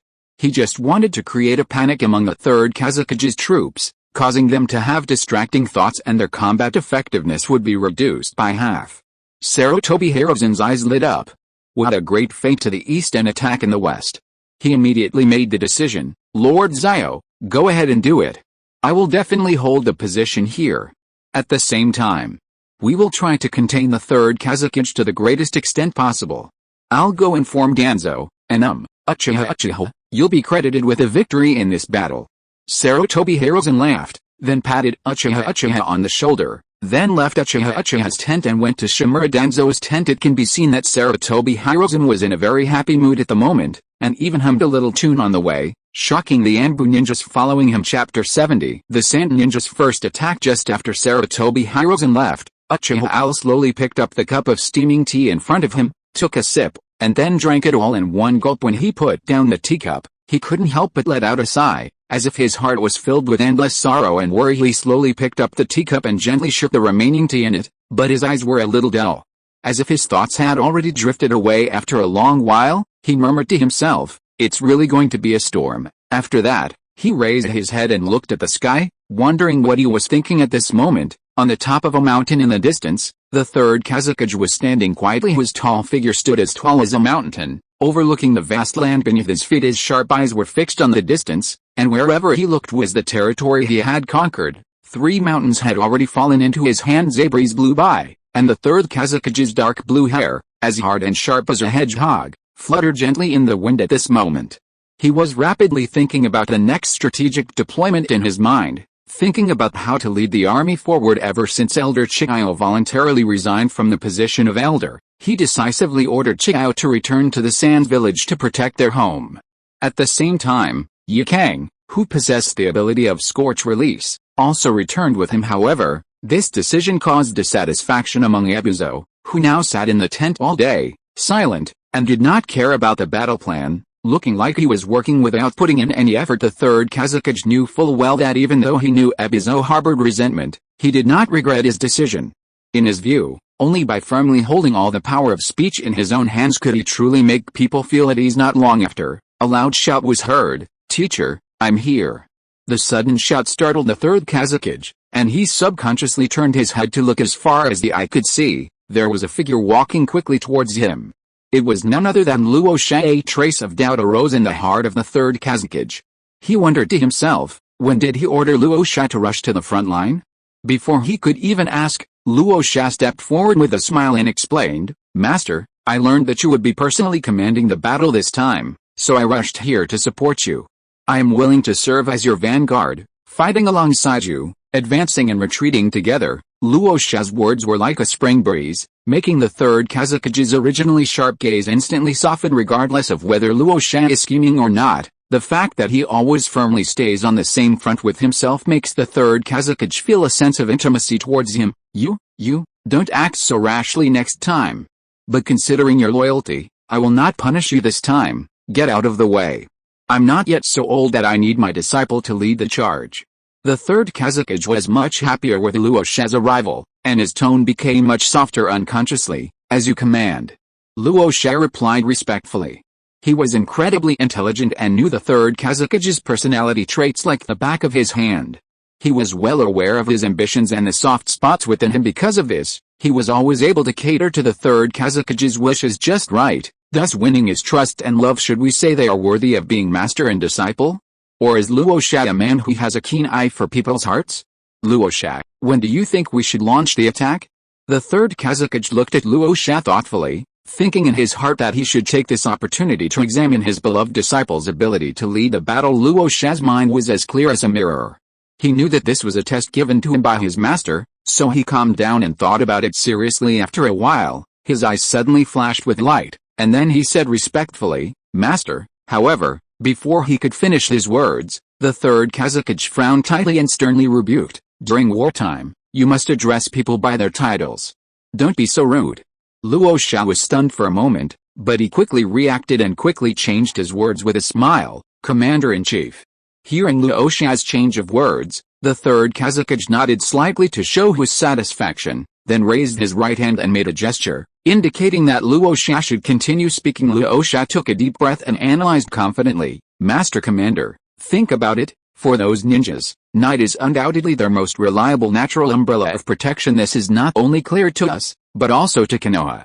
So in my opinion, if we choose to launch an attack at night, it will not work." Having said that, Luo Xia paused for a moment, observing the changes in the third Kazakage's expression. Seeing that the other party had no intention of interrupting him, he continued, "Why don't we take them by surprise and attack Konoha immediately? As the saying goes, speed is the essence of war. This way, we will definitely catch those guys from Konoha off guard and kill them completely unawares." As he spoke, Luo Xia showed an extremely confident smile on his face. After hearing what Luo Xia said, the third Kazakage was stunned. He had been expecting to hear some unique and sophisticated strategic deployments from Luo Xia, but he didn't expect to get such a ridiculous answer. If you are listening to this novel on a channel other than Fanfic World, it means it was downloaded and re-uploaded without effort. We warmly invite you to visit our channel, Fanfic World. There you will find the original version of this story and many other novels of various genres. We look forward to seeing you dive into a world of incredible novels. Period. At this moment, the way he looked at Luo Xia had completely changed. The original test and appreciation had long disappeared, replaced by a speechless expression as if he was looking at an idiot. "God damn it, you're going against the grain, attacking in the middle of the day. Are you an undercover agent sent by Konoha? Are you afraid the enemy won't be able to detect us? No, with this level of military skill, even a Jinan wouldn't be able to come up with such a bizarre fighting style, right? No more," asked the third Kazakage. "No more." Luo Xia's eyes lit up and he said firmly. The third Kazakage looked at Luo Xia's expression, the corners of his mouth twitched, and then he patted his shoulder and said, "Well said, don't say it again next time." Then, the third Kazakage turned around, mentally cursing himself. Why did he think of testing his apprentice? Wasn't this asking for trouble? Luo Xia scratched his head, but he quickly adjusted himself and followed the third Kazakage with a serious face. It wasn't until the sun was about to set that the third Kazakage shouted, "Everyone, follow me. The sun is setting in the west, the light is about to be swallowed up, and darkness is about to come. Now is the best time to attack." The third Kazakage was in front, and Raza was behind. Both master and disciple used magnetic escape and flew in the sky, and following behind were the 6,000 ninjas of the Sand Village. From this we can see the determination of the third Kazakage to fight against Konoha. 6,000 ninjas, it is no exaggeration to say that this is the last strength of the Sand Village. If he wins, he, the third Kazakage, will surpass the previous two Kazakages, defeat the Konoha village, become the undisputed strongest Kazakage, and be remembered by the Sand Village and the Wind Kingdom. If he loses, he will be nailed to the pillar of shame and spurned by the people of Wind Country. So he can only win. He cannot lose. Chapter 71. A head-on blow, magnetic style, Sand Iron Realm technique, said the third Kazakage coldly. Then he raised his hand and 3 or 4 large iron cones flew out and rushed towards Konoha. When he was about to succeed, the corners of his mouth curled up, as if he saw the tragic scene of the Konoha ninja being torn apart by the pyramid. Unexpectedly, at this moment, a voice rang out: "Water release, Water Dragon Bullet, Fire release, Fire Dragon Flame Bullet, Earth Escape, Earth Dragon Bullet, Wind Style, Vacuum Break, Lightning Release, Thunder Fang." Then the young Saratobi Hirozen all laughed at the same time, and Mommy smiled and said, 5 styles. Great linking bullet technique, the original body and the 5 clones release ninjutsu at the same time. The ninjutsu intersected with each other and did not cancel each other out. Instead, they complemented each other, doubling the power of each other's ninjutsu. 5 attacks simultaneously shot towards the third Kazukage's spikes. The third Kazukage's pupils shrank. Damn. This chakra. Its cage level, the composite ninjutsu formed by the 5 ninjutsu completely removed the sand iron spikes, and even the two collided, stirring up a cloud of dust. The third Kazakage wanted to retreat immediately, but a stick came out of the smoke, making him look a little embarrassed. What? The third Kazakage saw a stick falling from the sky, then he moved his right hand, activated his chakra, and blocked the stick with a sand iron shield with a thud. The sand iron shield made a creaking sound. The third Kazakage understood that it could no longer hold on. However, the time I had bought myself was enough for me to escape from the smoke. Then, the third Kazakage leaped backwards, escaping the dust cloud in a few flashes. He was puzzled. Something was wrong. Why was the dust cloud increasing? And it didn't seem like sand. The third Kazakage pinched the dust on his clothes and held them in front of his eyes. His face changed drastically. Hurry up.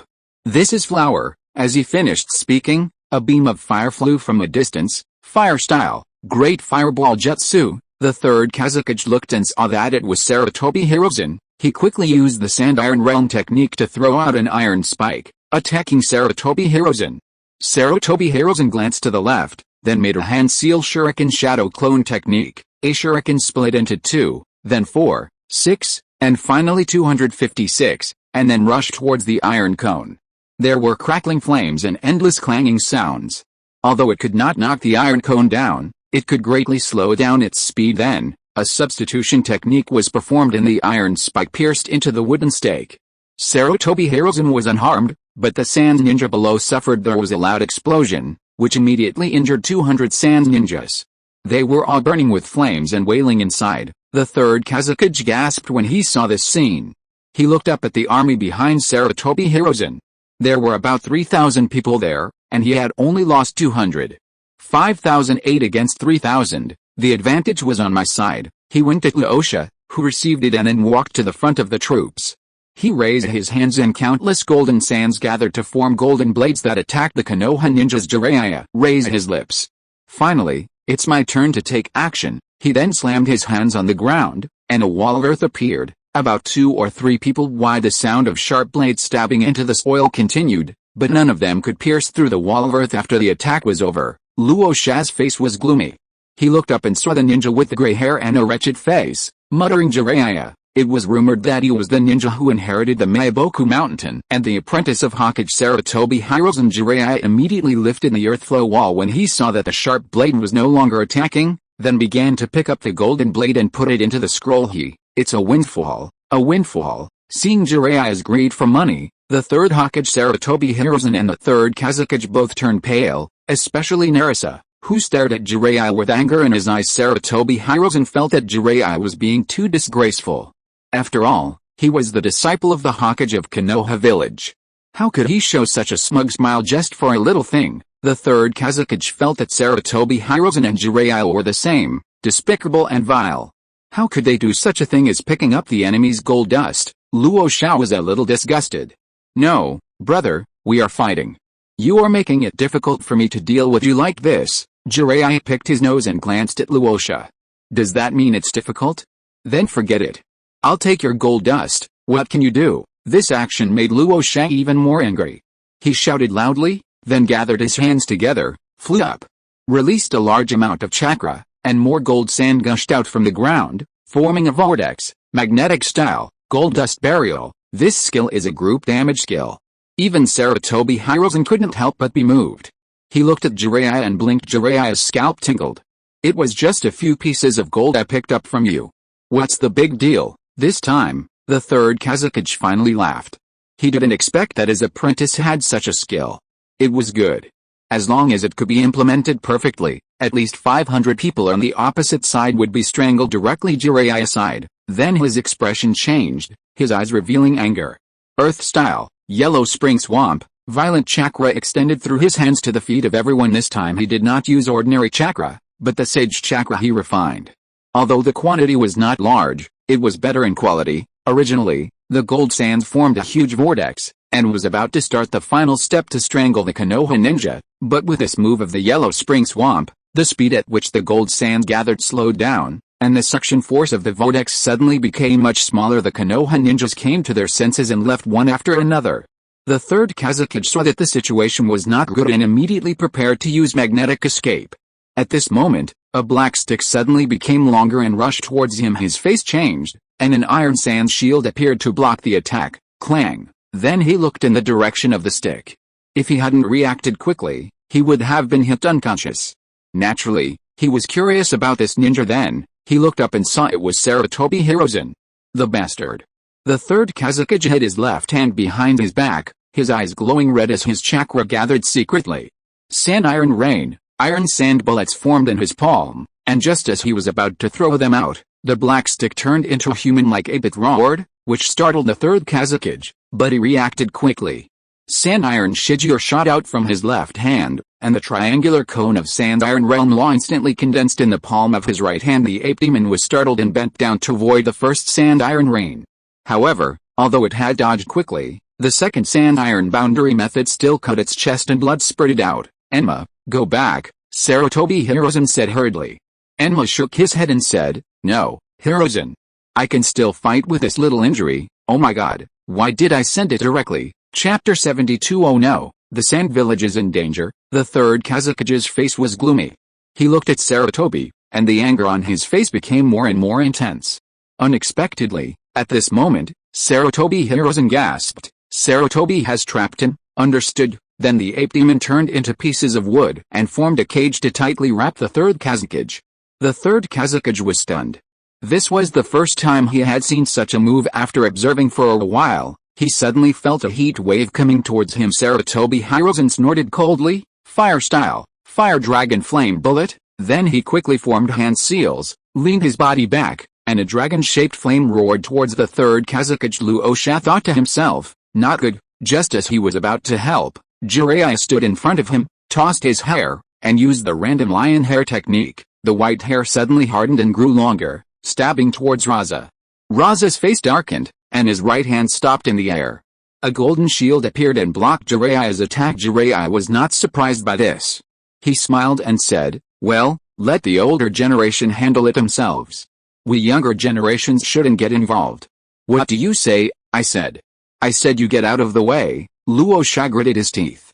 He was in a hurry to save his master. Why were you blocking me? Jiraiya clicked his tongue, and then without further ado, he activated the earth-style, yellow spring swamp, turning the soil under Raza's feet into a swamp. Raza looked constipated, but he still fought with Jiraiya. Jiraiya was able to deal with Raza with ease at this moment. After all, both of them were disciples of Kage, and their strength was similar. The other side, the third Kazekage, felt a heat wave coming towards him.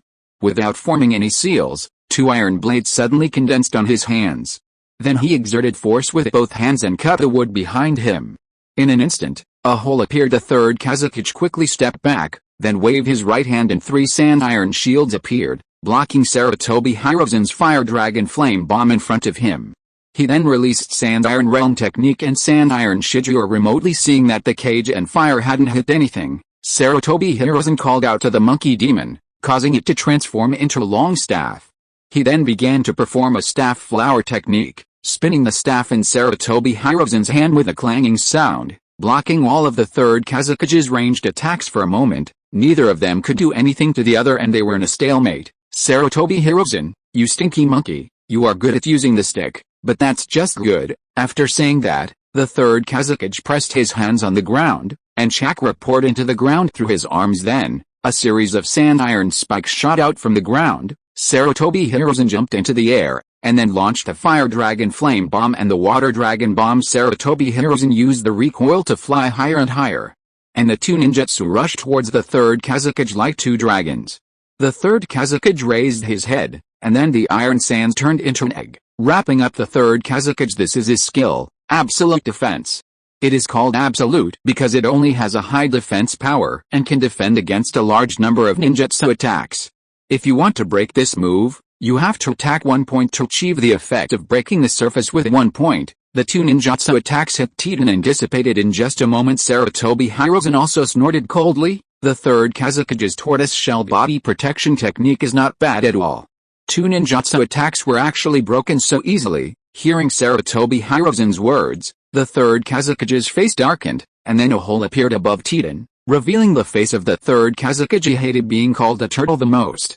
The third Kazukage roared, and then large swathes of iron sands gathered to form a giant cone, slashing towards the third Hokage Sarutobi Hiruzen. Sarutobi Hiruzen's pupils shrank and he shouted, "Hurry up!" As his voice fell, the Konoha ninjas who were originally fighting with the Sand ninjas quickly withdrew and left. Sarutobi Hiruzen looked at the battle between Jiraiya and Raza, then hit Raza with a stick, catching Raza off guard and causing him to stagger backward. Then he gave Jiraiya a look.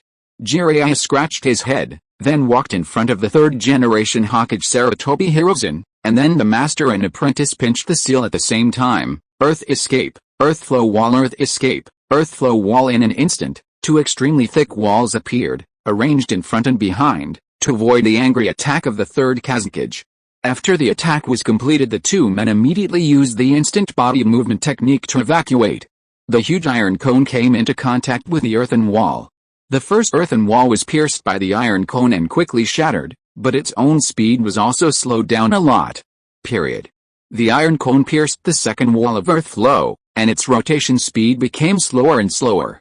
Finally, the second wall of earth flow was still penetrated, but the iron cone was stuck in the wall and could not move forward. The third Kazukage panted heavily, his face flushed as he looked in their direction to see what was going on, only to discover that his own moves were embedded in the earth wall. His throat felt sweet, and a surge of blood rushed up, but he forced himself to hold it back. He had used so much chakra, and the powerful attack he launched in anger was actually resolved by this method. In fact, what he didn't know was that Jiraiya's earth flow wall contained some natural chakra, otherwise it might not be able to block his attack. The third Kazukage covered his chest with his hands, looked in the direction of Konoha's retreat, and staggered back 2 steps in anger. Raza hurried forward to support him. Teacher, are you okay?" Luo Sha said sincerely, with worry in his eyes. The third Kazukage shook his head and waved his hand. "I'm fine, chase them. We can't let them get away." Then he pointed in the direction where Sarutobi Hiruzen and the others evacuated. Luo Sha said, "But..." Before Luo Sha could finish, the third Kazukage roared, "Go quickly. I'll be there soon." Then, the third Kazukage stood up and slowed down, took out a pill from the bag, swallowed it, and then sat cross-legged to meditate and restore his chakra. Luo Sha glanced at the third Kazukage, a dark light flashed in his eyes. "How dare you be so mean to me?" But he quickly suppressed his anger and said, "Yes." Then he looked at the 5,800-strong Sand Ninja army, and suddenly felt a surge of heroism in his heart. "Everyone follow me. Konoha must pay the price this time." Then, Raza's chakra circulated, and a golden platform appeared. He stepped on the golden platform, crossed his arms across his chest, and looked into the distance. "Yes, sir. Lord Raza." Then everyone followed Raza and rushed towards the direction of the Konoha ninjas' retreat. Sarutobi Hiruzen and Jiraiya fought and retreated with them, always sticking to this army, neither taking the initiative nor refusing, just keeping them hanging. Everyone was in a state of peace, which actually gave Raza confidence. "See? Xiao is always defeated." The third Kazukage was also plotted against, and only I led everyone to fight against a Konoha ninja with almost 0 casualties. But before he could be happy for long, his teacher, the third Kazukage, arrived and took back the military power immediately. He was a little confused. Why did Konoha fight like this? They want to keep us here. The third Kazukage thought to himself. Before, the Konoha army had around 6,000 men, but now there are only 3,000, all of them strangers. Even Sarutobi Hiruzen is here. That means they don't have over 6,000 ninja troops here. Oh no, we've fallen into a trap. The Sand village is in danger. The third Kazukage reacted and ordered everyone to retreat. At this moment, the third Hokage Sarutobi Hiruzen led his team to come up.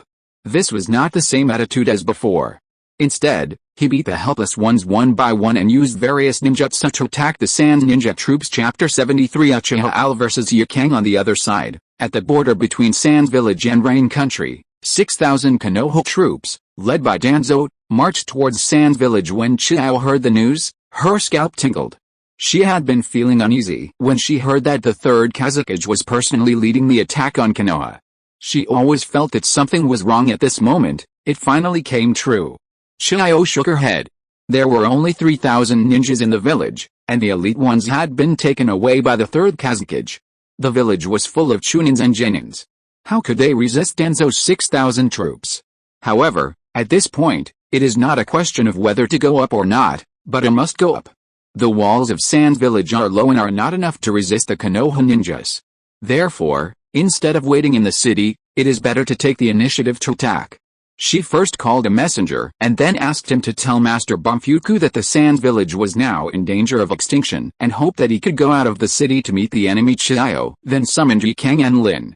Yikang was a rising star of the Elders faction, and Lin's own son was a talented puppeteer who was currently able to control 5 puppets at the same time. Elder Mother, the two of them bowed. Xiao nodded and then handed the information to the two of them. Take a look. The two men took the information and frowned. The current situation is not optimistic. They have been beaten to their doorstep. Finally, Yikang spoke first. Grandma Xiao, just tell me what you want me to do. Xiao's expression relaxed, and she patted Yikang's shoulder. Then she said with a smile, Yikang, you and Lin will each lead 500 soldiers to guard the south gate and the north gate, and I will lead 1,000 soldiers to guard the east gate. Remember, if things become impossible, you can run away. After Xiao said this, Lin and Yikang were both stunned. This was the first time that Xiao said that if something cannot be done, one can run away. This made the two people feel a little sad. Could it be that the situation is so dangerous now? What is Master Kazakage doing? Could it be that he hasn't received the news? Yikang thought to himself, clenching his hands and looking in the direction of the Third Kazakage's attack. In fact, this was not the case. After the Kazakage realized what was happening, he started to rush back. The next day, he received the news that the Konoha army had surrounded the Sand Village. However, due to Sarutobi Hiruzen's persistence, he had no way to return to provide support. Yikang no longer let his thoughts continue to wander, and decisively led his troops towards the south gate. However, when they arrived at the south gate, Yikang was shocked by the scene before them. The person leading the team was actually the boy with the ability of magnetic escape, Uchiha Xiao. At this time, Uchiha Xiao was full of vigor and enthusiasm. He led a full 800 Uchiha clan members to surround the south gate. He originally just wanted to use this to put some pressure on the Sand Village, but who could have imagined that the Sand Village would actually open its gates? And the person who walked out of the open gate was none other than Yikang, who was famous for his scorch release technique. Seeing Yikang appear, Uchiha Xiao raised the corners of his mouth slightly, revealing a faint smile. It's been a long time since we last met, Miss Yikang. Upon hearing this, Yikang raised her beautiful eyes slightly. Her gaze fell on Uchiha Xiao, and she said softly, Uchiha Xiao, right? I heard that you are not only proficient in fire style and magnetic style, but also have a chakra capacity of the level of a Jonin, but in fact you have a terrifying strength comparable to that of a cage-level strong man. After saying that, she twisted her slender waist gently and walked slowly and gracefully forward. Hearing Yikang's words, Uchiha Xiao was stunned at first, and then burst into laughter. Ha ha ha, Miss Yikang, you are joking. What cage-level strength? That's not the case at all. I'm just an ordinary ninja. As he spoke, he repeatedly waved his hands in denial, but in his heart he was secretly shocked. He could never imagine why Yikang knew so much about his situation. In fact, Uchiha Xiao didn't know that ever since he had used the magnetic escape and the astonishingly powerful Great Fire Annihilation and almost killed Xiao. Detailed information about him spread quickly throughout the 5 major countries as if it had wings. Even Inoki, the third Tsuchikage of Iwagakure village in the Land of Earth, who was currently engaged in a fierce battle with the Hidden Cloud village, had already learned of his name. Enough of the nonsense. Now that we're here, let's start the fight. As the roar sounded, Yikang quickly formed seals with his hands, and the chakra in his body began to flow rapidly like a surging torrent. In the blink of an eye, 5 or even 6 huge brown-red fireballs appeared out of thin air, and then these fireballs seemed to turn into snarling fire snakes, carrying heart-pounding high temperatures and scorching energy, and suddenly gushed forward in an instant. An extremely scorching heat wave hit his face, and Uchiha Xiao couldn't help but be slightly startled. He cursed inwardly. Damn it. This guy is too strong. I didn't even intend to fight you, okay? Why did you use your ultimate move just because we didn't agree? However, the situation was urgent at the moment and he had no time to think. He could only hurriedly leap back a few steps to avoid a fierce attack. Uchiha Owl. Aren't you planning on unleashing your magnetic escape yet? Yikang shouted coldly. her face as cold as ice. Her eyes were like two icy rays of light, fixed firmly on the enemy. Before her hearing this, Uchiha Xiao was stunned again, and hurriedly explained, "No, I really don't mean to fight with you." But Yu Kang didn't believe his words at this moment. He snorted coldly and continued, "HMPH. Stop playing innocent here. You led a full 800 Uchiha clansmen to surround our south gate, and you still dare to say you don't want to fight? In that case, if you don't want to make the first move, don't blame me for being rude." Before he finished speaking, Yu Kang urged his chakra again, and those originally fierce fire snakes instantly became more violent and ferocious, rushing straight towards where Uchiha Xiao was like wild horses. As a result, Uchiha Xiao had no choice but to fight. He used his chakra to perform magnetic escape, and the surrounding iron sand condensed into pyramids, corresponding to Yu Kang's fireball, scorch release, oversteaming kill. Fireballs rushed towards Uchiha Xiao. The heat in the middle made Uchiha Xiao a little frightened. Then he raised his hands and said, "Magnetic release, sand iron boundary technique." The iron cone collided with the fireball, and the iron cone instantly melted into molten iron, causing Uchiha Xiao's face to change. "Mad burning, I'm defeated." The fireball continued to move forward. Rushing towards Uchiha Xiao's instant body technique opened up the range, and then he landed on the ground with one palm, creating his own ninjutsu, sand iron thrust formation. Then the sand iron gathered from the ground, locked Yu Kang's position, and then stabbed upward. Sand iron spikes protruded from the ground. Yu Kang reacted extremely quickly and jumped up. She used the steam to melt the spikes before she landed. She glanced at Uchiha Xiao and was a little shocked. Magnetic escape can actually be used like this. However, due to their mutually exclusive nature, scorch escape naturally counters magnetic escape. As long as you're careful, there won't be any problems. Chapter 74, Raza's Broken Arm. Danzo goes Toida. Even though Uchiha Xiao has a very high talent for magnetic release, he is still restrained by scorch release even when using natural chakra. Therefore, he's thinking about what else can compete with magnetic release besides magnetic release. Fire style? No, burning style is higher in rank than fire style. Besides, Yu Kang's chakra capacity is not lower than Uchiha Xiao's, so it is impossible to suppress him with chakra capacity. So he was thinking, and then he suddenly had a flash of inspiration, Sharingan. Yes, Sharingan. He almost forgot his talent. The illusion that the Sharingan itself possesses is not weak, so Uchiha Xiao's eyes lit up, and then he mobilized the yin attribute chakra and gathered it on his head. In an instant, Uchiha Xiao's eyes turned into three Magatama Sharingan, and the blood-red pupils were intimidating Yu Kang. Then Uchiha Xiao activated the Sharingan illusion, and Yu Kang trembled all over. The more powerful the ninja, the stronger the mental power, especially the ninja with double bloodline. Yu Kang was in a trance for a moment. The circulation of chakra in his body was suspended, and the burning escape disappeared. Uchiha Xiao saw the opportunity, rushed forward with a flash of body technique, drew out the long sword with his right hand, and performed the sword drawing technique. When Yu Kang came to her senses, her face turned pale. At this distance and speed, she couldn't dodge. At this moment a red-haired man was controlling three puppets in his hands. One protected Yu Kang, and the other two, one attacked Uchiha Xiao's head, and the other stabbed Uchiha Xiao's chest. Uchiha Xiao's eyes moved left and right, and then he performed the substitution technique. Click, click, two sounds of metal inserting into the wooden stake were heard. Uchiha Xiao looked at the puppet, following the puppetry's thread. He was a little stunned, thinking to himself, Red Sand Scorpion? No, that's not right. Red Sand Scorpion is just a child at this time. Besides, if it was Scorpion, he would have used 100 machines to perform the puppetry long ago. This person was just controlling three puppets, and he immediately realized that this was Chihiro's son. Yu Kang breathed a sigh of relief and said, "Thank you, Lin." Lin shook his head. "It's okay. There are no enemies at the North Gate or the West Gate. I came here to help. It's just a coincidence." Yu Kang was stunned. Why were only the East and South Gates repaired? Then she looked at Uchiha Xiao.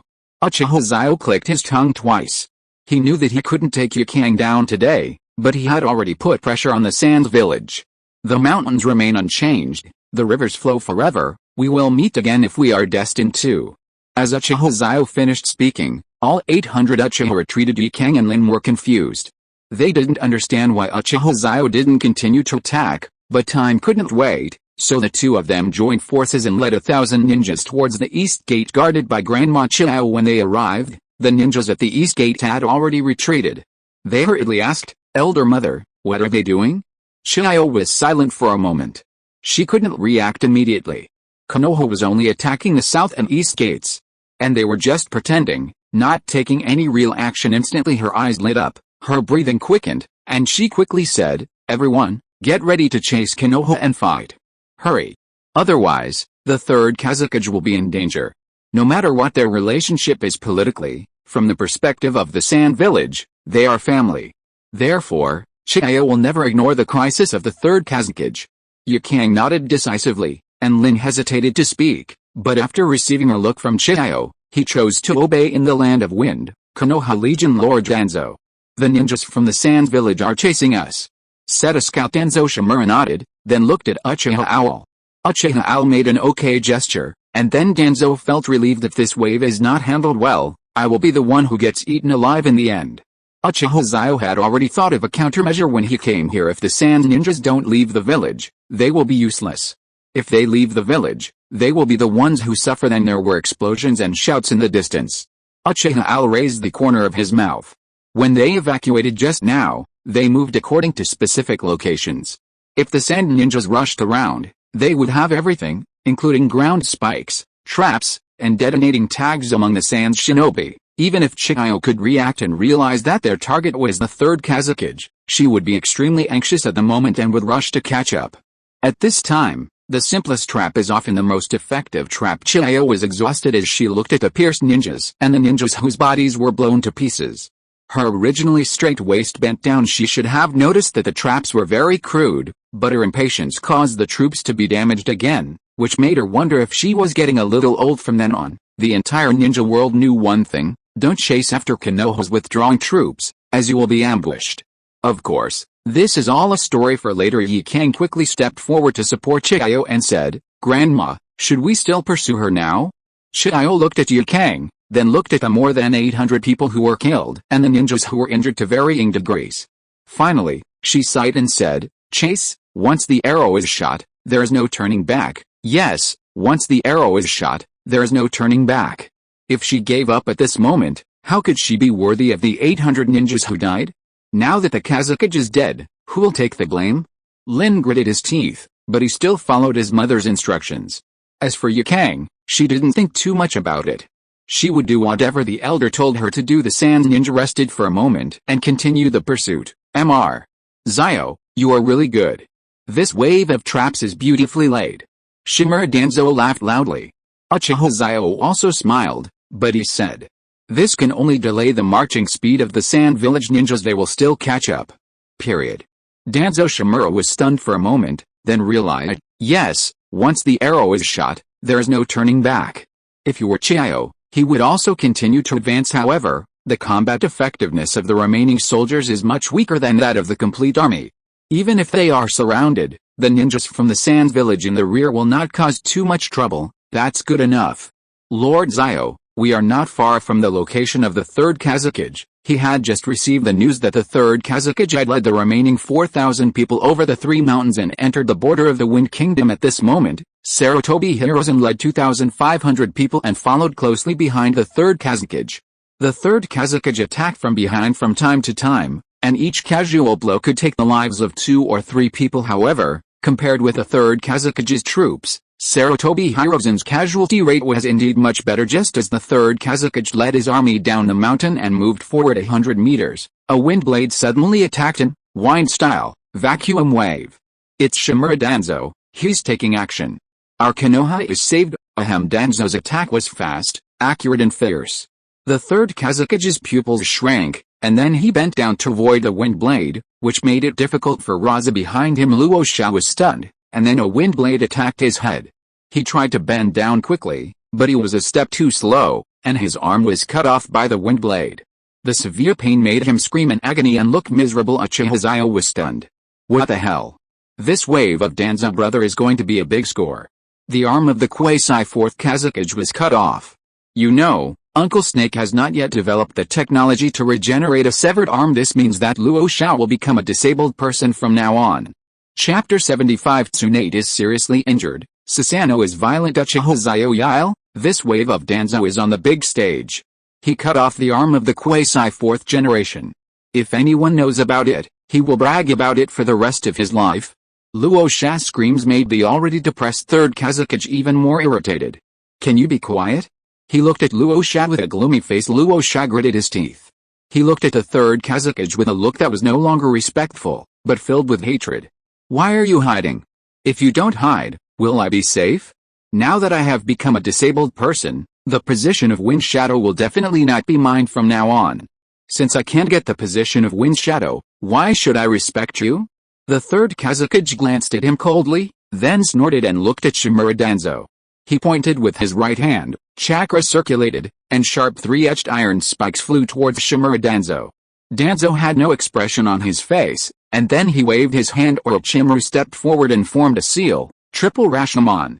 Then, 3 Rashomons rose from the ground, blocking the move at the cost of 2 gates. Orochimaru smiled slightly. Shimura Danzo gave him a thumbs up, then looked at Tsunade, who nodded. Then he rushed forward and used a taijutsu against the 3rd Hokage, the painful heavenly kick. A hint of mockery flashed in the eyes of the 3rd Hokage. He moved his body backward and easily avoided Tsunade's Paintakyu kick. The Paintakyu kick smashed into the ground, cracking the earth and making the sand ninjas lose their balance in an instant. The 3rd Hokage then hooked his finger, and the iron sands gathered into arrows and stabbed Tsunade. It all happened so fast that Tsunade couldn't react, and Orochimaru and Uchiha Xiao had no time to support her. With a whoosh, the sand iron arrow pierced Tsunade's shoulder, and from Uchiha Xiao's perspective, it seemed as if it had pierced Tsunade's heart. Tsunade screamed in pain and then fell down, but the 3rd Hokage did not intend to give up this opportunity and began to circulate his chakra. He wanted to nail Tsunade here. The image of Tsunade's heart being pierced kept flashing through Uchiha Xiao's mind, so much so that he could no longer sense the situation around him. Negative emotions such as self-blame, regret, cruelty, bloodthirstiness, madness, slaughter, and annihilation occupied his brain in an instant. 2 tears of blood flowed from his eyes. He looked at the 3rd Hokage. His 3 Mogatama Sharingan transformed into 6 large Mogatama sharing one head, with tails extending in 6 directions. Mangekyo Sharingan awakens. Uchiha Xiao instantly flashed in front of Tsunade. The 3rd Hokage was stunned for a moment, then he reviewed the intelligence in his mind and finally confirmed that this was Uchiha Xiao, Konoha's genius among geniuses. He deserved to die. Well, since he wanted to die, let them die together. A huge iron sand pyramid was formed and was about to fall from the sky. This was when Uchiha Xiao roared Susanoo. Then, the golden-red Susanoo enveloped him and Tsunade. This was its first form, encompassing only the 2 of them. The 3rd Hokage's expression turned slightly cold. Susanoo, as recorded in ancient texts, seems to be something Uchiha Madara possesses. It seems he must kill this Uchiha Xiao today. Uchiha Xiao's face turned cold, and then Susanoo stretched out a hand and grabbed the huge prism. Then, with a sweep, a large number of sand ninjas were torn into 2 halves by the sharp sides of the prism. There were about 500 people estimated to be in total. The 3rd Hokage gasped. What kind of monster is this? Just when he decided to retreat, Luosha appeared out of nowhere. He used magnetism release, golden binding pivot to control the 3rd Hokage, which made the 3rd Hokage stunned. He looked at Luosha, only to see Luosha smile slightly, his lips slightly parted. Go to hell. Afterwards, Uchiha Oshiro's eyes went bloodthirsty, and Susanoo's hand grabbed a huge prism and smashed it at the 3rd Hokage. Boom. The 3rd Hokage was smashed into the ground. His consciousness began to fade, and memories replayed in his mind like a kaleidoscope. Suddenly, he understood why he had ended up like this. It was that woman. And that evil creature. Haha. My whole life's reputation was ruined by a woman and that evil creature. However, Uchiha Xiao was not done yet. He controlled Susanoo to lift up the iron sand pyramid and smashed it down again, and again. Until the 3rd Hokage was a bloody mess and the blood in his body dyed the sand of the Wind Kingdom red. Both the Konoha ninja and the sand ninja were pale at this moment. Uchiha Xiao seemed to think that this was not enough. He threw away the iron sand pyramid, and then a huge sword, Tachi, appeared in Susanoo's hand. With a single sweep, thousands of sand ninja were directly cut in half, dead and unable to die. Stop now. Owl. You've already won. Stop now. The 3rd Hokage Sarutobi Hiruzen felt his scalp tingling. How could the usually honest and gentle Uchiha Owl be like a devil from hell at this moment? Mr. Owl, that's enough. Danzo swallowed his saliva. It was the first time that he intuitively felt the power of Susanoo. Although he was willing to see the Sand Ninja being slaughtered, Uchiha Owl had killed too many at the moment. 1,500 people had died at his hands before, including the third Kazekage, who was known as the strongest Kazekage. Uchiha Owl ignored him, his sword transformed into a giant hammer. Uchiha Owl looked coldly at these ninjas wearing Sand Village forward protectors, as if he were looking at a group of ants. The giant hammer was just raised and about to fall. At this moment, Tsunade hugged Uchiha Owl and said, Owl-sama, don't kill me. That's enough. I'm fine. It just hurt my arm. Tsunade was stunned when she just woke up and saw Uchiha Owl killing 1,000 people with one sword.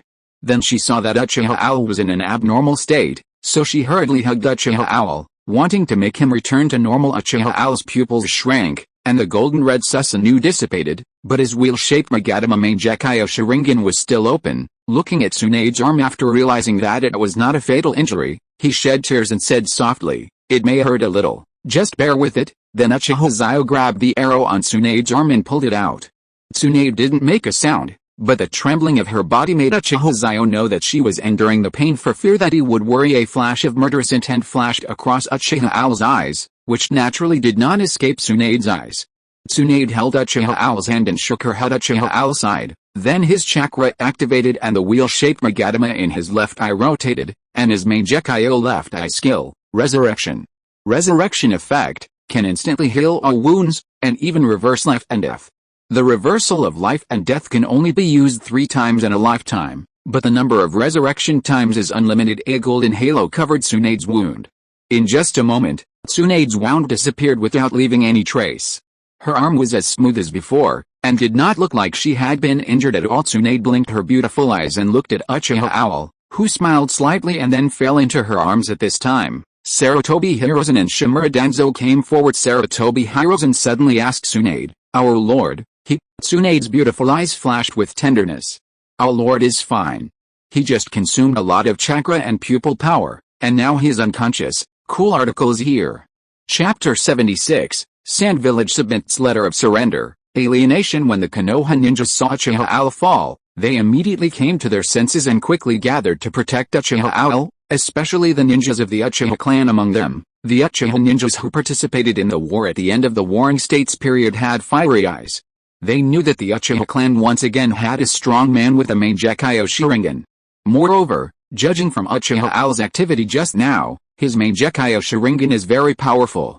Although it is in its first form, it can kill the third Kazekage in seconds. Therefore, Uchiha Xiao is their hope at this moment. Uchiha Mu is strong, and Uchiha Guangzi did not expose his Mangekyo Sharingan. So Uchiha Xiao's status in the hearts of the 800 Uchiha has risen sharply. The other Konoha ninjas were also worried that the Sand ninjas would sneak attack Uchiha Owl at this time, but they saw that the 800 Uchiha were protecting Uchiha Owl tightly. Suddenly, they understood the position of Uchiha Xiao in their hearts at this moment, so they walked outside and were on high alert. But the Sand village dared not resist at this moment. They threw down the kunai in their hands, knelt on the ground, and supported themselves with their hands. Among them, Raza took the lead in surrendering. Ninjas of Konoha. I am Raza, I am willing to surrender. The third Kazekage, the instigator of this war, has been killed. Please show mercy. He shouted with one hand raised. No one saw what Luo shouted just now, except Uchiha Owl and the dead third Kazekage. After all, Luo, the old scoundrel, would not let his reputation be damaged. We are willing to surrender. Please spare our lives, Sir Ninjas of Konoha. About 1,800 Sand ninjas, who were covered in wounds, begged. Sarutobi Hiruzen was stunned, then he slowly walked away from Uchiha Owl. Seeing this, Danzo followed him. This time he was also a great hero of the battle. Instead of being Sarutobi Hiruzen's shadow, he could enjoy this honor together with Sarutobi Hiruzen. Can you represent the Sand village? Raza. Sarutobi Hiruzen looked at the surrendered Raza with a serious face. Raza responded calmly, I am the apprentice of the third Kazekage and the successor of the next Kazekage. I think I have the qualifications. Sarutobi Hiruzen was a little moved and was about to help him up when a voice came. Wait a minute, Hokage, I am the wife of the first Kazekage of Sand Village. Now that the third Kazekage is dead, Raza cannot represent the entire Sand Village at all. If you have anything to say, please negotiate with me and my brother Ebizo. Chiao's face turned cold and she looked at Luosha. She had just arrived, and after the introduction by the local ninja, he already understood the whole story. He didn't expect that this Luosha actually called himself the quasi-fourth generation. Damn, who gave him the courage? Luosha said anxiously. Hokage-sama, that crazy woman has been removed from her position as elder by the third Hokage. You must not trust her. Chiao remained silent, with a hint of disappointment and disgust in her eyes as she looked at Luosha.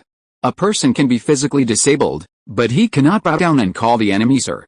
Therefore, Chiao decided that as long as she was alive, she would not give Luosha the chance to become the Hokage. Looking at Yukang again, although there was some surprise in her eyes, she was not as fearful and fawning on foreigners as Luosha. Sarutobi Hirozen was a little hesitant. He didn't know whether the third Hokage had mentioned that Raza should inherit the fourth Hokage, but he knew Chiao's status. Shimura Danzo stood on tiptoe and whispered in Sarutobi Hirozen's ear, Hirozen, I think Chiao is more reliable than Raza. After all, Chiao is a ninja from the same era as the Shadame-sama. She is more than enough to represent the Sand Village, and this Raza. Danzo had no intention of continuing and then took a step back. Sarutobi Hirozen nodded. Speaking of who has the greatest reputation in the Sand Village, it is none other than Chiao. So he planned to negotiate with Chiao of Sand Village, the third Hokage of Konoha. Sarutobi Hirozen, accept your proposal. We will negotiate at the border of the Rain Country at noon tomorrow, Sarutobi Hirozen said coldly. Yes. Lord Third Hokage, we will go, but Chiao made an embarrassed expression. Sarutobi Hirozen was stunned. He didn't understand what Chiao was going to say. Chiao sighed. Hokage-sama, we are convinced of our defeat today. After all, with such a powerful ninja, it is normal for us, the Hokage, to be defeated. After saying this, Chiao looked at Uchiha with a sincere expression, then looked at Sarutobi Hirozen and sighed. Nara Luming's pupils shrank. What a vicious plan. What does Chiao want to do by saying this? Tell Sarutobi Hirozen that we lost to Uchiha Xiao today, not you. You won by taking advantage of Uchiha Xiao. She is trying to sow discord between Sarutobi Hirozen and Uchiha Owl. He quickly said, Uchiha, it's Konoha's Uchiha. Please be kind and don't stir up trouble here. Chiao glanced at Narakumei, a hint of viciousness flashed in her eyes, and she wished she could tear his mouth apart just now. Sarutobi Hirozen was really thinking about this problem, but when he heard Nara Shikoku's guidance, he immediately reacted and looked at Chiao with disgust in his eyes. Chiao shook her shoulders. Since there was no way to alienate the Hokage and Uchiha Owl, there was no point for her to stay. She might as well go back and discuss with Ebizo and Bumfuku how much compensation to give. Lord Hokage, I'll take my leave first. After saying that, Chiao led Lin, Yikang and the remaining 2,800 Sand Ninjas towards the Sand Village. Sarutobi Hirozen watched Chiao and the others leave and fell into deep thought. Hirozen, Hirozen! Danzo shouted loudly, and Sarutobi Hirozen came back to his senses. Oh? Ah! Danzo, you were just lost in thought? Sarutobi Hirozen laughed, scratched his head, and hugged Danzo Shimura. But Shimura Danzo knew very well the character of his old friend, and he must have taken Chiao's words to heart. I say, Hirozen, you should know Uchiha better than I do. You were the first person he visited when he returned from the battle in the Land of Rain, right? Danzo Shimura said slowly. Period. Sarutobi Hirozen remained silent. He might not take other people's words to heart, but Danzo was not someone else, he was his good friend. Moreover, I believe you have just seen the relationship between Uchiha and Tsunade. Isn't Tsunade's identity enough to reassure you? Danzo Shimura explained to Uchiha if it were according to his previous personality, he would not speak for anyone, but now Uchiha Xiao has helped him get such a great credit, and he has worked hard without complaint and has not made any excessive demands. The only thing I hope is that after the war, I can give them a word. Therefore, he believed that Uchiha was a person worthy of cultivation, a person who was loyal to Konoha and could accomplish great things, so he was willing to believe Uchiha. Chapter 77. It's great to meet you. Me too. Sarutobi Hirozen was a little surprised. When had his good friend ever carried a book for someone else? Today, for Uchiha Danzo Shimura was actually willing to speak for him. This scene really shocked Sarutobi Hirozen. In his impression, Danzo was the kind of person who didn't care about anything and kept aloof apart from helping him. Sarutobi Hirozen, He had never paid such attention to anyone else. Danzo, what are you talking about? Don't I know that this is Chihiro's plan to sow discord? Besides, in your eyes, this is the kind of person I am. Sarutobi Hiruzen snorted coldly. Danzo Shimura. He knew Sarutobi Hiruzen's character too well, but now that Sarutobi Hiruzen said this, it meant that he had figured it out and there will be no big problem on Uchiha Xiao's side. Danzo Shimura nodded, then turned around to organize his own team due to Uchiha Xiao's great military achievements. In order to take care of his health, Sarutobi Hiruzen ordered the troops to stay where they were. Uchiha Xiao was carried back to his tent by Tsunade. Tsunade gently placed Uchiha Xiao on his bed, then fetched a basin of water and wiped his body personally. Who would have thought that Princess Senju, who usually never touches water, was actually wiping Uchiha Xiao's body so gently? If this were to get out, wouldn't it shock everyone? The Uchiha clan ninjas took turns guarding outside the Uchiha Xiao tent. No one was allowed to enter except Tsunade, Hokage, and Danzo. Now is Uchiha Xiao's weak period. In everyone's eyes, Uchiha Xiao is the only one in the Uchiha clan who possesses the Mangekyou Sharingan. He shoulders the heavy responsibility of raising the family, and some Uchiha ninjas even secretly said that they would suggest Uchiha Xiao to inherit the clan headship after returning with such a strong man as the clan leader. Why should the Uchiha clan worry about not prospering? Back then, it's better not to think about it. After all, this is a pain that no member of the tribe wants to mention. Tsunade placed a stool beside Uchiha Xiao's bed. She sat on the stool and held Uchiha Xiao's hand, with worry in her eyes. Gradually, a strong sense of guilt emerged. Tsunade's eyes began to redden, and then tears fell one by one. She felt so bad because she was too weak. She was beaten back by the Third Hokage and almost lost her life. If it weren't for Uchiha Xiao, she was probably already dead, and she had heard from her second grandfather, Senju Tobirama, that Uchiha Xiao had opened the Mangekyou in order to save her. The evolution of the Uchiha clan's Sharingan can only be successful after experiencing great pain. And above the three Magatama is the Mangekyou. Only after experiencing heart-wrenching pain can this power be awakened. The Uchiha clan is not an evil clan, but a clan of love. It is only because they have lost that love that they have developed a force of hatred. This caused the Uchiha clan to be extremely unstable, and made Senju Tobirama wary of them. As a result, over the years, under the leadership of Senju Tobirama, the Uchiha clan had hardly produced a Mangekyou master. The only Mangekyou is the hidden Uchiha Hirachi. No one knows what his abilities are, and no one even knows that he has awakened the Sharingan. When Tsunade's tears fell on Uchiha Xiao's cheeks, Uchiha Xiao's eyeballs moved. He slowly opened his eyes and looked at Tsunade crying. His heart moved, and he slowly raised his right hand to stroke Tsunade, who closed her eyes and cried. A hoarse voice came from his throat. Tsunade, Tsunade, don't cry. It won't look good if your eyes are red with tears. There was weakness in Uchiha Xiao's voice, but the sincerity in it reached Tsunade's heart. Tsunade opened her eyes, whimpered, and lay on Uchiha Xiao's chest, her small hands gently patting Uchiha Xiao's shoulders. Why are you so stupid? So stupid. Do you know how much pain it hurts me to see you lying there, motionless? I know. Tsunade, I'm a little thirsty. Uchiha Xiao comforted Tsunade and touched Tsunade's little head with his left hand. Tsunade sniffed when she heard this, then went to pour a glass of water, and then returned to Uchiha Xiao. She slowly helped Uchiha Xiao up with her left hand, and fed Uchiha Xiao water little by little with her right hand. After drinking, Tsunade slowly put Uchiha Xiao down and let him lie flat on the bed. Then she continued to sit next to Uchiha Xiao.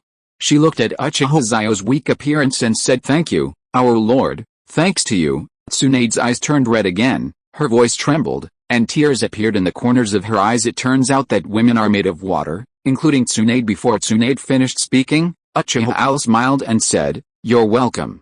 It's my duty. After all, as Tsunade-sama's boyfriend, I have to be responsible for Tsunade-sama's safety." Tsunade felt a warm feeling in her heart, but on the surface she snorted coldly, slippery tongue. "But you did it this time, Owl-sama." Tsunade stood up and kissed Uchiha Xiao's cheek with her sweet lips. Then her face turned red and she sat there upright with her head tilted, as if nothing had happened. Uchiha Xiao opened his mouth slightly, then his eyes trembled, and then the corners of his mouth rose. "Tsunade, my face is not dry, my mouth is a little dry, you see." Tsunade's face turned even redder, and then she hit Uchiha Xiao's shoulder with her small hand. Uchiha Xiao hissed, then coughed twice. "Are you going to kill your boyfriend?" Tsunade first regretted that she had used a little too much force just now, but after seeing that Uchiha Xiao was not seriously injured, she snorted coldly, "Humph. Who told you to be so dishonest? You are in this state, and you still want to. After saying that, Tsunade threw her head back, pouted, and looked to the side. Uchiha Xiao chuckled. He just wanted to liven up the atmosphere. Did he see that Tsunade was not crying anymore? Uchiha Xiao looked at the top of the tent in a daze. He originally thought that he could exchange points for the Mangekyo Sharingan, but by accident, it awakened on its own. It was really an unexpected success. This also made him further confirm how important Tsunade was in his heart. As he saw Tsunade's heart seemed to be pierced, Uchiha Xiao has a feeling that, having lost his beloved and everything around him is in ruins, all of this is meaningless. Tsunade is dead, and I have no intention of distinguishing right from wrong. All of you, die? Tsunade noticed that Uchiha Xiao stopped talking, so she turned her head back and saw Uchiha Xiao staring at the top of the tent without saying a word. She sensitively felt the complexity in Uchiha Xiao's heart. She cleared her throat and coughed twice. Uchiha Xiao was pulled back to reality from his thoughts by her two voices. He looked to the upper right and met Tsunade's eyes. Uchiha Xiao suddenly said, "Tsunade, it's great to meet you." Tsunade was stunned when she heard that, then the corners of her mouth curled up. "Me too, oh lord, meeting you is the best thing that has ever happened to me." Chapter 78. Don't want compensation? Are you crazy? Uchiha Xiao was still a little weak. After talking to Tsunade for a few words at night, he fell asleep and did not wake up until the next evening.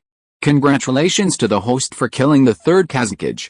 You will be rewarded with all the experience points of the third Hokage's magnetic escape, and 30,000 reward points sting. Because the host awakened the Mangekyo Sharingan on their own, the Mangekyo Sharingan that was supposed to be issued has already been obtained, so it will be replacing.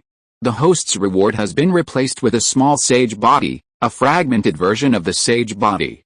This grants 50k of chakra, and the chakra recovery effect is doubled. If the chakra is full, chakra will be converted into I power at a rate of 10 to 1. No points are awarded. Uchiha Xiao was stunned. After hearing the system broadcast, he just extracted chakra and found that he only had 2 cards of chakra, but now he was still absorbing it. Uchiha Xiao stopped only when the chakra was full. He felt the chakra in his body. He had a feeling that he could intimidate ordinary ninjas with just his power. Then he felt that his Mangekyo Sharingan, which was still burning and stinging due to awakening and fighting, was now being healed by something cool. Uchiha Xiao's originally blurred vision was gradually recovering. When he knew that the scenery he saw was the same as before or even clearer, a smile appeared on Uchiha Xiao's lips. Very good, very energetic. From now on, Mom doesn't have to worry about me going blind, because I have a little immortal body. No matter the chakra amount, recovery time, or the consumption of pupil power, Uchiha Xiao doesn't have to worry anymore. The system then prompted, detected Tsunade is about to arrive, please control your strength. Uchiha Xiao was stunned for a moment, then nodded, and once again restrained his breath to about 5 cards. You asked why Uchiha Xiao wanted to restrain his breath like this. Don't ask, asking is just hiding your abilities. Having a sword and not using it are two different things. Even after awakening the Mangekyo Sharingan, the chakra remains unchanged. That's the weirdest thing. Tsunade knocked on the door and said with a smile, "Mr. Well, this time the old man is going to negotiate with the leaders of the Sand Village, and he has specifically asked you and me to accompany him as his guards." Uchiha Xiao smiled and said, "Okay, now I have almost recovered.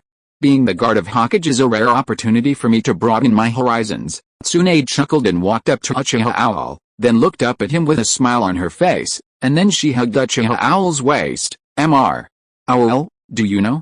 Now you have a title in the ninja world." Tsunade rubbed her little face against Uchiha Xiao's chest and breathed in his scent. "Huh?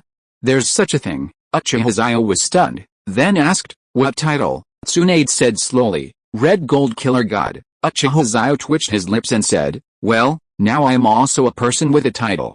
Before, the title of God of War was only circulated in Konoha village, but now the title of Red Gold Killing God will probably spread throughout the ninja world in no time." He shook his head. "These are just empty names.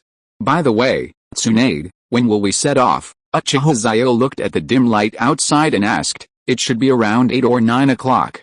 We have to go eat now. I heard that the Akimachi clan is doing it themselves." Tsunade also looked at the scenery outside and replied, since the battle was over and Sarutobi Hiruzen was present again, the Akimachi clan began to cook. It must be said that the Akimachi clan not only knows how to eat, but also how to cook. Uchiha Xiao nodded, then took Tsunade's hand and said with a smile, "Shall we go?" "Yeah, Tsunade nodded and followed Uchiha Al out. As soon as they walked out, the Uchiha clan ninjas hurriedly saluted. Sixth Elder, Uchiha Xiao waved his hand to indicate that there was no need to be polite, then patted the ninja on the shoulder and took Tsunade to the Akimichi clan's barbecue location not far away. Sarutobi Hiruzen was eating skewers like crazy, saying as he ate, "Delicious, delicious, Guifeng, I didn't expect your butler's cooking skills to be so good. Hey, as long as you like it, eat more. After you're full, you can get more benefits for us when signing the agreement." Chiudao Guifeng smiled. He is still very optimistic about Sarutobi Hiruzen. After all, he was a great hero when he was young. Sarutobi Hiruzen nodded and said, "I will, but Takifu, you said that the Sands village is already so poor. If I collect too much from them, it might not be a good idea." After these words were spoken, Akimichi Guifeng's smile faded a little. He looked at Sarutobi Hiruzen and frowned. He looked at Sarutobi Hiruzen again and finally said, "Hiruzen, you eat first. I suddenly remembered that Lu Ming wants to see me about something." He forced a smile and turned around. His smile disappeared and his face became a little cold. Sarutobi Hiruzen didn't say anything, and he lost interest in eating barbecue inside. Uchiha Al and Tsunade happened to be walking towards him, and Akimichi Guifeng quickly smiled again, as if nothing had happened, but the change in his expression could not escape Uchiha Al's eyes. Uchiha Xiao had some guesses in his mind, but he still had to meet Sarutobi Hiruzen to understand what exactly happened. Tsunade was humming a song, which sounded like a song from the ninja world and sounded pretty good. Nararukume was not far away. Seeing Akimichi Tauka coming over, he quickly asked, "How is it?" "What did the Hokage say?" Akimichi Tofu shook his head and sighed. Nararukume's heart skipped a beat and he looked towards the Hokage with a complicated expression. He nodded and said, "Okay, I understand." Then Naralumin was about to look away when he saw Uchiha Al and Tsunade. His eyes lit up and he shouted, "Al-kun!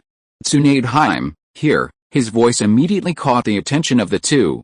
When Uchiha Xiao saw the sighing Akimichi Tauka and the excited Nararukume, he suddenly felt that there was something important to say. Since the Uchiha family is currently in an alliance with the Ino, Shika, and Jo families, and Uchiha Ashige is the sixth elder of the Uchiha clan, Uchiha Ashige pulled Tsunade forward. Naralumin looked at Tsunade, hesitant to speak, and finally Uchiha Xiao said, "It's okay, we are all family." Finally, Nara Shikaku nodded and said, "In that case, Lord Xiao, let's hear what Ting Feng has just said about the information he got from the Hokage." Akimichi Norifu looked at Nararukume, who nodded. Then Akimichi Norifu said, "Lord Xiao, I wanted to treat everyone to a barbecue today, and by the way, find out what Hiruzen thinks about the Tsunagakure Treaty." After Akimichi Tofu finished his story, Nara Shikaku sighed and said, "Sir, you are a smart man. You should understand that now that we have won the battle and the enemy is on the verge of destruction, the Hokage wants nothing but a peace treaty. Period." Uchiha Xiao nodded. He certainly understood that this was tantamount to fighting a war in vain. Even if you, Sarutobi Hiruzen, are a man of high moral character, you should still consider the villagers' opinions.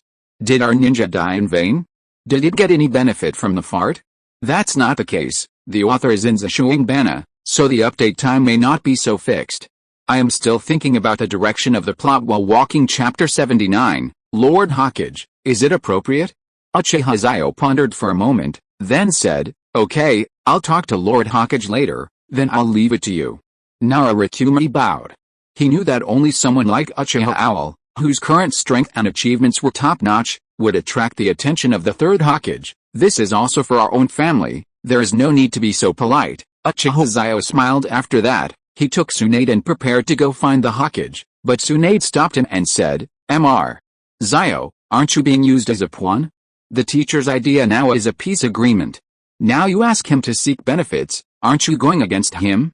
Uchiha Xiao stopped and suddenly smiled. "Then dear, let me ask you." Tsunade blushed instantly, her head exploding. "What did he call me? Oh my goodness. I'm going to die." Uchiha Xiao looked towards the Third Hokage Sarutobi Hiruzen and suddenly said, "If our Hokage fights so beautifully in his first battle, then if he wins he won't have to pay a price, and if he loses he can just sign a peace treaty. What will other countries think then? If they wage war against us, they'll make money if they win, and they'll also not lose anything if they lose. How can there be so many good things in the world? Not only will this not reduce the occurrence of wars, but it will also encourage the entire ninja world to have the idea that anyone in Konoha can step on anyone." Tsunade, Are you listening? Hello? Uchiha Xiao waved his hand in front of her. Tsunade finally reacted and came back to her senses. Her face flushed and she said, Owl-sama, I'm sorry, I was distracted, but I feel that Owl-sama is right. After saying that, Tsunade nodded to show her approval. Seeing this, Uchiha Xiao laughed out loud, haha, let's go, dear, let's go see the Hokage. If I don't tell others about this kind of thing, no one else will dare to tell them. They will only have opinions about the Hokage in their hearts.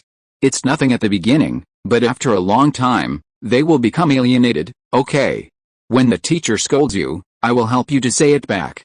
Tsunade said with a smile, and then added, you called me a good boy? It sounds good. If you like it, say more. Okay my little ancestor. Uchiha Xiao laughed. Tsunade smiled foolishly and took Uchiha Xiao's arm and followed him to Sarutobi Hiruzen. At this time, Danzo Shimura also came over. This time he was also going to sign a peace treaty with Sarutobi Hiruzen, so he planned to discuss the specific contents with Sarutobi Hiruzen. Uchiha Xiao's eyes lit up. Guo Ying, no, that's not right, it's the Konoha elder. With him here, everything will be much easier. If we were to ask who has the best relationship with Sarutobi Hiruzen, it would be Shimura Danzo. After all, everyone understands, Hiruzen, give him to me. No. I am the Hokage. You will regret it. Door, bang, Danzo, you're here. Sarutobi Hiruzen looked back as if he had expected it. And found that it was not only Danzo, but also Uchiha Xiao and Tsunade. An idea came to his mind, and he said with a smile, Owl-sama and Tsunade, you are here too, come and sit down, come and sit down. As he said that, he patted the seat next to him. Uchiha Xiao turned to Shimura Danzo and said, Danzo-sama, please sit with the Hokage. Tsunade and I will sit beside you. Danzo Shimura nodded with a smile, then sat down, and a hint of satisfaction flashed in Sarutobi Hiruzen's eyes. Although Uchiha Xiao was powerful, he still had offer him and the elders of the village. Then Uchiha Xiao pulled Tsunade to sit on a small chair beside him. Shimura Danzo took the barbecue handed to him by Akimichi Choza, took a bite and said, this barbecue is really good. Hiruzen, would you like one? Sarutobi Hiruzen chuckled and said, I've eaten. You should eat more. The two children were drinking sake and eating barbecue, neither of them saying anything. Now it was the turn of the two big men to speak, and they, the younger generation, mainly listened. Hiruzen, how do you plan to sign this agreement? Shimura Danzo asked after he finished eating the last piece of meat on the signature. Sarutobi Hiruzen smiled slightly and said, Danzo, we have a close relationship, right? Danzo nodded, but, I'm asking you a question, why are you asking whether your relationship is close or not? Then I'll be frank.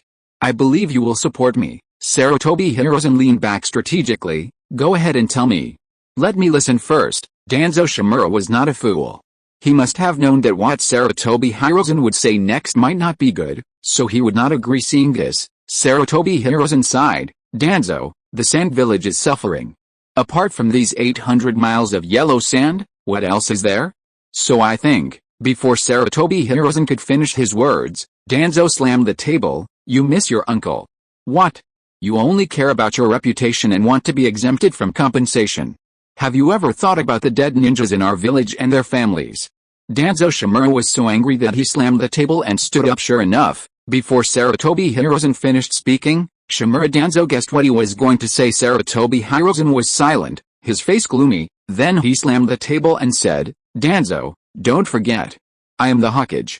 Uchiha Xiao's eyes widened. Oh my god, what a famous scene. He even handed Tsunade a glass of sake and took one for himself. Suck suck suck. Just when Danzo was about to say the classic line, you'll regret this, he suddenly heard Uchiha Xiao's slurping voice. His eyes lit up, and he said, Hiruzen, the victory of this battle is inseparable from Xiao's strategy and strength. I think you should ask for his opinion. After saying that, Danzo Shimura raised the corner of his mouth and said, boy, I told you to suck suck suck. Uchiha Xiao spit out the wine with a poo sound, and the sake sprayed on Shimura Danzo's face. He quickly took a tissue to wipe his mouth, and then said, I'm sorry, Danzo-sama, I didn't mean it. After saying that, he wanted to take out a tissue to wipe Danzo's face, but Danzo's face darkened and he said, it's okay, but when Lord Hokage asks you later, give me a good answer. After saying that, Danzo took out his handkerchief and wiped the sake off his face, staring at Uchiha Xiao as if to say, you kid, explain it to me properly later. Otherwise, You're finished, Uchiha. Xiao wanted to slap himself in the face. He was talking about Guo Ying when he came here, but now he has to take the blame? Although he originally came to persuade, but with Danzo there, he just needed to assist. Who knew that with just one sentence "I am the Hokage," he would break down? Tsunade covered her mouth and chuckled, feeling that Uchiha and Elder Danzo had a very good relationship. Well, Lord Xiao, then just tell me what you think about this matter. It happens that you young people have your own ideas, so we want to listen to them, Sarutobi Hiruzen said with a smile. Uchiha put the skewer down and stuck it on the wood, then cleared his throat and said, Hokage-sama, is this appropriate? I'm so tired from traveling. Oh, it doesn't matter. I'll go home after the 15th and we'll update steadily every day. Then Chapter 80 Water can carry a boat, but it can also capsize it. Hokage-sama, is this appropriate? When Uchiha Xiao said this, Danzo, Shimura and Hiruzen Sarutobi were stunned, and Tsunade's heart skipped a beat. Actually, Mr. Owl, you don't have to be so straightforward, Tsunade swallowed and said in her heart, then pulled the corner of Uchiha Owl's clothes. Uchiha Owl turned his head and gave Tsunade a look, signaling her to rest assured. Sarutobi Hiruzen was silent. Mr. Owl, you also think I should ask for compensation from them, right? His eyes suddenly fixed on Uchiha Owl. Uchiha Xiao took a deep breath and said, that's right, Hokage-sama. Uchiha Xiao's voice was neither humble nor arrogant, and his voice changed from being nonchalant at the beginning to being fully focused now. I remember you told me at the beginning, what else does the Sand Village have besides sand? We should surround them but not fight them, right? Sarutobi Hiruzen smiled. Uchiha Xiao was stunned, then replied, Hokage, strategy is strategy, not a reason to not ask for compensation after the war. He was really speechless. How could the third generation ask such a question?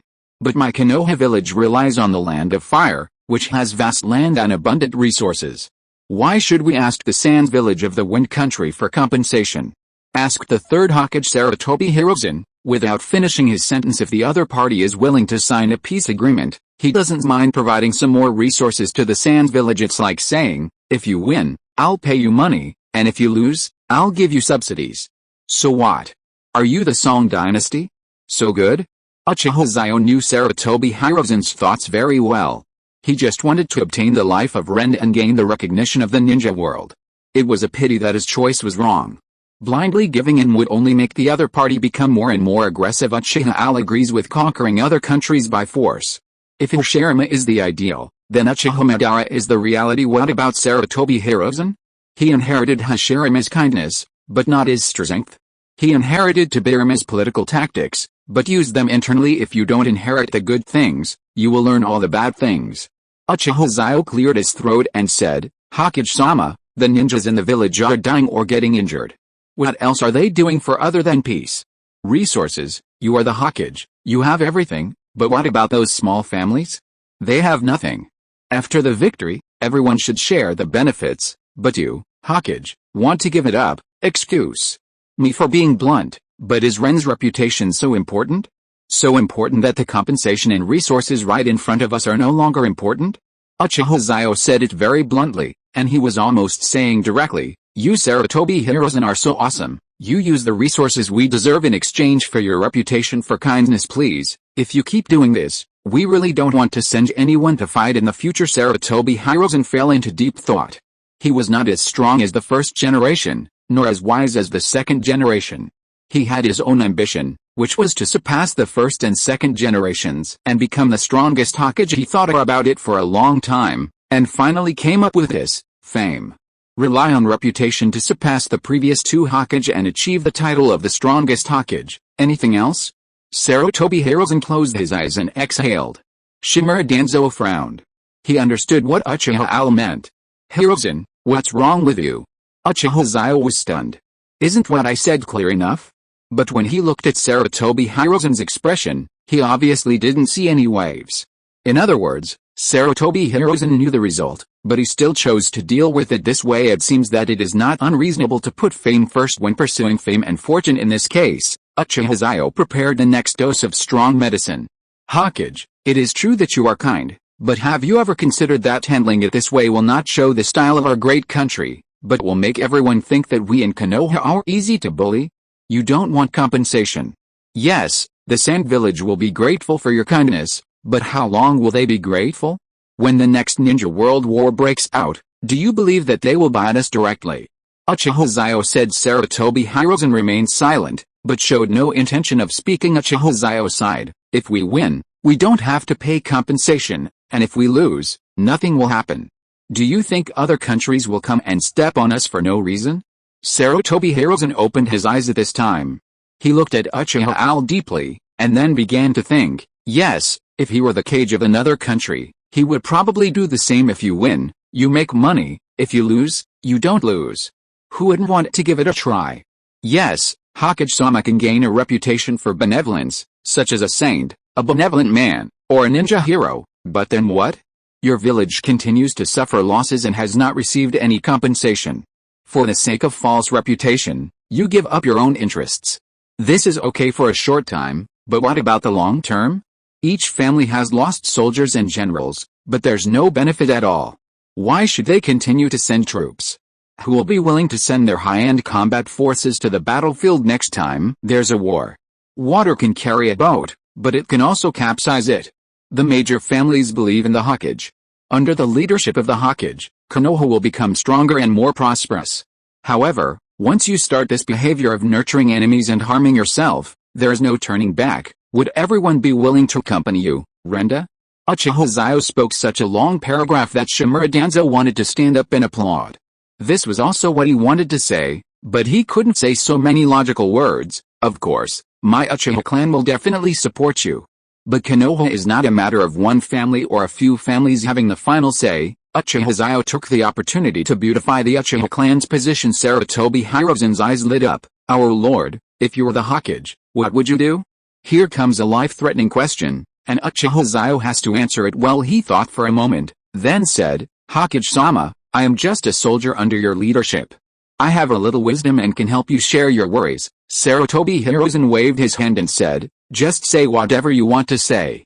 Just treat it as a casual chat. Uchiha Al stood up and bowed, saying, currently, only the Uchiha, Hyuga, and Ino Shikajo families are moving closer to the Hokage. The other families are still on the sidelines. If Lord Hokage can secure the benefits the village deserves this time, I think more families will side with Lord Hokage.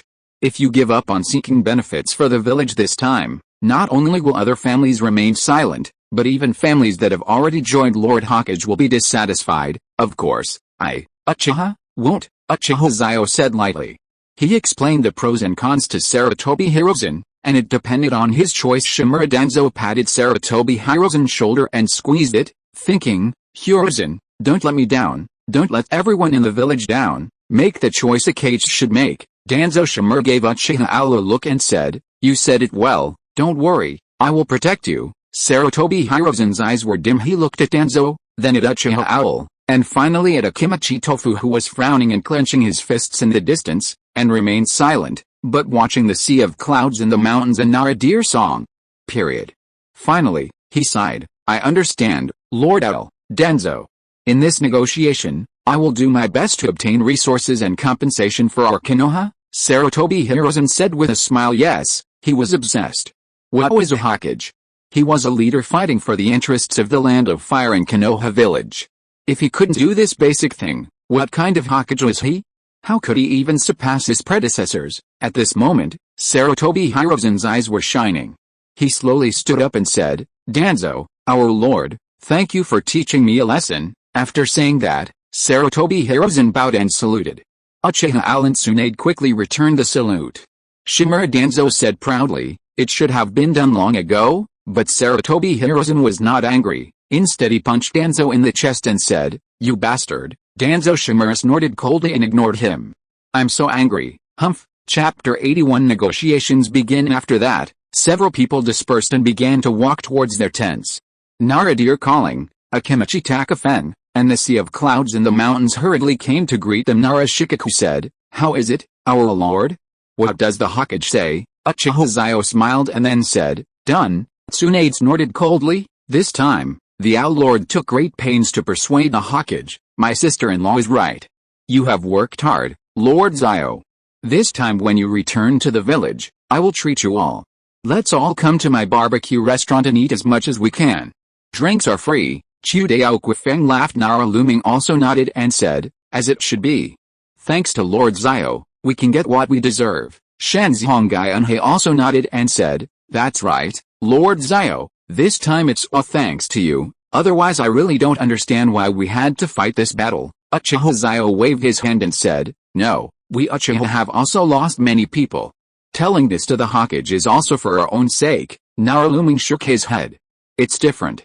The rest of us are afraid and want to protect ourselves, but Lord Xiao is willing to speak up for the entire village. Speaking of this, I, Naruluming, admire Lord Xiao very much. He knew that this persuasion was very risky. If it failed, the Hokage might bear a grudge against him and leave a bad impression on him. Therefore, he chose to protect himself. Okay, Luming, what do you mean by saying this? Have you forgotten that Uchiha and Inoshikacho are already allies? We prosper and suffer together, don't we? Uchiha Xiao smiled gently. Narukuma was stunned. He keenly felt that Uchiha Owl's prosperity and adversity together had a deep meaning. What he meant was that the Uchiha and Inoshikacho were now on the same boat, even if they were not from the Hokage lineage. His eyes lit up and he looked at Uchiha Owl, and suddenly thought to himself that if Owl was the Hokage. Suddenly, Narashikaku's face turned pale and he cut off the idea. However, once a thought arises, no matter how hard you try to avoid it, it will always appear. Chudao Chufeng smiled and said, Xiao-jun, you are right, we are in the same group. Yamanaka Yunhei nodded in support. Naruluming saw this and sighed, it's really troublesome. However, Guifeng is right, Lord Xiao, we are on the same side with you. Uchiha Xiao laughed, and he laughed very happily. Okay, that's it. When everything is over, Tsunade and I will slaughter you hard, brother Guifeng, okay, come when the time comes. If you have the ability.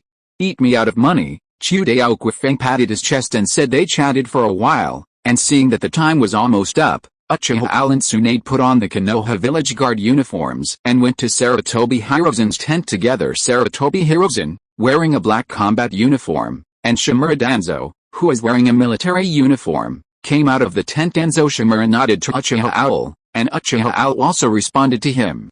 Danzo Shimura meant, don't worry, I will help you deal with the Hokage. Uchiha Owl thanked Lord Danzo. Sarutobi Hirozen said with a smile, let's go, everyone, minus N, let's go meet the top leaders of the Sands village and make a killing from them. Yes X3, the three responded, walked behind Sarutobi Hirozen, and the four of them went to negotiation house on the border together. The major families of Konoha watched them leave until their figures disappeared. Arrived at the border negotiation office. There was an earthen building there, which looked like an inn, but at the moment there were only Yakang, Chiao, Ebizo and Lin in the inn. As for Raza?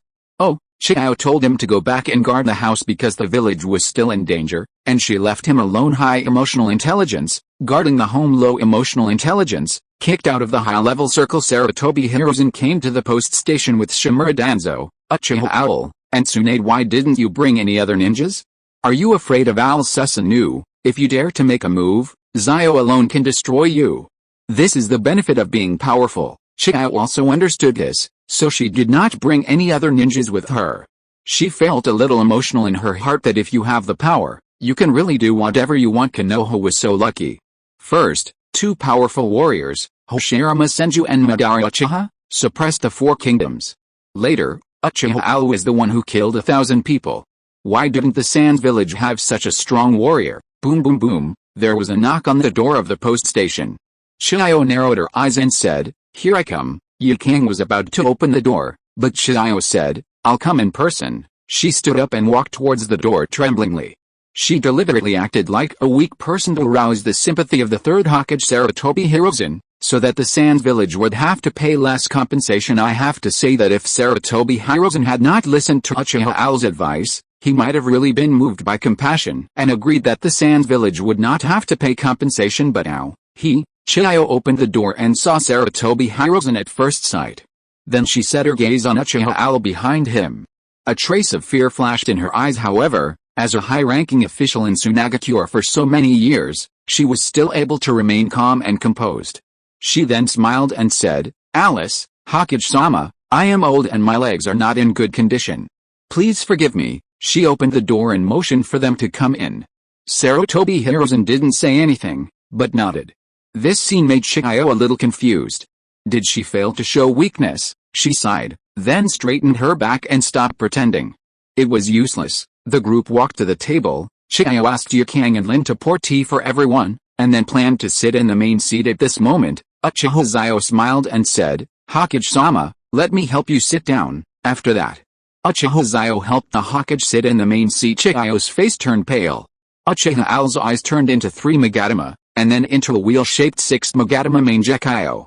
Xiao lowered her head and sat in the guest seat opposite Sarutobi Hiruzen. Sarutobi Hiruzen didn't say anything, but closed his eyes and waited for Xiao to speak. The other 6 people stood face to face, Uchiha Owl against Lin, Tsunade against Yukang, and Shimura Danzo against Ebizo. Negotiations begin. Yukang first poured a cup of tea for Naruto, and then poured a cup of tea for Xiao. Then he stood opposite Tsunade and behind Xiao. If 8 people remained silent, the party who speaks first in the negotiation will be the one who loses patience and will be at a disadvantage in the negotiation. Time passed by minute by minute. Konoha village was confident and didn't care about this little time, but the Sand village was not like that.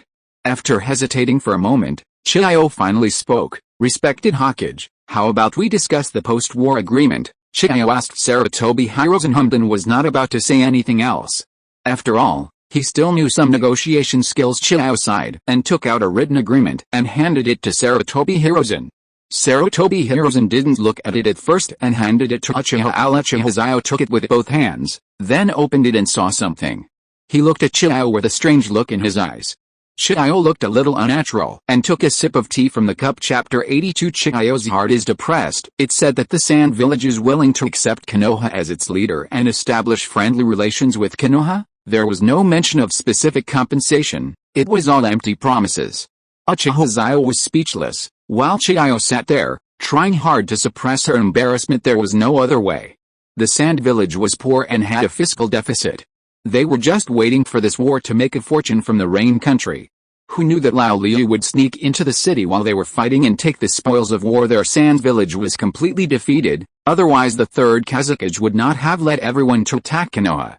Internal and financial conflicts had reached an unmanageable level. War is the best way to divert internal conflicts and unify them to face the outside world.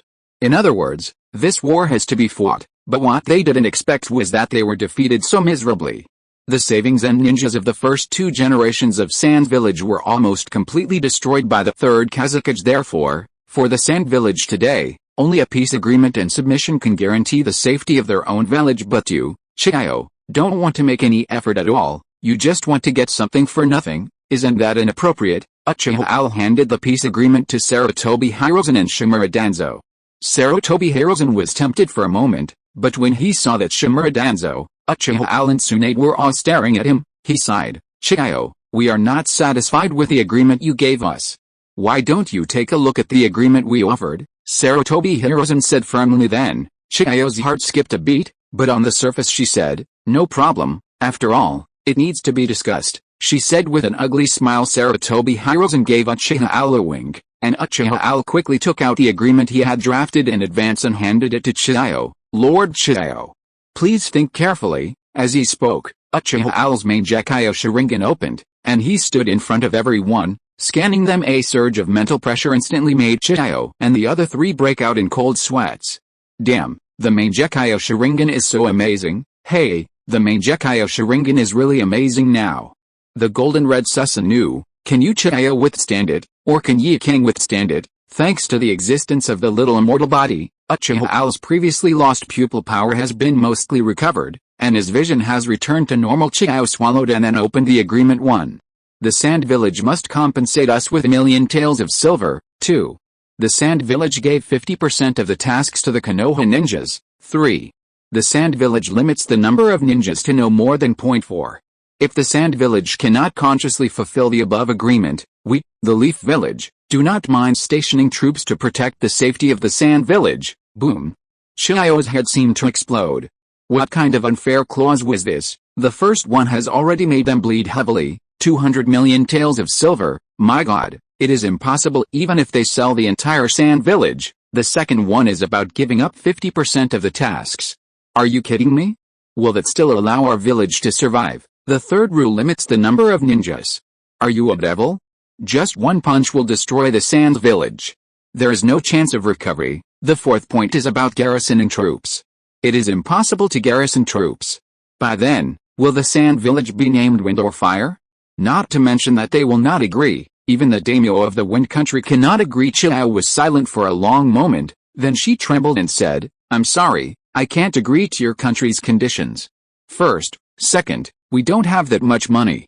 Third, fourth, we violate the rules set by your first Hokage, Senju Hashirama. Is this appropriate? Xiao felt disheartened. If you fall behind, you will be beaten. If the Sand Village still had its foundation, she would have thrown the agreement in Uchiha Xiao's face. Are you still a human being? In that case, how much compensation do you think Elder Xiao should pay? Shimura Danzo said fiercely, making Yukang grit his teeth. Xiao pondered, then she closed her eyes and sighed. 100 million taels of silver, to be repaid in 3 years, 50 million in the first year, 30 million in the second year, and 20 million in the final year. As for the mission, we can only give up 15%. Sarutobi Hiruzen slammed the table and said, okay. Sure, then he said with a smile, I am also responsible for the villagers and the dead ninja, so I have no choice but to accept this compensation. I hope Elder Xiao will understand. Xiao smiled bitterly and said, as I should. Then she looked at Sarutobi Hiruzen and said, then the third and fourth. At this time, Uchiha Xiao said, since Elder Xiao is so generous, we will not care about the third and fourth points. After all, we still have to respect the wishes of our ancestors. Period. The reason why Uchiha Xiao kicked out the third and fourth rules was to put pressure on Xiao and let her not bargain too hard. As for garrisoning troops and restricting ninjas, forget it. What's the point of garrisoning Sand Village? The ninjas are generally not strong. Xiao reacted at this time, but she had already brought it up and everyone present had heard it, so it was naturally impossible for her to go back on her word. She felt depressed, as 200 million taels of silver was the last ounce of silver left in the Sand Village. If all of it was given, the daily cash flow of the Sand Village would probably become a problem, so they could only promise to give 100 million taels, or in installments. Even so, the Sand Village would have to tighten its belt for about 10 years. As for the missions, there are not many ninjas left in the Sand Village. It is better to avoid those dangerous missions if possible, and it is okay to give them out instead. But the more Xiao thought about it, the more wronged she felt. The more she thought about it, the more uncomfortable she felt. Why should I be the one to shoulder the blame for the third Kazukage's death? I'm already over 40. That's considered old in the ninja world. Why should I still be cleaning up the mess of a dead person? However, the agreement had already been signed, and she couldn't regret it. She still forced a smile and said, from now on, Sand Village and Konoha will be as close as one family. We will not attack each other and will be allies. Haha, as I should.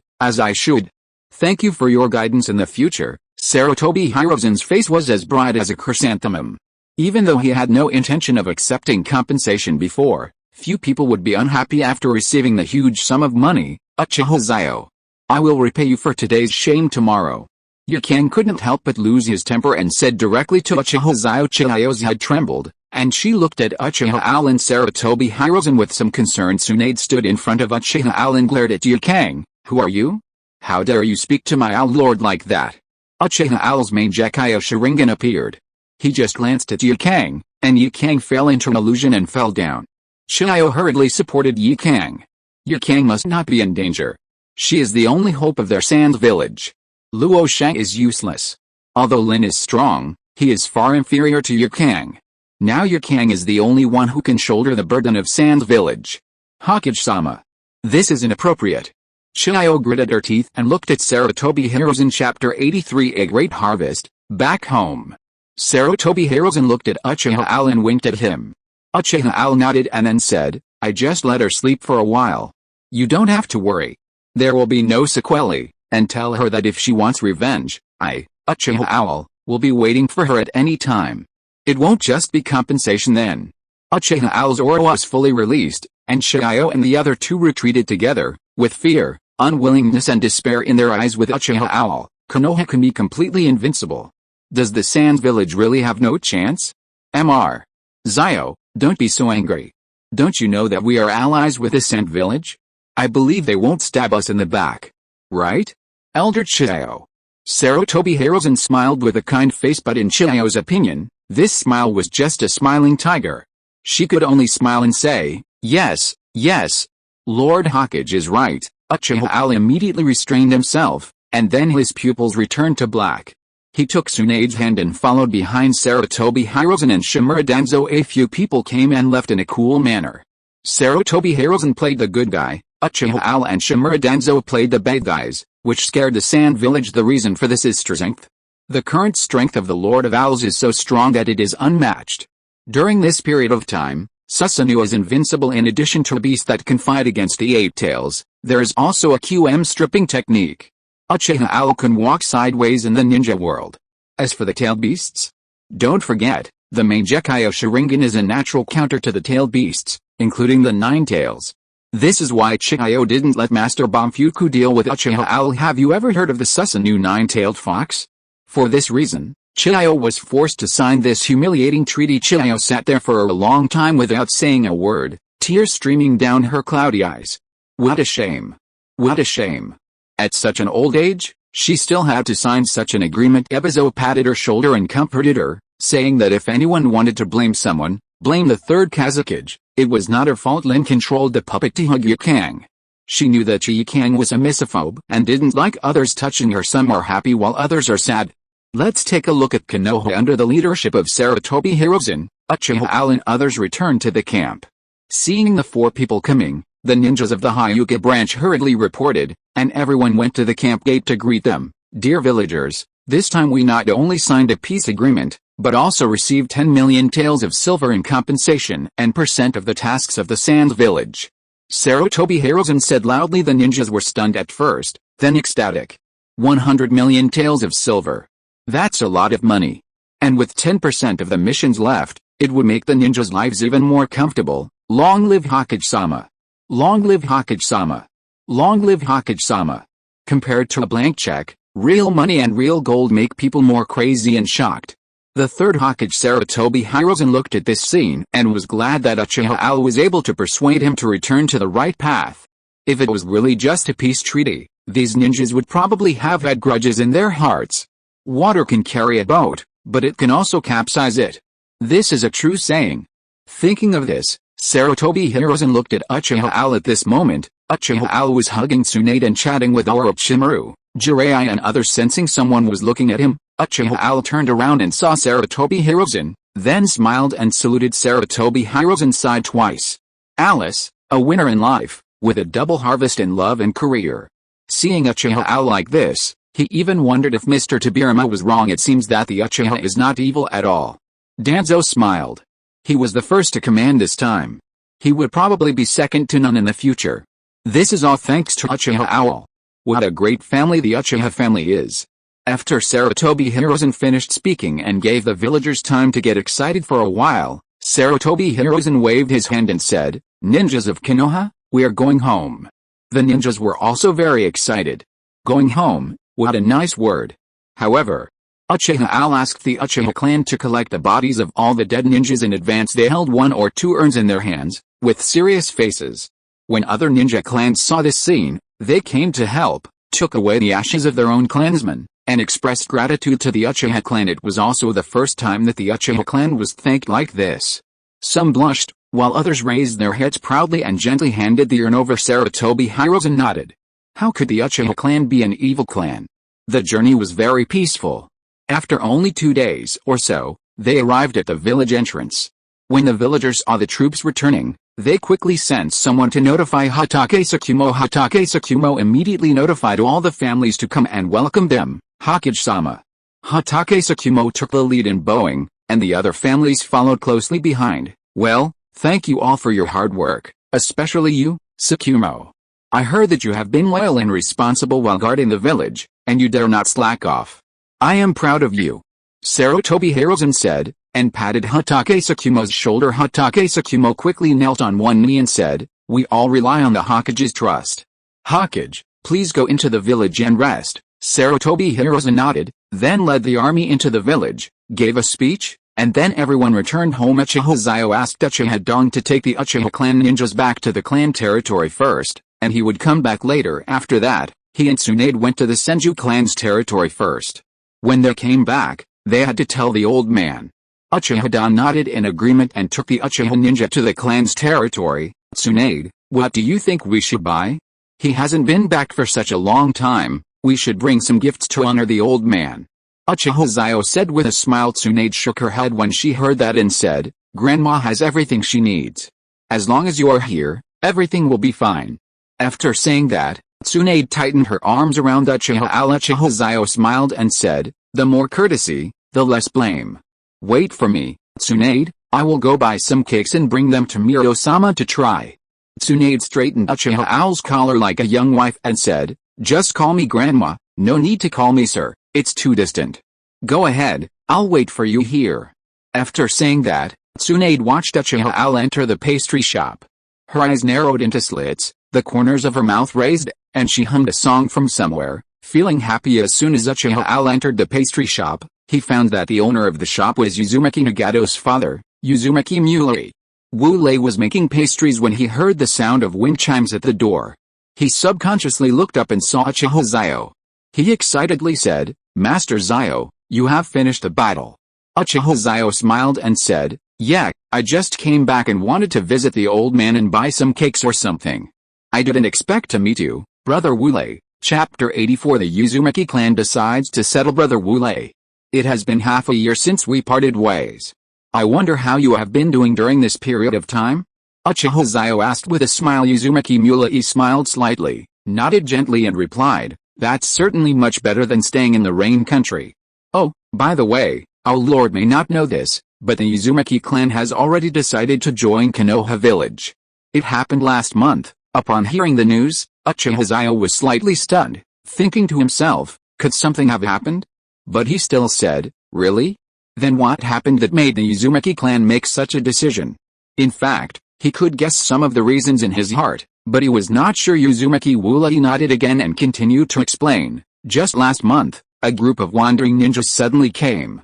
They rushed into the whirlpool country with great momentum, burning, killing, looting and committing all kinds of evil. The situation was extremely critical at the time, but luckily Lord Tsukumo led his troops to support us in time, but unfortunately, we were still one step too late. At this point, Uzumaki Wu-Lei couldn't help but let out a long sigh, because the attack came too suddenly. Many ninjas from the whirlpool country were unfortunately abducted by those hateful guys.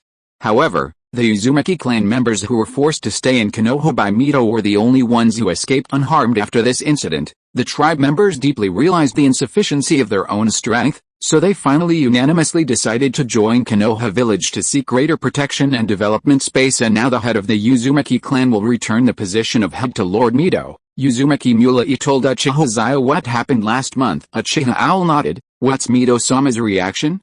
Lord Mito is very happy.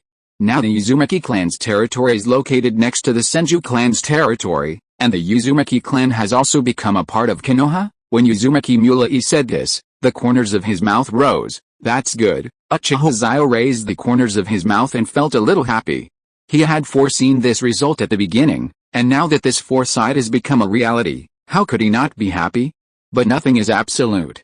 There are still some people in the land of whirlpools who were captured as wandering ninjas and their whereabouts are still unknown. By the way, Wu-Lei, you run a pastry shop.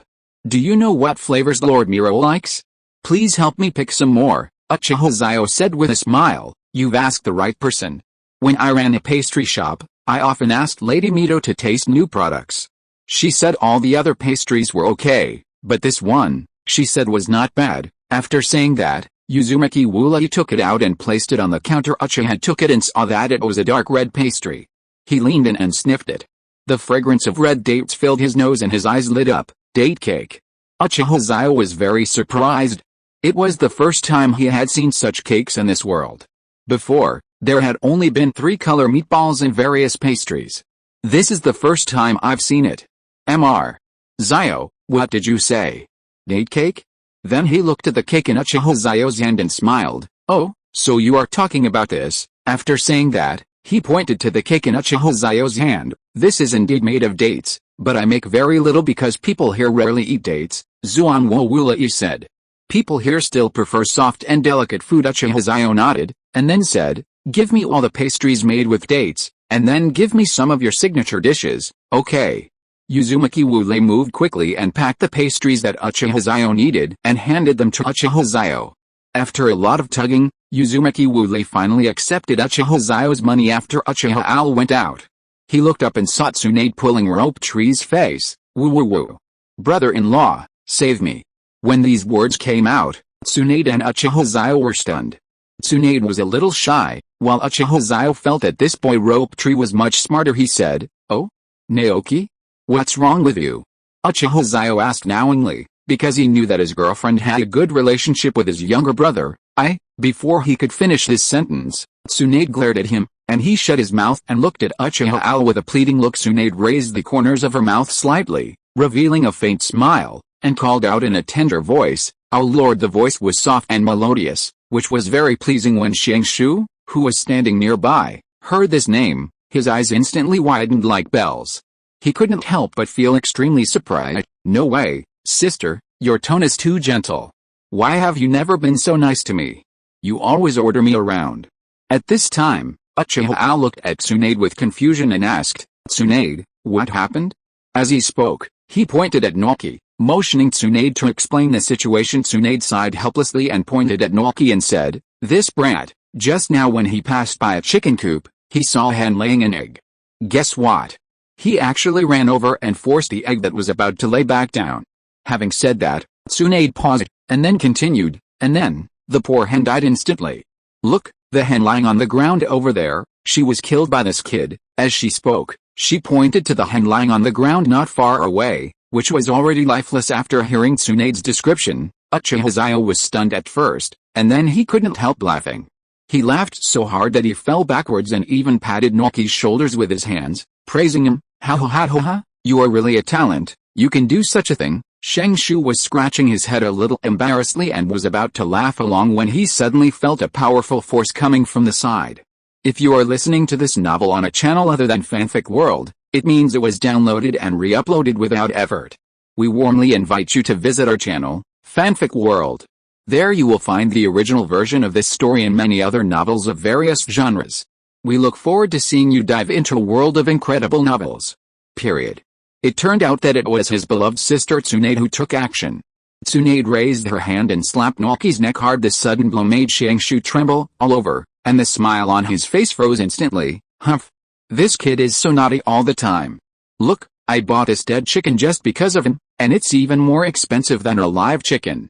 I'm so pissed." Tsunade pouted angrily, her face full of anger, and she looked really angry. Uchiha Xiao winked at Naoki, handed him the pastry, and asked him to give it to Lord Mito and leave first. Rope Tree nodded and ran away, while Uchiha Xiao held Tsunade's waist with his right hand and said with a smile, "Okay, our princess, don't be angry, okay?" Tsunade blushed at Uchiha Xiao's bold action and had long forgotten about the matter of Rope Tree. She just hummed softly and then leaned her head on Uchiha Xiao's shoulder. The two of them enjoyed each other's tranquility, and finally Uchiha Xiao said, "Let's go and see Grandma Mito." After that, he took Tsunade's hand and walked towards the Senju clan's territory. Chapter 85, Master, you have a good grandson somewhere in the land of water. Uchiha Madara woke up. Due to his age, he cut off the flesh on his chest, which consumed a huge amount of energy and even turned half of his hair white. "Lord Madara, you finally woke up," Heiju said sinisterly. Uchiha Madara was already familiar with the tone of Black Zetsu's voice and didn't care. "Zetsu, let me ask you, is there any new major event happening in the outside world?" Black Zetsu had anticipated that Uchiha Madara would ask, so he smiled and said, "Congratulations, Madara-sama, you have a great grandson." "What the hell are you talking about? I've never had a wife or son in my life, so how can I have a grandson?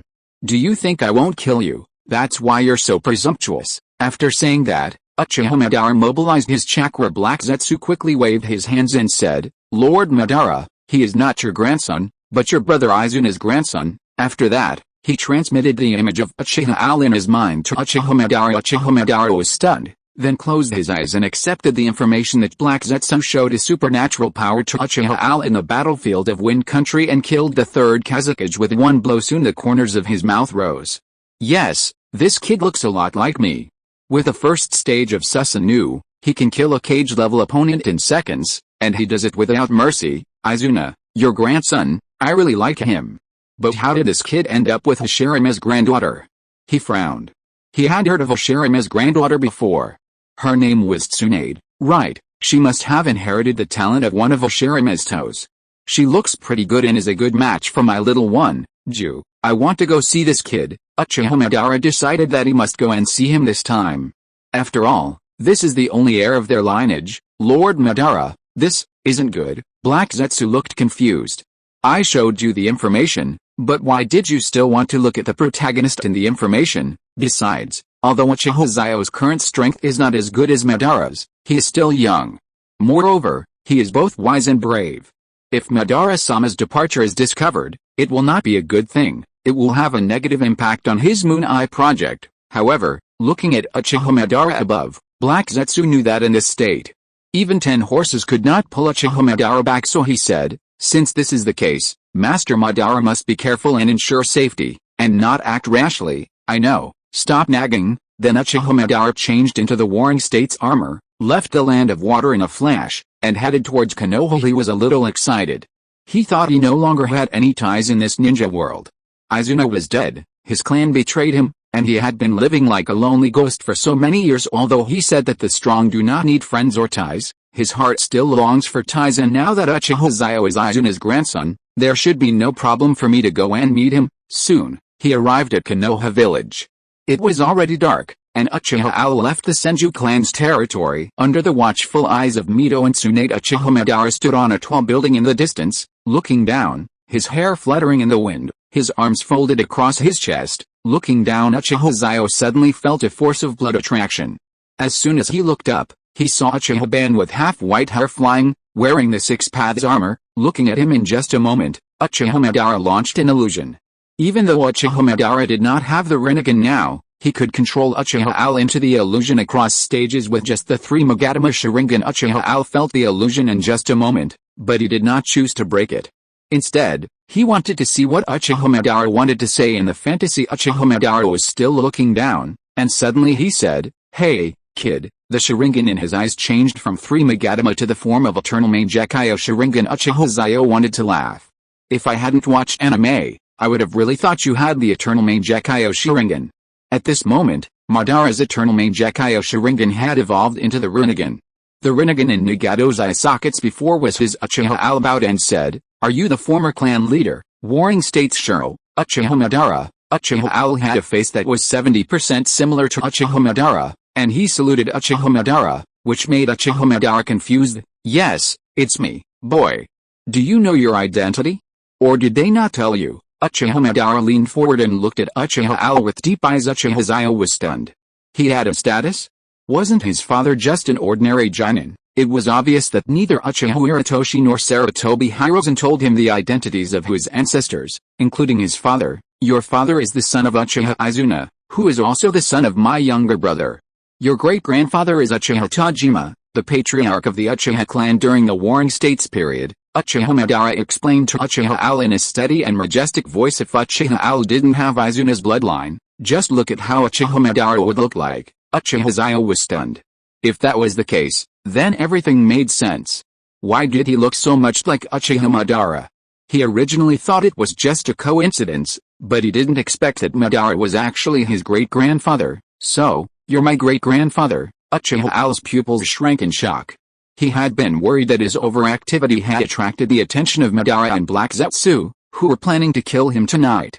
But now he wasn't worried anymore, because Madara was someone who valued bloodlines. "Well, you can say that, kid. I heard that you awakened the Mangekyo, right? Can you let me see it?"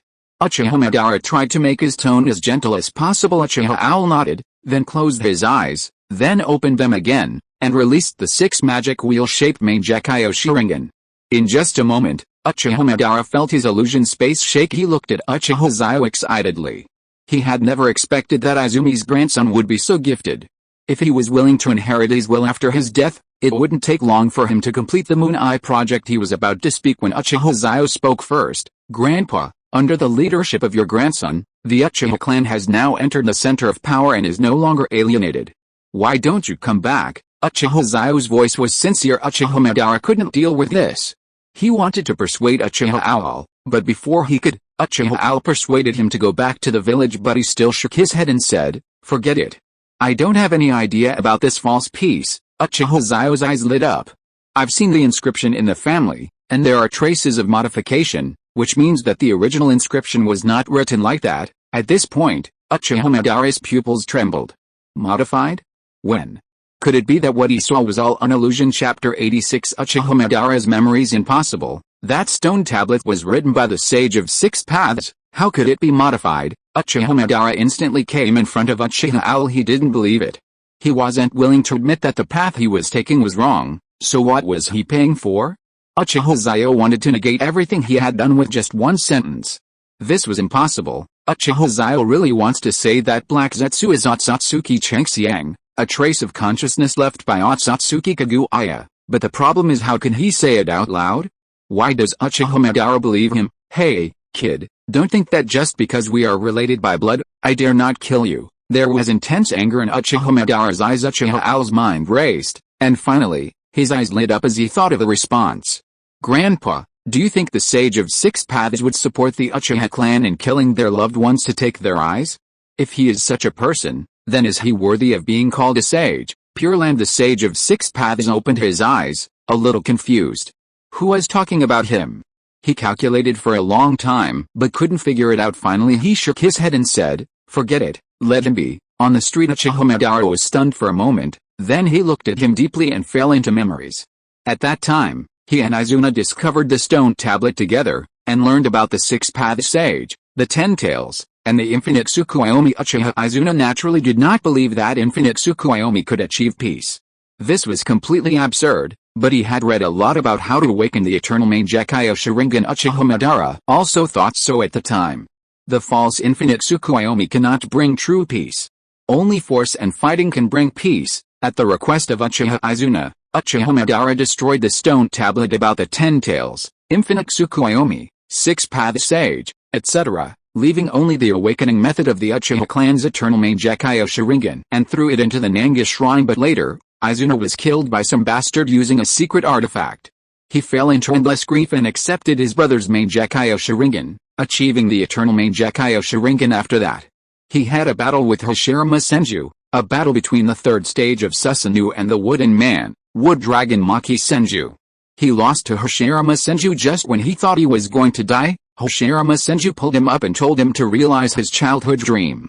He was moved. He also said that he would be the Hokage in the future and he would be the subordinate, but when peace was achieved, there was no place for him. Uchiha Madara discovered that the Uchiha clan was moving away from the center of power. He realized that if this continued, the Uchiha clan would be wiped out sooner or later. As the clan leader, he couldn't just sit back and watch his family get wiped out, so he proposed to his clan members to leave Konoha, but was opposed by everyone. That's right, that day, he left the village without a single tribe member following him. It was also on that day that he returned to Nanga Shrine again, saw the stone tablet, and remembered everything he and his brother had seen. It was also at that time that Black Zetsu suddenly appeared, claiming to be the embodiment of his will, and told him that if he wanted peace, he had to collect the tailed beasts, resurrect the Ten Tails, and perform Infinite Tsukuyomi. Uchiha Madara had a complicated expression. After all, only he and Izuna knew the true content of the inscription. All he knew was the method to open the eternal Mangekyou. Forget it, he is still a child, it is better not to let him know about the Infinite Tsukuyomi. Uchiha Madara shook his head and said, when you experience true darkness, remember to come to this place to find me. After that, he used an illusion to tell Uchiha Owl his location. He would naturally be more patient and wait longer towards Izuna's descendants. Even if Uchiha Xiao was unwilling to help him, he would not have any dissatisfaction. Then the illusion shattered, and when Uchiha Owl looked up, there was no sight of Uchiha Madara. Uchiha Xiao sighed. He couldn't fool Uchiha Madara because he only believed what he saw. He was very opinionated, and once he made up his mind, no one could pull him back. I can only wait for another opportunity to persuade my great-grandfather later. Then I adjusted my mood and walked towards the Uchiha clan's territory. As for knowing that he was a descendant of the Uchiha clan leader, he was not very moved. He thought very simply, just think what he wants to think and love what he wants to love. As long as I can stay with Tsunade forever, then my journey through time will not be in vain. At this moment, a black hand reached out from behind him, and Uchiha Xiao felt cold all over. Then the golden-red Susanoo appeared behind him with a bang. Uchiha Xiao turned around and saw nothing. He frowned. This feeling, how should I put it, was very uncomfortable. At this moment, many ninjas appeared. They were wearing Anbu clothes and felt the powerful chakra fluctuations and rushed over. Swish, swish, swish. They saw Uchiha Xiao and saluted one after another. Master Xiao, what are you doing? Uchiha Xiao laughed and said, someone just attacked me. So I released some chakra. The other Enbu were a little confused. Why didn't they get anyone back? But seeing that Uchiha Owl hadn't destroyed any buildings, they bowed and said, Master Owl, let's take you home. Uchiha Xiao smiled and said, thank you. Then he followed a Hyuga Enbu and a Yamanaka Enbu and walked towards the Uchiha clan's territory. The rest of the Enbu spread out throughout the village to ensure its safety. After everyone left, a black shadow emerged from the ground. He looked at Uchiha Owl's back coldly. If Uchiha Madara had not been independent, this kid would have ruined his mission of saving his mother. Before, he only thought that if Uchiha Xiao could come and join Uchiha Madara, then the plan would be faster and smoother. Who knew that he wanted to reverse Uchiha Madara's idea? How could this be possible? Therefore, he used his Black Tiger Heart Rip technique, but he didn't expect that Uchiha Owl had such a strong sense of battle and could control Susanoo very well, which just blocked his attack without any waste. Uchiha Owl, we will meet again in the future, Black Zetsu murmured, and then disappeared in Konoha village without causing any waves. Period.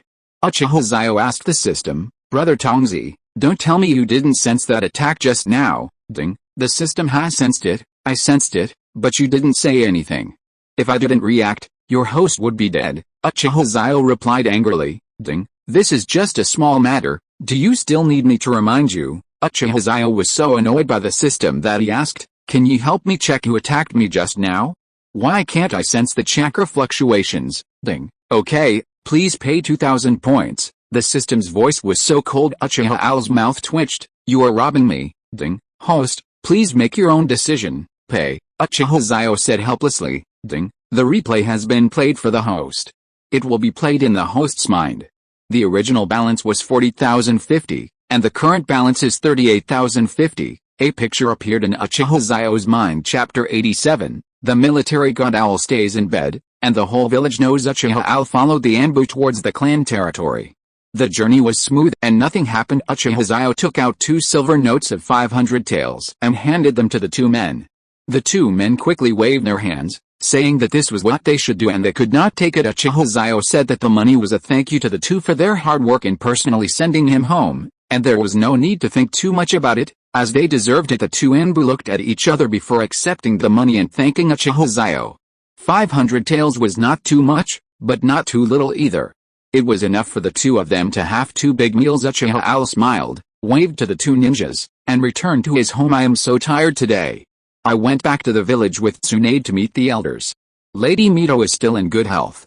In fact, with the addition of the Uzumaki clan, she has started to age negatively and is getting younger and younger. She was very supportive of Tsunade and Uchiha Owl becoming boyfriend and girlfriend, and even jokingly said to Tsunade, Tsunade, if Uchiha Madara wasn't a man back then, Grandma might have lost her husband to Uchiha Madara. This made Uchiha Xiao afraid to speak. He just laughed it off, and after having a meal there, he was ready to go home. Who knew that he would meet a cheap grandfather after that? He was almost ambushed. Yes, an ambush. Thinking of this, Uchiha Xiao played the video in his mind. Black Zetsu was hiding underground, listening to the conversation between Uchiha Owl and Uchiha Madara. When he heard Uchiha Owl say that the inscription might be changed, he trembled all over. The chakra in his body moved, and if he didn't feel it carefully, he wouldn't feel any change at all. But in the system's god's perspective, Uchiha Xiao could see it clearly. Then Uchiha Madara left. After Uchiha Owl turned around, a black hand flew out from the ground and wrapped around his heart, and it was a fatal move. Then the golden-red Susanoo blocked it, and everyone knows what happened next. After reading this, Uchiha Xiao broke out in a cold sweat. This Black Zetsu is truly terrifying. Every move he made was a killing move. When he activated Susanoo, he could sense the weight of that blow, shadow-level damage. If you're not careful, you could get killed. It seems like we need to think of a way at this moment. Ling. Congratulations to the host for changing Rope Tree's death, rewarding the perception skill. Soul perception is a passive skill that senses the environment within 10 kilometers around the host. Any living creatures can be displayed in the host's mind in the form of radar. Uchiha Xiao smiled and said, not bad, this is good. By the way, does the system know what I am thinking? Why does it give me such timely rewards? The system did not answer, but Uchiha Xiao vaguely heard a cold snort. Uchiha Xiao closed his eyes and prepared to sleep. He was so tired, he needed to have a good sleep. The next day, our Lord, don't sleep anymore. Hey, Lord Hokage asked us to go to a meeting. Our lord, Uchiha Guangzi was sweating profusely and knocking on the door. It's almost 7:40. There are still 8 minutes until o'clock. If I don't get up now, I'll be late, Uchiha Xiao frowned. He picked up his water cup from his side and threw it out the door. The window was made of paper, and the water cup broke the paper and then flew out, straight towards Uchiha Guangzi. Uchiha Guangzi's face turned dark, and then he punched out, breaking the cup. He couldn't bear it anymore, so he gathered his chakra in his mouth. Wake up! Uchiha Xiao was so angry that he couldn't control the volume, causing half of the village to hear his voice. Everyone was stunned at first, and then burst into laughter. They realized that Uchiha Xiao had not woken up yet. Inside the Hokage building, the heads of each family were trying hard to hold back their laughter, and the Hokage Sarutobi Hiruzen couldn't help but lower his head, his shoulders trembling. Only Tsunade blushed. If it was a good thing, it would be fine, but how could the fact that she slept so soundly be known to everyone? Uchiha Xiao was completely awake now. He didn't use any chakra, but just shouted a, "Wow," that was a loud enough sound. The people in the Hokage's office heard it again. This time they couldn't hold it in any longer. Shimura Danzo started laughing, and once one person laughed, everyone else started laughing too. The serious atmosphere in the room disappeared and was filled with joy. Orochimaru said quietly, "Hey, Tsunade, why don't you go call your future husband?" Tsunade's face turned even redder. She looked at Orochimaru coldly and said, "Shut up." Not long after, Uchiha Guangzi brought Uchiha Xiao to the gate. Uchiha Guangzi glanced at the clock and luckily it was 7:59. Then he knocked on the door and it was soon opened. Everyone looked at Uchiha Guangzi and Uchiha Xiao with strange expressions. Uchiha Xiao's heart trembled. He lowered his head and remained silent, while Uchiha yawned and said, "Good morning, Hokage-sama, good morning, Danzo-sama, and hello, Hyuga clan leader too." Several people smiled and nodded to him, saying good morning. After Uchiha Xiao and Uchiha Guangzi took their seats, Sarutobi Hiruzen cleared his throat and said, "Ahem, this is a post-war summary, or you could say it's a reward according to merit." After hearing this, everyone's thoughts were brought back to the right track. From Uchiha Xiao's lazing in bed, Commander-in-Chief Danzo Shimura has defeated the Third Hokage's troops many times with his excellent strategic layout and powerful strength. Therefore, I declare that Danzo Shimura will be the Chief Assistant Hokage, Sarutobi Hiruzen said in a loud voice with a smile on his face. Who supports, who opposes? Sarutobi Hiruzen glanced at everyone, and Uchiha immediately raised his hand. "Hokage-sama, I support you, and all of us in the Uchiha clan support you." After saying that, he raised Uchiha Guangzi's hand. Uchiha Guangzi covered his face. He hated not knowing Uchiha Xiao. Uchiha Xiao doesn't care. "I'm not a clan leader, so I don't feel ashamed." Seeing this, Tsunade sighed and chose to support, followed by Narashikamae, Akimichi Tofu, Yamanaka Unkei, then Aburim Shiguro, and Hyuga Akaji. Since the big clans have already expressed their stance, the small ninja clans will naturally not be ignorant of the rules, so the title of Chief Hokage Assistant for Danzo Shimura was passed unanimously and given the green light. Sarutobi Hiruzen nodded and said, "Okay, since everyone agrees, I declare that Shimura Danzo will be the Chief Hokage Assistant of Konoha Village. From now on, he will assist the Hokage and jointly manage the Konoha Ninja Village." As soon as Sarutobi Hiruzen finished speaking, applause broke out from below. Shimura Danzo stood up and bowed to the Hokage Sarutobi Hiruzen. Sarutobi Hiruzen smiled gently and winked at him. Shimura Danzo understood after seeing this, then bowed to everyone again and said, "Thank you for your kindness. I'll look forward to your guidance in the future." After saying this, there was another round of applause. Danzo Shimura smiled and nodded to Uchiha Owl, and Uchiha Owl also responded with a smile. The two seemed to have a deep bond. Chapter 88 Young people shouldn't be too arrogant. The reason why everyone can hold this post-war commendation meeting here without rushing is because the Third Hokage is so powerful. At the beginning, Uchiha Xiao was tricked into fighting with the Iwagakure ninja with just a piece of information, and now the two countries are still fighting in full swing. Even the two countries sent envoys to talk to Konoha and asked Konoha not to get involved. Sarutobi Hiruzen looked strange and uncertain about this. He decided to first award all the individuals and families who participated in the war, and then ask Uchiha Owl what to do next. Deputy Commander, Uchiha Owl has led the Uchiha clan ninja many times on difficult missions, disregarding the losses of his own family and considering the losses of the entire village. Therefore, after the decision of the Council of Elders, the Uchiha clan is granted the title of Glorious House, with the inscription of the title by Prime Minister Danzo. In addition, Uchiha Xiao is given the status of Konoha Elder. Sarutobi Hiruzen announced these things with a smile. Hinata Ekaji's face changed in an instant.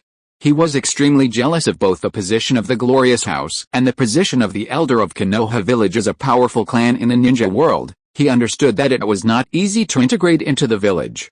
If his father and he had not strictly ordered the Hyuga clan to be low-key and treat others kindly, they would probably be ostracized like the Uchiha clan before, but now it's different.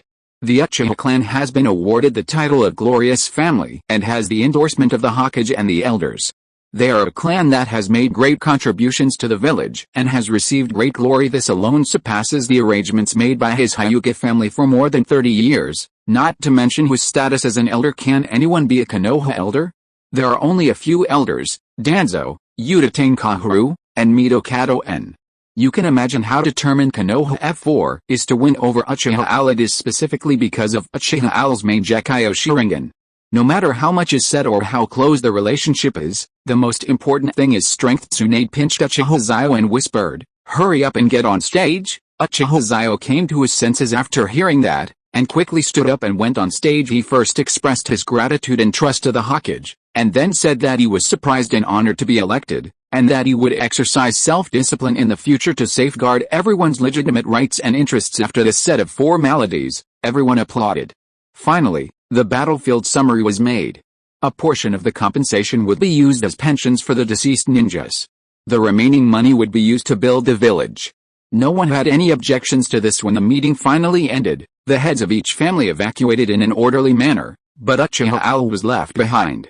Seeing this, Tsunade had no choice but to wait outside the door. Sarutobi Hiruzen smiled and waved to Uchiha Xiao. Mr. Xiao, come and sit down. After saying that, Sarutobi Hiruzen pointed to the stool in front of him. This was a chair reserved for elders. Just now, Uchiha Xiao had just become an elder of Konoha, so it was natural for him to sit in this position. Uchiha Xiao nodded and then sat down. Sitting on his left was Shimura Danzo, who nodded to Uchiha Xiao with a smile. Then on his right were Uchiha Kahuru and Mito Kato-en. Because these two were more inclined towards clerical work, they sat a little further back. Mr.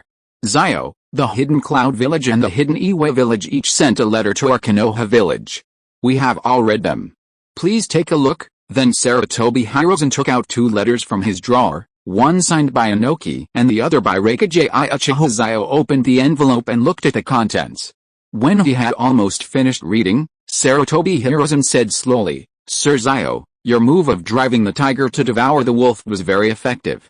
Now, only these two families are left in the ninja world fighting. They all asked us not to take action, and even sent people to sign a peace agreement." After saying that, he clapped his hands, and the Anbu brought in the representative of the Hidden Cloud Village, Ai, the son of the Third Hokage, and the representative of the Hidden Rock Village, Wang Tu, the son of Inoki. As soon as the representatives of the two families entered the door, they were furious and glared at each other. They only restrained themselves slightly when they came in front of Sarutobi Hiruzen and the four elders. Everything else was fine, but when the two men saw Uchiha Xiao sitting in the middle of the elders, their eyes flashed. Don't be fooled by the future fourth Hokage's dark and large figure. He is actually quite clever. He is now thinking that this pretty boy must have a reason for being here. So he smiled at Uchiha Xiao. Uchiha Xiao's mouth twitched. This is the original Hokage. No, is this the fourth Hokage? He looks very mature. He smiled at Ai's gesture and nodded. Wang Tu was not easy to deal with either. He pushed Ai and then bowed to the Hokage first, then bowed to the elders, appearing calm and proper. Then he looked at Ai provocatively, thinking to himself, barbarians have no brains, want to fight. Ai snorted coldly, then his muscles tensed. Hit me if you want. Who's afraid of who? Wang Tu gave him a mocking look. Sarutobi Hiruzen's face suddenly darkened. He winked at Uchiha Xiao, who understood. He circulated his chakra and opened his main Jakyo Sharingan. Two golden red hands appeared above his back and pressed down on the shoulders of the two men. Ai and Wang Tu's faces changed. A huge force came from their shoulders. Even a ninja like Ai who had trained his physique could not bear it, let alone Wang Tu. However, both of them were the sons of the shadow of their respective villages, so they endured it and did not say anything. Young man, don't be so arrogant, Uchiha Xiao said with a smile, then took back Susanoo. When he asked the Hokage if he could use the tea set, he got a yes. He first poured a cup of tea for Sarutobi Hiruzen, Who smiled. Then he poured a cup of tea for Shimura Danzo, Utane Kaharu, and Mito Katoen, then poured a cup of tea for himself, and finally poured another cup of tea. He picked up his teacup and took a sip, then raised the last cup of tea and said, "Oh, there's only one cup of tea left. I wonder if you too." Uchiha Xiao smiled, and his hand hung in the air. The two of them also understood that tea was for guests and represented peace. In other words, whoever got Uchiha Owl's cup of tea would establish diplomatic relations with Konoha. So the two of them attacked almost at the same time. Uchiha Xiao withdrew his hand and said, "Hey, we are all cultured people, why do we fight so easily?" He smiled and said, "My Konoha is a little short of money recently. As you know, my Konoha has just fought 2 major battles, which consumed a lot of resources. Now we can hardly make ends meet." Uchiha Xiao sighed. Not only Ai and Huangtu's eyes twitched at this scene, but even Konoha F4's heart skipped a beat. You kid are taking advantage of the situation. Period. Who doesn't know that Konoha won a complete victory and received a huge amount of war compensation? Are you poor at this time? You are poor. UXXX Chapter 89 Peace Agreement, all signed. No, Hokage-sama, what are you looking at? Uchiha Owl glanced at Sarutobi Hiruzen unhappily. Sarutobi Hiruzen coughed and said, No, I just didn't sleep well last night and my eye is twitching a little." "Oh, yes, last night, Hiruzen discussed important matters with me and went to bed late." "Mr. Owl, don't worry, Lord Hokage has absolutely no other intentions." Danzo Shimura said hurriedly. "Don't mess with Uchiha Xiao, even though they are colleagues, but Uchiha Xiao's eyes are too sharp and his questions are too sophisticated. Did he see that the 2 young masters opposite him didn't look very happy? Besides, Uchiha Owl spoke for the benefit of the village. Do you, Sarutobi Hiruzen, have any objections?" "No, absolutely not." "Okay, you have the final say since you are in higher positions." After Uchiha Xiao said this, Sarutobi Hiruzen and Shimura Danzo smiled. "This kid, I don't know whether it is right or wrong to let him be the elder of Konoha." Uchiha Xiao looked at Ai and Huangtu and said, "Do you two have any comments?" After that, he put the teacup on the table, then rubbed his thumb and index finger together. "Okay, this is asking for money. I don't know how much Konoha needs." As soon as these words came out, Ai felt something was wrong. "I came here to sign an agreement. How can I get money for signing an agreement? This is not a defeat agreement, it's not a lot, let's just get a few tens of thousands of yaks. I heard that the yaks in the Hidden Cloud Village have delicious meat and thick fur, and are a top-quality breed." Uchiha Xiao said with a smile, "My Konoha is poor. We can't compare to the wealth of the Hidden Cloud Village, so." Ai's face turned black. "A yak from the Hidden Cloud Village costs tens of thousands of taels each. 10,000 of them is 100 million taels. And you want tens of thousands more? Why don't you just go to heaven?" The 100 million mentioned here is not real money, but the currency of the ninja world. Please be rational, friends. I still need to ask Lord Raikage for instructions. The number is too large, and I can't make the decision. But if only 5,000 can gain Konoha's friendship, I can still make the decision. Ai is also a wealthy and opinionated man. There is only one peace agreement, which means that if Konoha does not sign the peace agreement, it is possible that Konoha will get involved. At that time, those who have not obtained the agreement may face siege from both Konoha and the enemy village. Huangtu was anxious when he heard this. "We in Iwagakure village don't have much else, but we have a lot of stones, many of which are jade and agate. The output is also quite high. If Konoha is willing to sign an agreement, we are willing to pay 80 million taels of agate and jade unearthed." Wow, the unearthed price is the real original price. If we process and sell it later, it will be far more than 80 million taels. Those famous nobles love these agates and jades the most. The Hidden Rock Village has made a huge investment. Ai frowned. "In addition to the yaks, we at the Hidden Cloud Village are also willing to give away 50 kilograms of chakra metal as a gift to our allies. We at the Hidden Cloud Village have always been generous. 50 kilograms of chakra metal is worth 500 million. The Hidden Cloud Village is willing to offer such a huge bargaining chip?" Even Sarutobi Hiruzen was confused. The yaks and jade were just ordinary resources, but this chakra metal is priceless. When Uchiha Owl saw Sarutobi Hiruzen winking at him, he remained unmoved and looked at Huangtu, the representative of the Iwagakure village. He understood that Huangtu would raise the price, Because if an agreement was signed with the Kumagakure village, it would mean that Konoha and the Kumagakure village would simultaneously launch an attack on the Iwagakure village, the largest village in the ninja world of Konoha. Would a recently bloodied Kumagakure village give up? Definitely not. And what they lost in Konoha would be doubled back from the Iwagakure village. Not only would they have to pay a huge indemnity, but they might even lose their territory to these barbarians. Chakra metal, the hidden cloud village has made a big investment. In this case, we can't let Konoha make a fool of our hidden Iwa village. An A-level Earth attributes secret ninjutsu. When Wang Tu said this, not only the Konoha F4 were stunned, but even AI and Uchiha Xiao were also stunned. Damn, secret ninjutsu, this is really good stuff. A-level ninjutsu is indeed powerful, but secret ninjutsu can only be learned by ninjas in the village.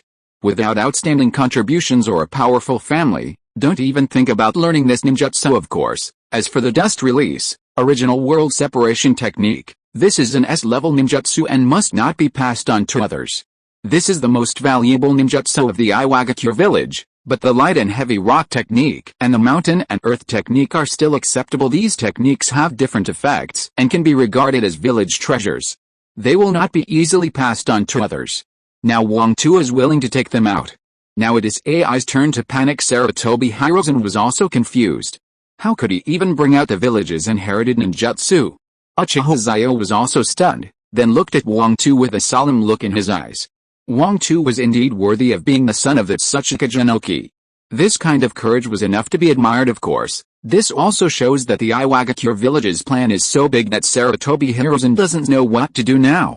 Judging from the current situation, no matter who he signs a contract with, he will offend the other side, because the price does not allow you to just cooperate simply, but you have to help one side defeat the other side. Of course, this is not something AI and Wang Tu should worry about. The final decision is in the hands of Sarutobi Hirozen. Sarutobi Hirozen thinks that although a large amount of resources can be obtained by fighting this war, in the final analysis, the real beneficiaries are Iwagakure and Kumagakure. Even because of this war, one of the two villages will become very powerful, and his own village will lose a large number of ninjas. Therefore, he was in a dilemma. Uchiha Xiao laughed and said, "Actually, we in Konoha don't have such big ambitions. Let's just stick to what we said before. 5,000 yaks for the hidden cloud village and 80 million taels of jade and agate for the hidden rock village." After saying that, he clapped his hands and said, "Come on. Serve tea. You're so ignorant." After Uchiha Xiao finished speaking, two Anbu hurriedly served tea and brought 2 pure gold teacups to AI and Wang Tu. The two were stunned. They didn't understand why Uchiha Xiao said that. Uchiha Xiao just wanted to see the determination of the two villages, not to really form an alliance with one to fight the other. This would only bring temporary benefits. In fact, he gained nothing in terms of territory or war compensation. It was not worth it at all. Uchiha Xiao laughed and said, "I never said that I only signed an agreement with one person. It's just that the cup is missing. These Anbu have no foresight at all." After saying that, he snorted coldly. Yes, Uchiha Xiao didn't say anything. It was just their own imagination, but this. Damn. A dumb person can't express his pain in words. Seeing the peace agreement being handed over, the two took a deep breath. Wasn't their mission to sign the peace agreement? Now that they had paid the price, if they didn't sign the agreement, wouldn't that be a huge loss? Sarutobi Hirozen nodded. Well, that was good. He was very satisfied to receive such a huge amount of friendship money without having to send troops. But whether the Iwagakure village and the Kumagakure village are satisfied or not is not Sarutobi Hirozen's concern. Chapter 90 Flame Demon Necklace. Under Uchiha Xiao's reasonable suggestion, under the pressure of the Mangekyo Sharingan, AI and Wang Tu finally signed the agreement with a wry smile. There was no way they could not pay the money. They felt uneasy. If the two villages were at war, Konoha would be in the middle of it. Neither the Cloud Village nor the Iwagakure village could ignore it, so it was better to pay some deposit to ensure that Konoha would not interfere. After signing the agreement, the two people left without looking back. Of course, the Anbu would personally send them to the village entrance if something unexpected happened to the two of them in the village. That would not be good. After doing all this, Sarutobi Hirozen gave Uchiha Xiao a thumbs up. "You are really good. You can even make money by signing a peace agreement." Uchiha Xiao chuckled. This was just a simple political exchange. In the end, the matter was finalized. Konoha village would not participate in the war between Kumagakure and Iwagakure, but the two families would provide material support. In simple terms, it was protection money. After the Konoha elders talked for a while, they dispersed. As soon as Uchiha Xiao went out, he saw Tsunade leaning against the window, looking at the scenery outside. Uchiha Xiao looked at the graceful figure and angelic face, and couldn't help but be fascinated. Then he walked behind Tsunade, put his left hand on her waist, and put his face close to Tsunade. Tsunade's pupils shrank and her whole body trembled, but after sensing that familiar breath, she did not move but said gently, "Are you done talking?" "Well, we're done talking," Uchiha Xiao smiled. "Now that we're done talking, how about going shopping with me today?" Tsunade turned around and looked at Uchiha Xiao's handsome face and said of course. Uchiha Xiao nodded. Tsunade stood up, walked to Uchiha Xiao's left side, put her arms around Uchiha Xiao's arm, and the two of them walked out of the Hokage building. The weather outside is very good, with clear blue sky and white clouds. The geographical location of the Fire Nation is the most peaceful and tranquil among the 5 major countries, and it is rich in resources. It is also the fat meat in the eyes of the other 4 countries. However, now, due to the powerful military strength of the Fire Nation and the battle records of the Rain Nation and the Wind Nation, and the war between the Earth Nation and the Lightning Nation, Konoha is relatively peaceful. Tsunade held Uchiha Xiao's arm, and the two of them walked on the street. The man was handsome and the woman was beautiful, like a pair of golden boy and jade girl. In addition, the entire Uchiha clan participated in the war, and everyone's attitude towards the Uchiha clan basically changed. Now seeing Uchiha Xiao and Tsunade walking together on the street, they all showed kind smiles. Mr. Xiao, look over there. Tsunade pointed to a stall not far away. Uchiha Xiao looked in the direction Tsunade pointed. There were many beautiful stones on that stall. Let's go and take a look. Uchiha Xiao smiled slightly, and Tsunade nodded. Okay. The two of them slowly came to the front of the small stall. The vendor raised his head and was stunned at first. He didn't expect it to be the legendary Lady Tsunade. Then he looked at the man next to him, who was wearing a black Uchiha clan kimono. He suddenly thought that this might be the legendary powerful man who had killed 1,000 people, Uchiha Xiao. "Hello, Lord Tsunade, Lord Xiao, what would you like to buy?" The boss smiled and pointed to the items on the ground. He was just a small vendor, occasionally dealing in jade, furs, silverware and the like. He didn't expect to meet these two big customers today. Tsunade released the arm that was holding Uchiha Xiao and pointed to a pendant on the ground. Then she took off the blue pendant around her neck, held it in her hand, and picked up a necklace on the stall that was exactly the same style. The only difference was that the pendant on the stall was red. Uchiha Xiao was stunned. Did the original story say there was only one such necklace, the one on Tsunade's neck? How come there was another one now? Tsunade smiled and said, "Mr. Xiao, what do you think of this pendant? This is the first time I've seen a pendant so similar to Grandpa's. Put it on and let me see it. It looks like a couple." Uchiha Xiao nodded, then put the pendant around his neck. In just a moment, he felt his fire attribute chakra begin to surge. He couldn't help but wonder what was going on. However, in order not to attract the attention of Tsunade and the boss, he quickly suppressed the fire attribute chakra. The system detects that the host has obtained a strange item, the Flame Demon Necklace, which is recyclable. The recycling price is 990,000 points. Would the host like to recycle it? The system's voice was filled with excitement, anticipation and desire. Uchiha Xiao was stunned. 990,000 points? Doesn't that mean the Eternal Mangekyo or the Sage Body can be obtained directly? No. Something must be wrong. If the system can give such a high price, then its value must far exceed this price. He ignored the system's voice and said with a smile, "Boss, how much is this necklace?" When the boss saw it, he was surprised to find that it was a defective product. He had brought it back because he thought its shape was nice, but he didn't expect that Uchiha Xiao would take a fancy to it. He glanced at Uchiha Xiao's expression and found that Uchiha Xiao looked normal. He was a little unsure, so he asked, 2,000,000 taels? What do you think? Uchiha Xiao frowned and said, "I'm here to buy something, not to be cheated out of money." The boss had an idea and said, "How about this? For the sake of Princess Tsunade and Lord Xiao, I'll sell you this necklace for 1,000,000 taels. If you like it, take it away." Uchiha Xiao felt relieved. It seemed that the boss didn't know the value of the necklace. However, seeing him bargain so quickly and even cut the price in half, he realized that the price was still too high. Tsunade was eager to try. She wanted to pay, but Uchiha Xiao held her down, shook his head, and then said, 5,000 taels, 5,000 taels? Lord Xiao, are you sure? You're only paying 5,000 taels for this top-quality lava jade? Why don't you go somewhere else? The boss waved his hand and was about to sit down. He saw Tsunade's action of trying to take out the money just now, so he was determined in his mind that even if he cut more, he couldn't cut too much. Who knew that Uchiha Xiao was so cruel and cut 99 taels at once? Uchiha Xiao laughed and said, "Boss seems to have forgotten that I am from the Uchiha clan. With the inside of the Uchiha clan's Sharingan, we can tell the truth from the false at a glance. You want to sell me a defective jade for 1 million taels? Haha, are you really not afraid that the security department will arrest you and accuse you of fraud?" Uchiha Xiao snorted coldly. He was going to get it from the clan leader, but because the sand village came too quickly, he was delayed. The boss' heart skipped a beat. Yes, he almost forgot that Uchiha Xiao had the Sharingan, and he could tell at a glance whether the jade was real or not. He wanted to struggle because the purchase price of the jade was only 4,000 taels, 10,000 taels, no less. My purchase price is only 10,000 taels. Lord Xiao, please be merciful and stop cutting the price. It's not easy for our small business. The boss pleaded. All right. Since it's not easy for everyone, I'll take a loss and take the jade pendant for 10,000 taels. Uchiha Xiao sighed, while the boss breathed a sigh of relief. It was not bad. He made 6,000 taels after the two of them settled the payment and goods. Uchiha Xiao finally smiled, which surprised Tsunade and the boss. Chapter 91 Golden Flame, Barbecue. Uchiha Xiao steadily caught a flame demon necklace.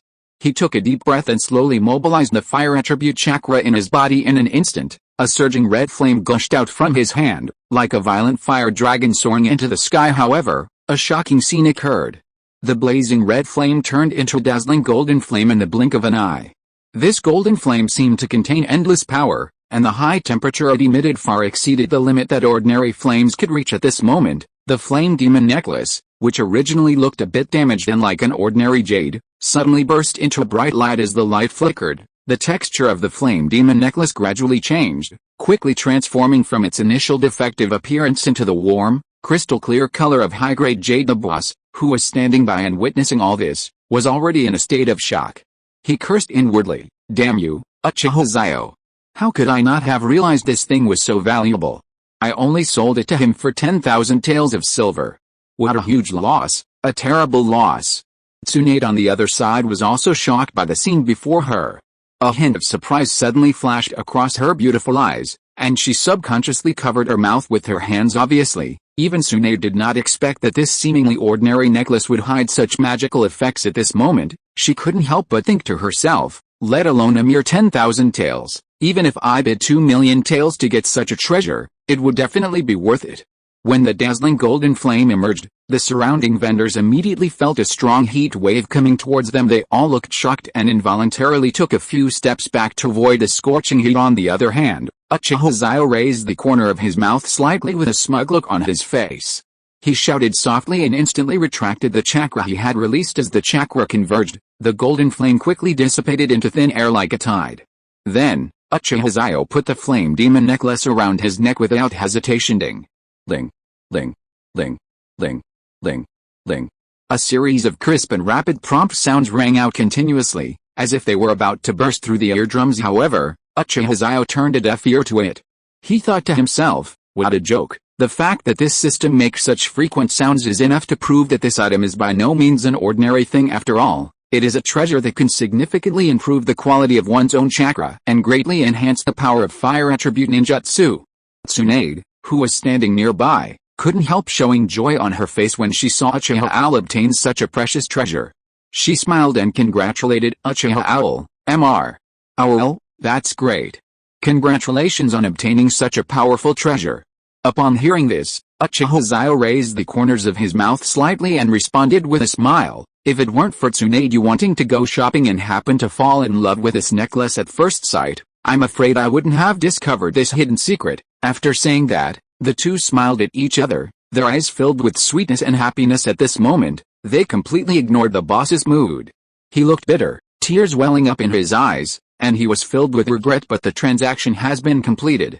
According to the rules, there is no room for regret after the money and goods are settled. Although he was unwilling, he could only wave his hands helplessly and urged, go. Go. Period. Uchiha and Tsunade naturally didn't care about the boss's reaction. After looking at each other affectionately, Tsunade put on the necklace obediently, then gently took Uchiha's arm, like a loving couple, and stepped onto the street again, ready to continue enjoying the fun of shopping. As he walked, Uchiha Xiao suddenly remembered something and asked the system, regarding this flame demon necklace, what specific magical effects does it have? However, what awaited him was silence. Seeing that the system had no response, Uchiha Xiao couldn't help but frown and asked again, System, why are you not talking? Are you hiding some secret from me? But no matter how he asked, the system remained silent and did not deal with him. Uchiha Xiao smiled and said, it doesn't matter, since the system doesn't tell me, I will explore it slowly in the future. The treasure that can make the system excited is definitely not as simple as improving the quality of flames. Next, Uchiha and Tsunade walked side by side, leisurely strolling on the bustling streets. The sunlight fell on them, illuminating two slender figures. Soon, they arrived at the Akimichi family's renowned barbecue restaurant. It was bustling with business, and the air was filled with enticing aromas.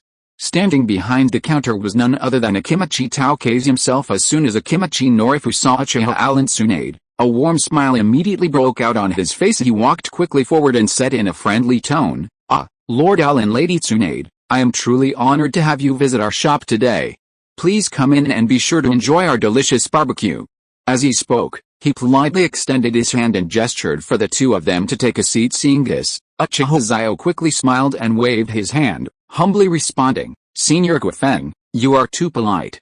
You were one of the personal guards of the Second Hokage back then, highly respected. How dare we be worthy of the title of Sir? It is our honor to have a barbecue meal here. After saying that, he smiled and looked at Tsunade. Yes, Uncle Guifeng, you are of the same generation as my teacher Sarutobi Hirozen. It would be totally inappropriate for you to address us as adults. It's really inappropriate, it's inappropriate. Tsunade said hurriedly, her face full of anxiety. As she spoke, she waved her hands repeatedly, as if to emphasize the seriousness of the matter. Chiudeo Guifeng looked at the two people in front of him with great interest. He saw that their movements were almost completely synchronized, as if they had rehearsed in advance. He couldn't help but laugh out loud. Haha, good. Since you two, the loving couple, have chosen this barbecue restaurant opened by Uncle, then Uncle will take charge today and treat you two to an all-you-can-eat meal for free. Hearing this, Uchiha Xiao and Tsunade looked at each other and felt a little embarrassed. They were about to say something to refuse, but Chiudeo Guifeng interrupted them with a wave of his hand. Alright, if the elders let you eat for free, then it's free. Don't refuse. Otherwise, your uncle will be angry. Uchiha and Tsunade smiled helplessly at each other. Faced with Akimichi Taokao's firm attitude, they knew it would be futile to refuse any further, so they had to nod and agree. Chapter 92 Couple Feeding. Because of their current noble status, Uchiha and Tsunade were arranged by Akimichi Tofu to stay in a single room on the second floor. What puzzled Uchiha Xiao was why there was no menu. After asking Akimichi Norifu, he found out that Akimichi Norifu was going to serve a portion of various barbecued meats, and he could order more of whatever he liked. Uchiha Xiao and Tsunade were flattered and felt a little emotional at the same time. They thought that Akimichi Kazuhito was really a good person. Not to mention anything else, just a serving of all kinds of barbecue would cost nearly 8,000 taels, not to mention that you can always get more if it's not enough. The autumn road and the wind are so majestic. Then the waiter came and brought piles of the fattest and tenderest meat to the table. The meat slices were red and white, with a layer of orange-yellow oil on them. These barbecue meats were all prepared in advance. Seeing this, Uchiha Xiao couldn't help but secretly swallow his saliva. He would believe it if he was told that this raw meat was edible. This was also the first time he had eaten barbecue since he traveled through time. When I watched anime in the past, I thought that the Akimichi family's barbecue must be delicious, so much so that the Akimichi family's barbecue was used as a prop in various games. After serving the barbecue, the waiter lit the charcoal fire and placed a barbecue grill on it. Chiudeo Guifeng saw that it was almost time, so he smiled and said, enjoy your meal, both of you. Then he left the private room, closing the door behind him. He also instructed his waiters to stand guard at the door at all times and satisfy the guests' wishes and serve them immediately. Uchiha picked up a piece of grilled meat and put it on the grill. He opened and closed his eyes, and his Mangekyou Sharingan opened. Watching the texture of the grilled meat being gradually cooked by the temperature of the charcoal, and the moment when all the red color disappeared, The tongs lifted the grilled meat and placed it on Tsunade's plate. Tsunade was stunned for a moment, then the corners of her mouth curled up. The first bite of the Owl King. So good. It tastes delicious at first glance. How could it not be delicious? With his main Uchiha Sharingan open, he observed every cell of the meat until it was fully cooked, then picked it up. A most tender and delicious moment, neither old nor raw, perfect. Tsunade smiled and said, "Thank you, Mr. Owl." She picked up the barbecue with her chopsticks and put it into her mouth. Uchiha Xiao's eyes lit up. How is it? How is it? Is it delicious? He was a little nervous. This was his first time grilling meat for a girl, so he was extremely attentive. Didn't you see that the main Uchiha Sharingan was already open? Main Uchiha, following a master like you, I'm truly unlucky. So delicious. Owl-kun. Tender, soft, and fragrant. This is the most delicious barbecue I have ever eaten. Tsunade's eyes lit up and she praised sincerely. If it doesn't taste good, there's a problem. Shocking. A certain Uchiha ninja angrily opened his main Uchiha Sharingan, and it was actually for the purpose of grilling meat. Is this a distortion of human nature, or a moral decline? Seeing this, Uchiha Owl breathed a sigh of relief. Seeing that Tsunade liked it, he felt relieved. So, he continued to grill the meat.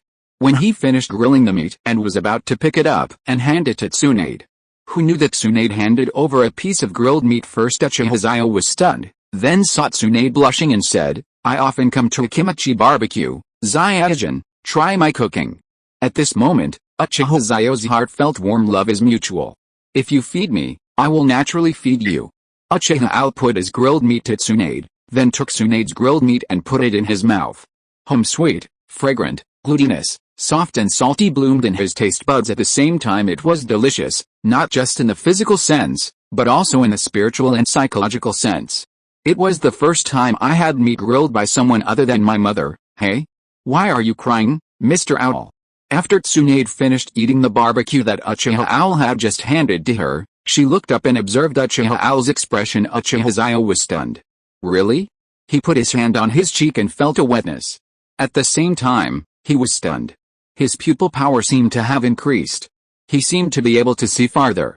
It must be because the meat Tsunade grilled was so delicious that I started crying without noticing. Haha.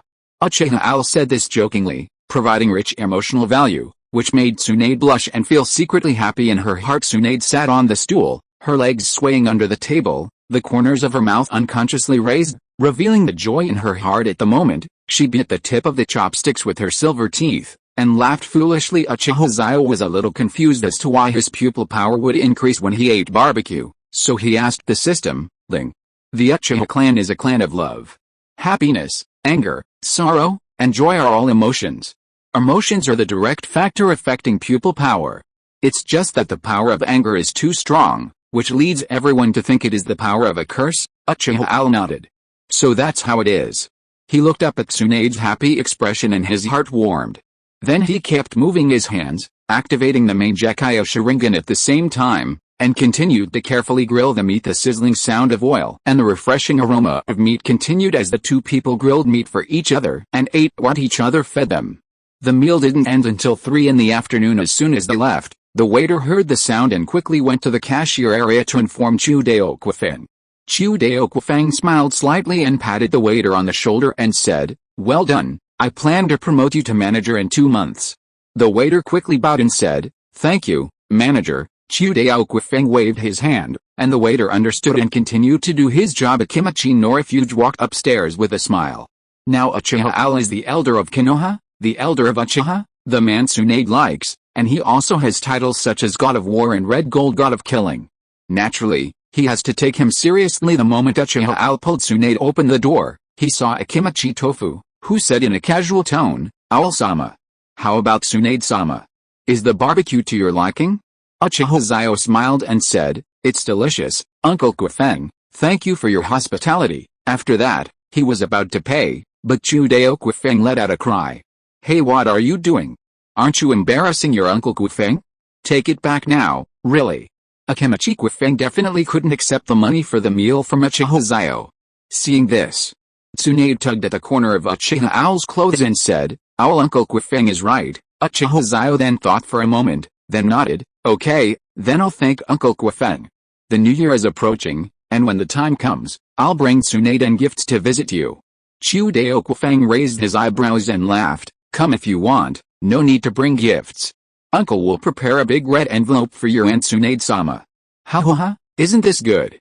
It can deepen the relationship between the two families. What Akimichi Kwafang values is the Uchiha led by Uchiha Xiao, not the arrogant Uchiha before. In his heart, Uchiha Xiao's status and abilities were rising rapidly. He was only 18 years old now, yet his strength had already reached cage level. A formidable figure. Who knew how far he would have progressed when he reached the prime of his life, 30. Maybe one day I can reach the heights of those two legendary ninjas. Therefore, it is imperative to make friends with Uchiha Xiao. Chiudeo Kwafang also instructed the waiter to bring 2 bottles of fresh milk to the two of them and said, drink it before going to bed at night. It will help you sleep. Thank you, Uncle Kwafang. X2 Chiudeo Kwafang stood at the door and waved at the two of them, with a smile on his face that lasted for a long time. Only when the two people's backs were out of sight did he go into the store to continue working. I think I should write what I need to write in my daily life. What do you think? Chapter 93, Reluctant to leave, clan meeting. The two of them strolled around with the milk in their hands. Owl bought some clothes and jewelry for Tsunade. At night, the two of them walked on the streets of the village and ate some snacks, such as takoyaki, 3-color dumplings, sakura shrimp cakes, etc. It was not until curfew that Uchiha Owl sent Tsunade home. At the gate of the Senju clan, Tsunade pulled Uchiha Owl's arm, pouting her lips with some reluctance. How about Owl-kun? It's getting late, why don't you sleep at my house for one night? Don't go back, in case it's not safe. As Tsunade spoke, the Anbu hiding in the shadows twitched their lips. What reason? Would Uchiha Owl be in danger? That ruthless man who had slain thousands with a single sword and hurled a sand iron hammer at the Third Hokage would be in danger in Konoha. Uchiha Xiao stroked Tsunade's head with his hand and said gently, my dear, now is not the time. It is not polite for me to stay in your house like this. It will cause gossip. Of course, he could not spend the night in the Senju clan now. Before, it was because he fainted and was an unknown person, so no one would pay attention to him if he was brought back. Now, he is an absolute high-ranking figure in both the village and the Uchiha. Every move and every word is watched by everyone. What gossip? Who dares to gossip about us? I call you Grandma, Tsunade muttered. Uchiha Xiao smiled and said, okay, be good, Tsunade. We'll see each other tomorrow.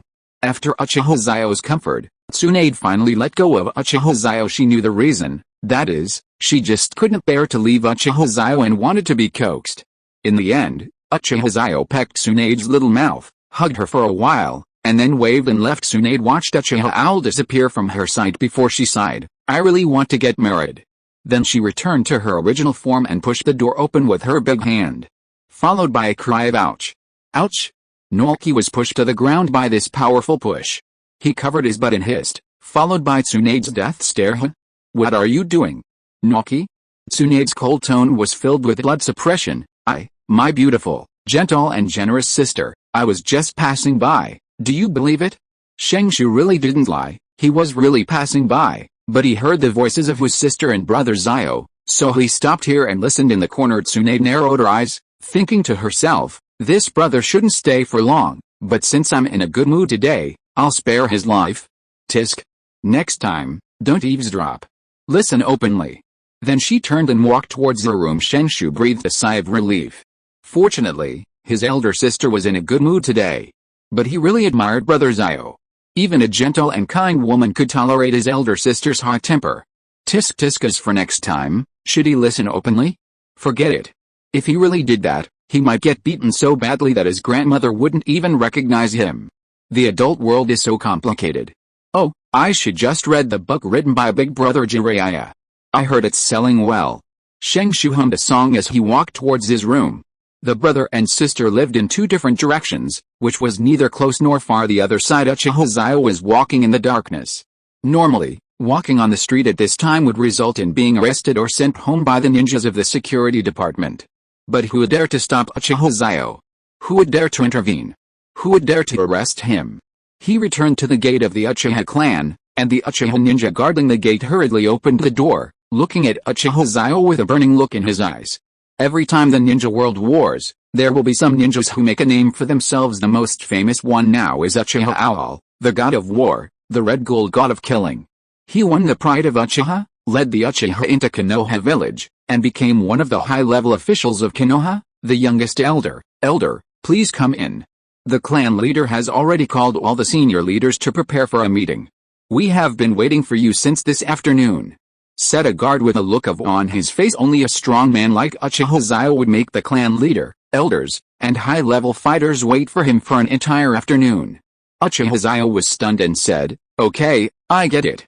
You two have worked hard." Then he took out 2 tickets worth 2,000 taels and gave them to them. This is not allowed, 6th elder. The 2 guards waved their hands quickly. Uchiha Xiao frowned and said, "Just take it if I tell you to. We are all from the same clan, don't make things so awkward." The 2 ninjas looked at each other, then looked at Uchiha's serious eyes, and then bowed respectfully. "Yes, thank you 6th elder."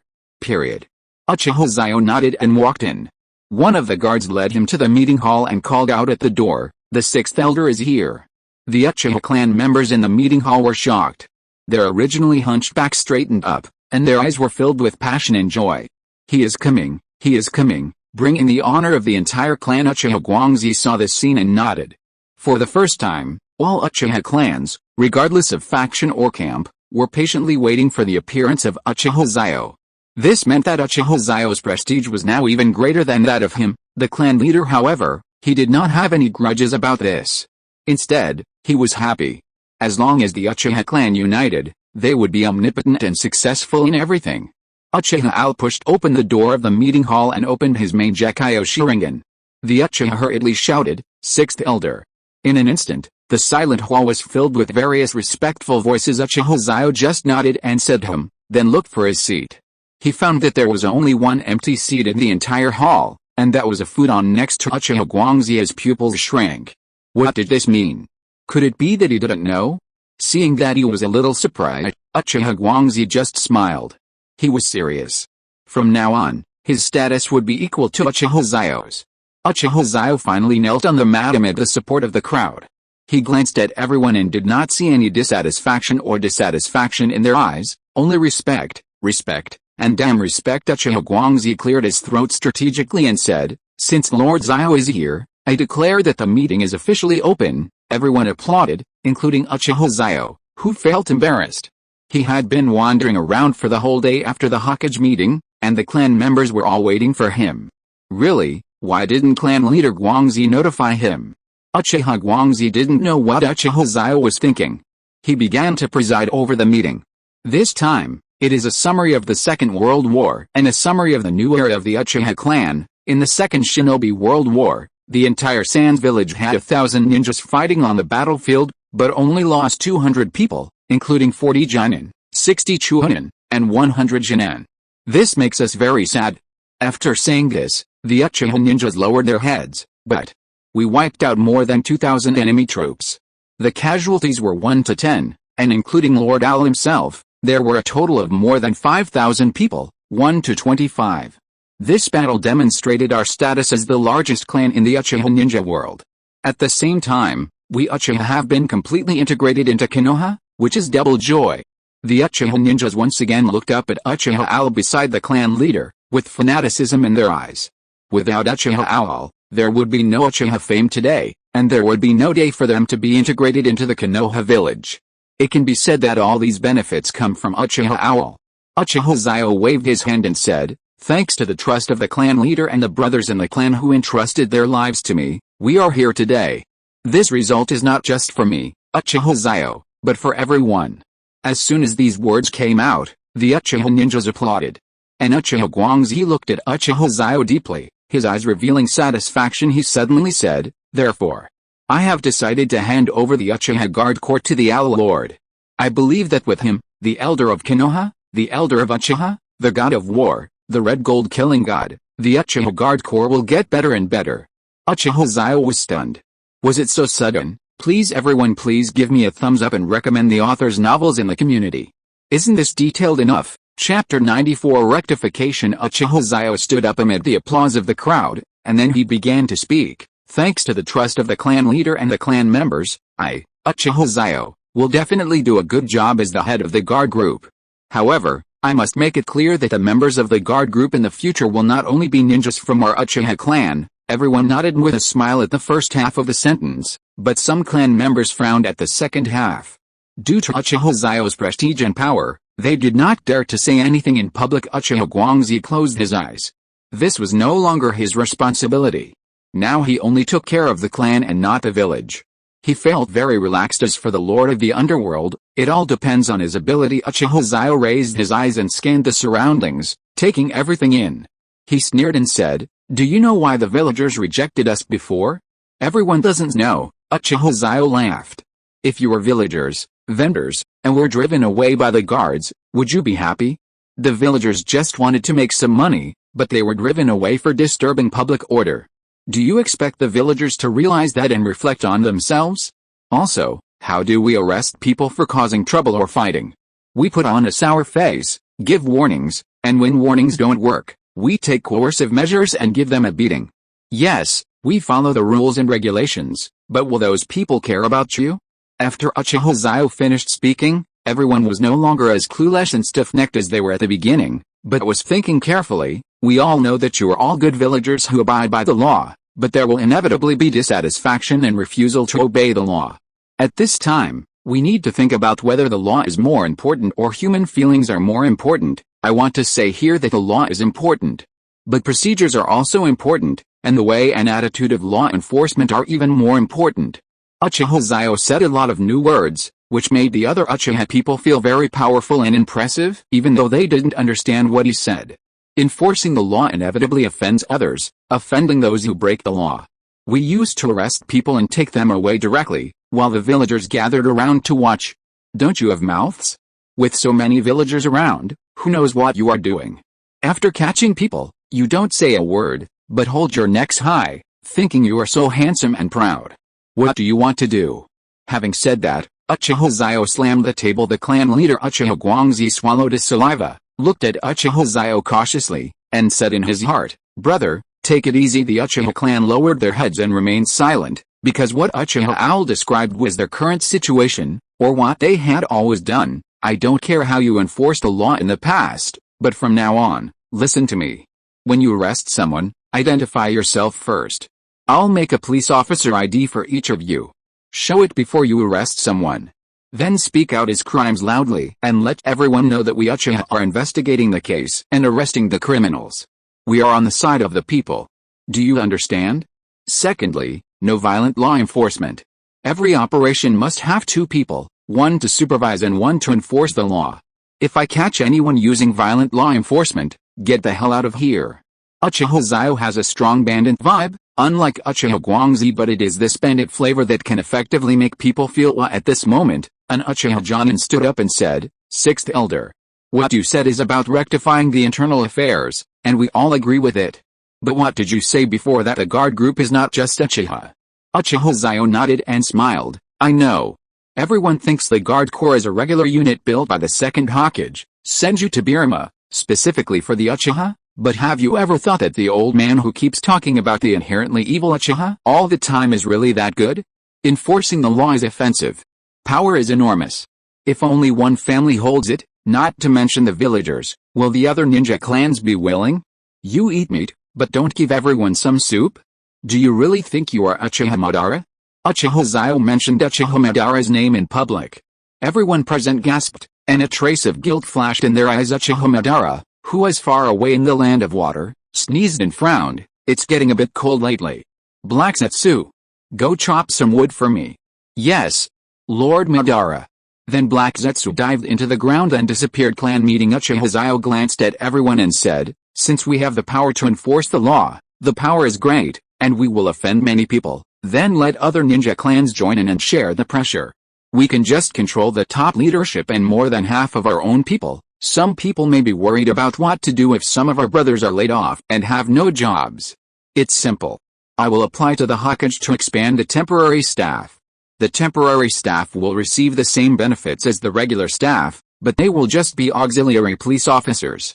We will encourage entrepreneurship within the clan, and when the right opportunity arises, we will convert our temporary staff members to regular staff or let them start businesses." Uchiha Al had already thought a lot before the rectification. Although the guard corps was a privilege given to the Uchiha by the Second Hokage, the behavior of eating meat by himself while others did not even have soup to drink was not conducive to unity. Therefore, he said all this at the clan meeting first, and asked anyone who had any questions to speak up in person instead of complaining behind their backs. The Uchiha ninjas looked at each other. The sixth elder had thought it through carefully enough, and they didn't know how to refute him. The reason had been explained clearly to them. The power is still in the hands of the Uchiha, but some formal positions have to be sacrificed to other families. The original members of the guard corps will only lose their formal position, and other benefits will remain the same. After thinking about it, all this was for the family, and finally one by one the ninjas raised their hands to agree to this proposal. After reporting to the Hokage Sarutobi Hirozen tomorrow, Uchiha Xiao will officially take over as the leader of the Uchiha Guard, no, the Konoha Guard.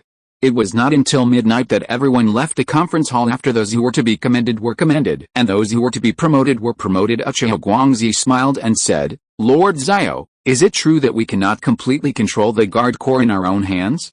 Chief Guangzi, I understand your feelings, but the fact is, eating alone will not end well.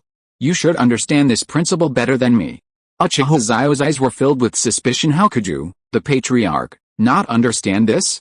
Uchiha Hiratoshi understood. He understood better than anyone else, but power is intoxicating. Legislation, law enforcement, and judgment are all in the hands of the Uchiha clan. How majestic it is. He was just pretending to be confused. He sighed and patted Uchiha Xiao's shoulder. Mr.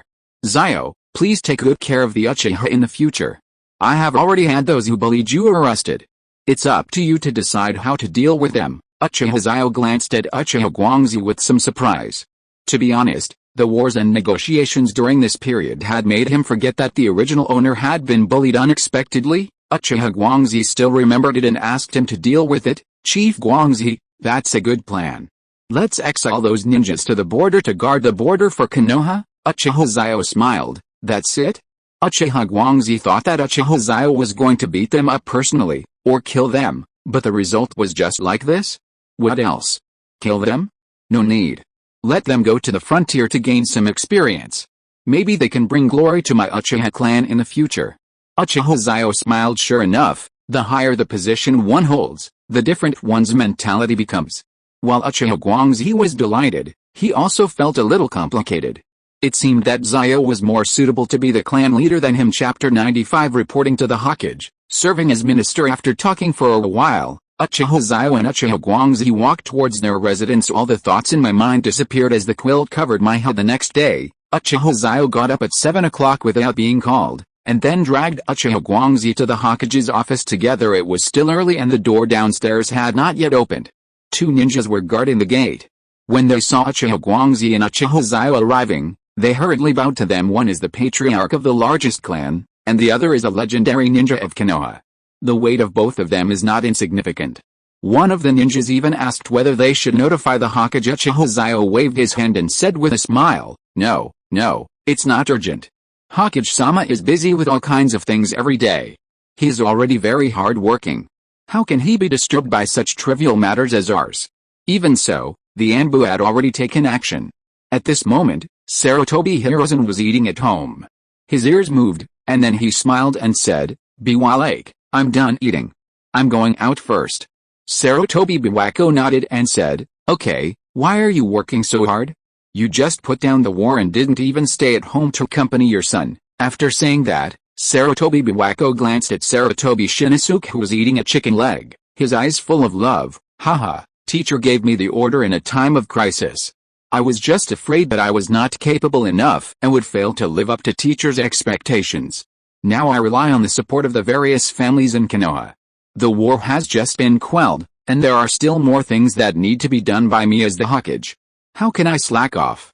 After saying that, Sarutobi Hirozen put on the Hokage's divine robe, straightened his back, and stretched out his hands. Sarutobi Biwako smiled, stood up, straightened Sarutobi Hirozen's clothes, fastened his belt and said, Take care of yourself.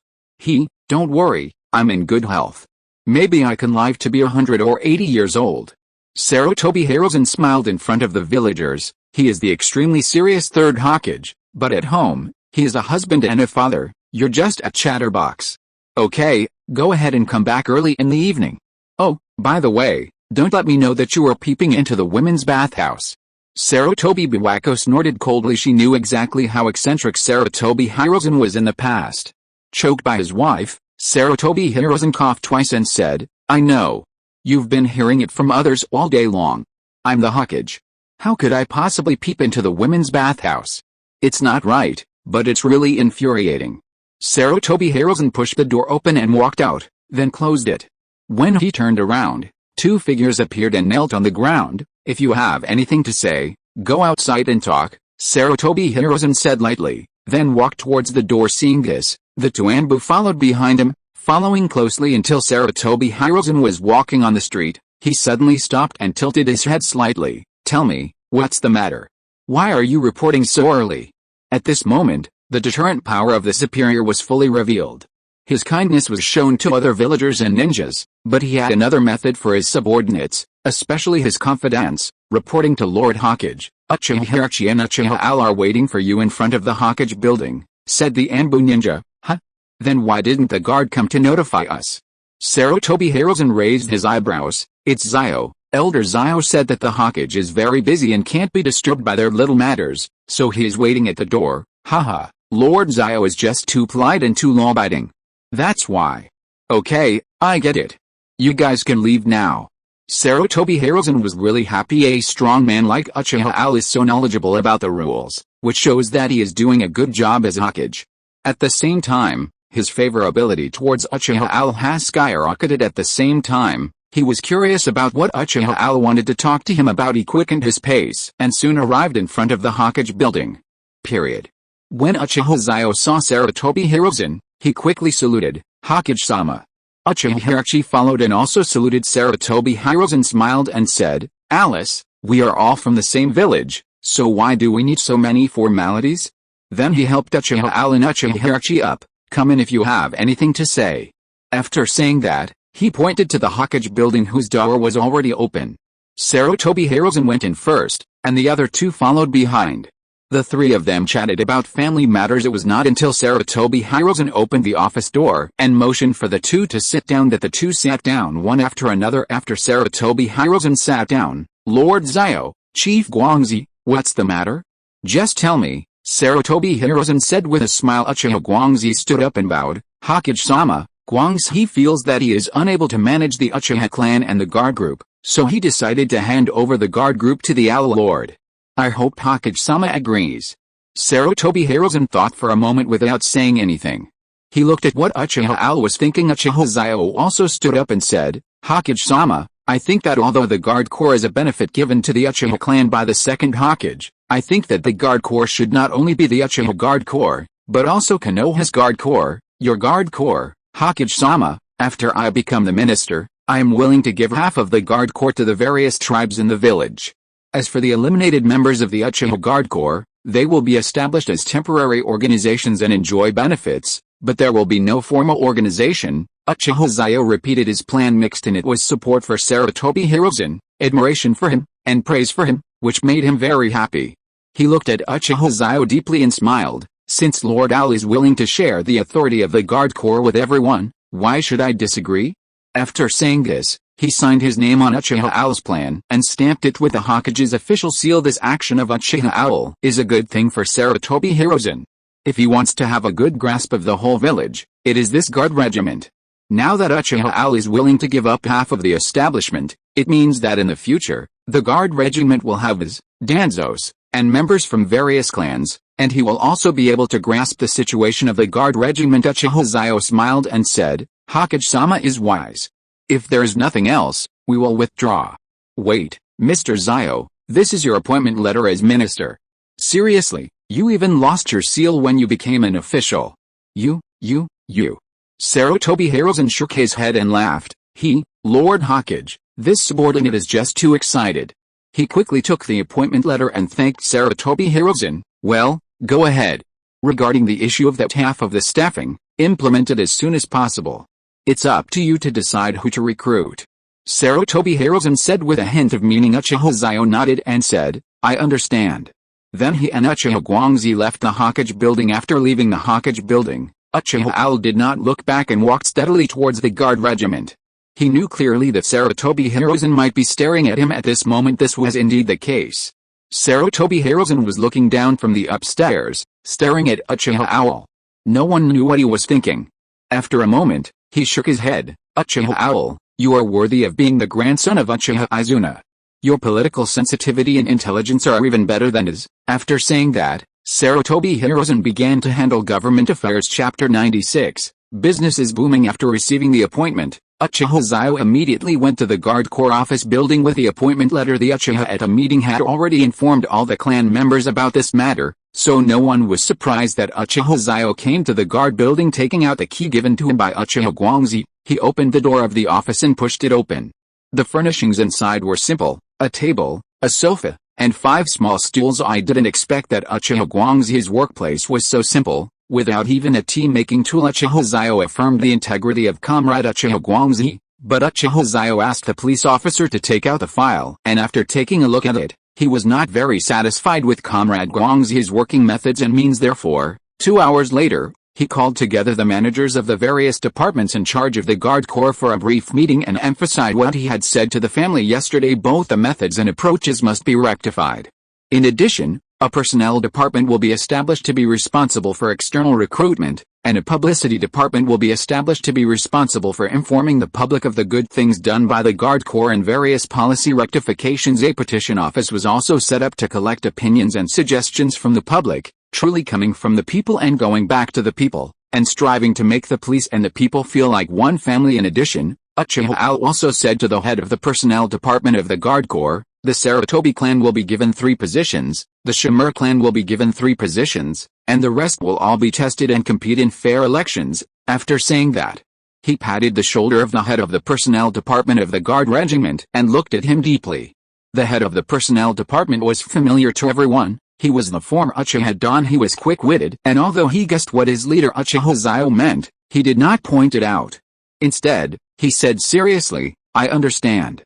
After instructing everyone to act immediately, Uchiha Xiao sat in the building and continued to read the documents. He then wrote his suggestions in the approval section, stamped the qualified ones and kept them, and took the unqualified ones back to be rectified according to the suggestions. For a time, all departments in the Guard Corps office building were busy. Tsunade wanted to find Uchiha Owl at noon, but was told that Uchiha Owl was already working at the Konoha Guard.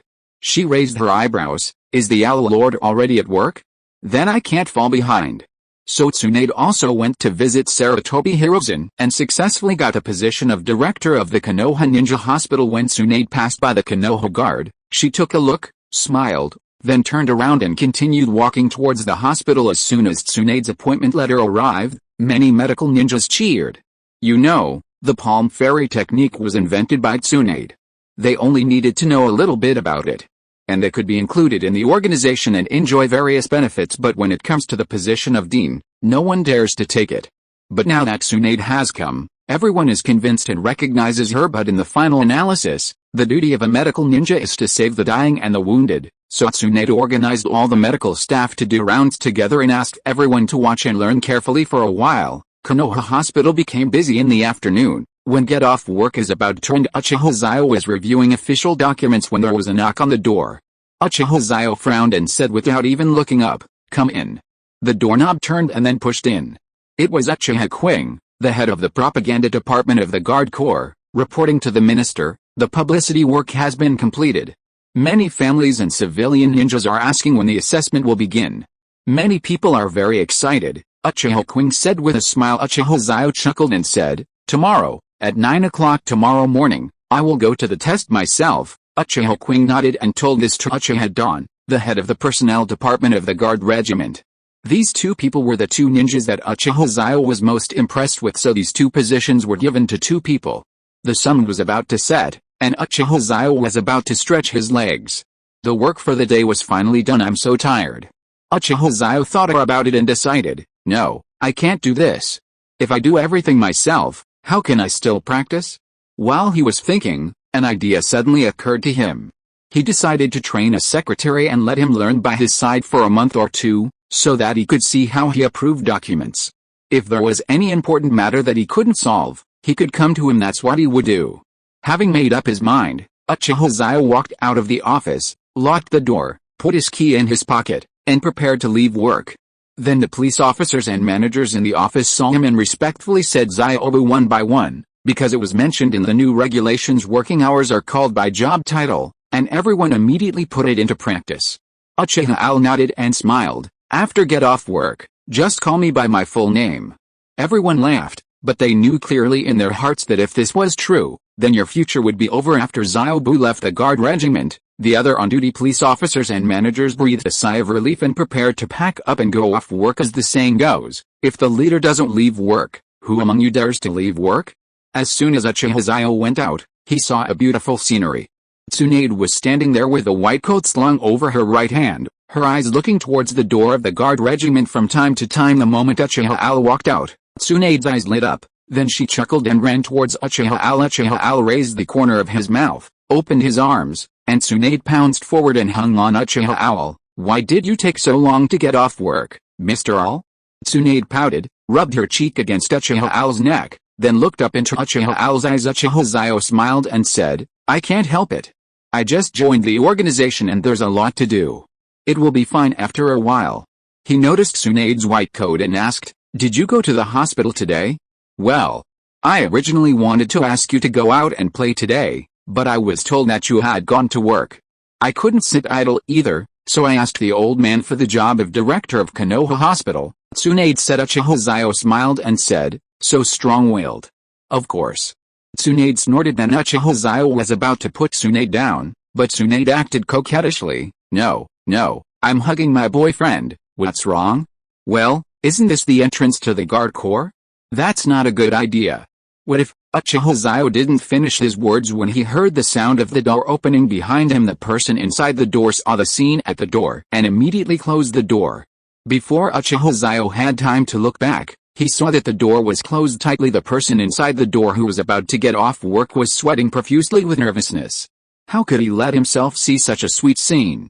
When he turned his attention back to the guards, he found that everyone was busy at their workstations. He rubbed his eyes. Did they say it was time to get off work? Why were they still working? Uchiha Xiao was silent, then sighed. Tsunade, come down. You see, no one dares to come out. Oh. Okay. Tsunade curled her lips, as if she felt she was still not satisfied, so she pecked Uchiha Xiao's cheek lightly, then took Uchiha Xiao's hand and said, let's go. Let's go shopping. Okay, let's go. Uchiha Xiao touched the wetness on his face with his other hand, then smiled. Two people walked along the street dyed red by the setting sun, heading towards a noodle shop. You can only move when you are full, right? Chapter 97. Forced to work overtime. After making sure that Uchiha Al and Tsunade were far away, the man opened the door again, breathed a sigh of relief, and then took his briefcase and left work. However, he didn't expect that when he turned around, his colleagues had all come out and were talking and laughing. He was a little confused. Weren't they working overtime? The other side. Uchiha Al and Tsunade came to a noodle shop, ordered 2 ordinary ramen, 1 bowl each, and ate while chatting. How is it? Are you tired? Dean Tsunade, it's your first day at work. Are there many patients? Uchiha Al picked up the noodles and ate. Tsunade shook her head. It's okay. I'm not very tired today. Most of the injured in the hospital have been treated. I'm just doing a routine checkup and teaching the doctors in the hospital some medical techniques. Let's not talk about me for now. What about you? Uchiha, you get off work so late, you must be very busy.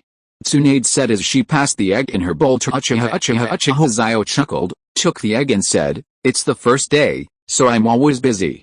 There are a lot of documents to familiarize myself with and methods to correct, so it's a bit busy. The two were sharing their experiences of the day, when a short man with a wretched face and darting eyes walked in. He looked around and finally set his sights on Uchiha Al, who was eating noodles. His trouser pockets were bulging, maybe there was something good in them. His eyes lit up, and he ordered the cheapest chicken noodle soup, then sat behind Uchiha Al. Seeing Uchiha Xiao and Tsunade talking with great interest, his hands began to feel thirsty. He reached out and quickly took something out of Uchiha Xiao's pocket. At first, his eyes lit up. This must be silver. Then, after he took it out, his face froze. He wanted to hand it back. But when he looked up, he found Uchiha Xiao staring at him with a smile. The thief swallowed and said, I want to help you pick it up, do you believe me? Damn, he stole from a law enforcement officer, and the thing he stole was a silver bracelet. You want me to tell you? I said I didn't believe it. Then I took the silver bracelet and buckled it on one of the thief's hands and buckled the other side on the table leg. The table legs were fixed to the ground, so he couldn't break free. Tsunade smiled at this and said, "Did you know he was a thief a long time ago?" Uchiha Xiao nodded. "When he approached me and looked at me from time to time, I saw his behavior out of the corner of my eye and had a guess, but I had no evidence, so it was difficult to deal with. Now that he is caught red-handed, please give me a proof." "Don't worry, I will definitely testify for you. Do you think he would regret it if he knew you were the new head of the guard?" Tsunade's voice was loud and she showed no intention of lowering it, just to let the thief hear. The thief's face turned pale. He was caught red-handed. The thief, the criminal, and the stolen goods were a silver bracelet.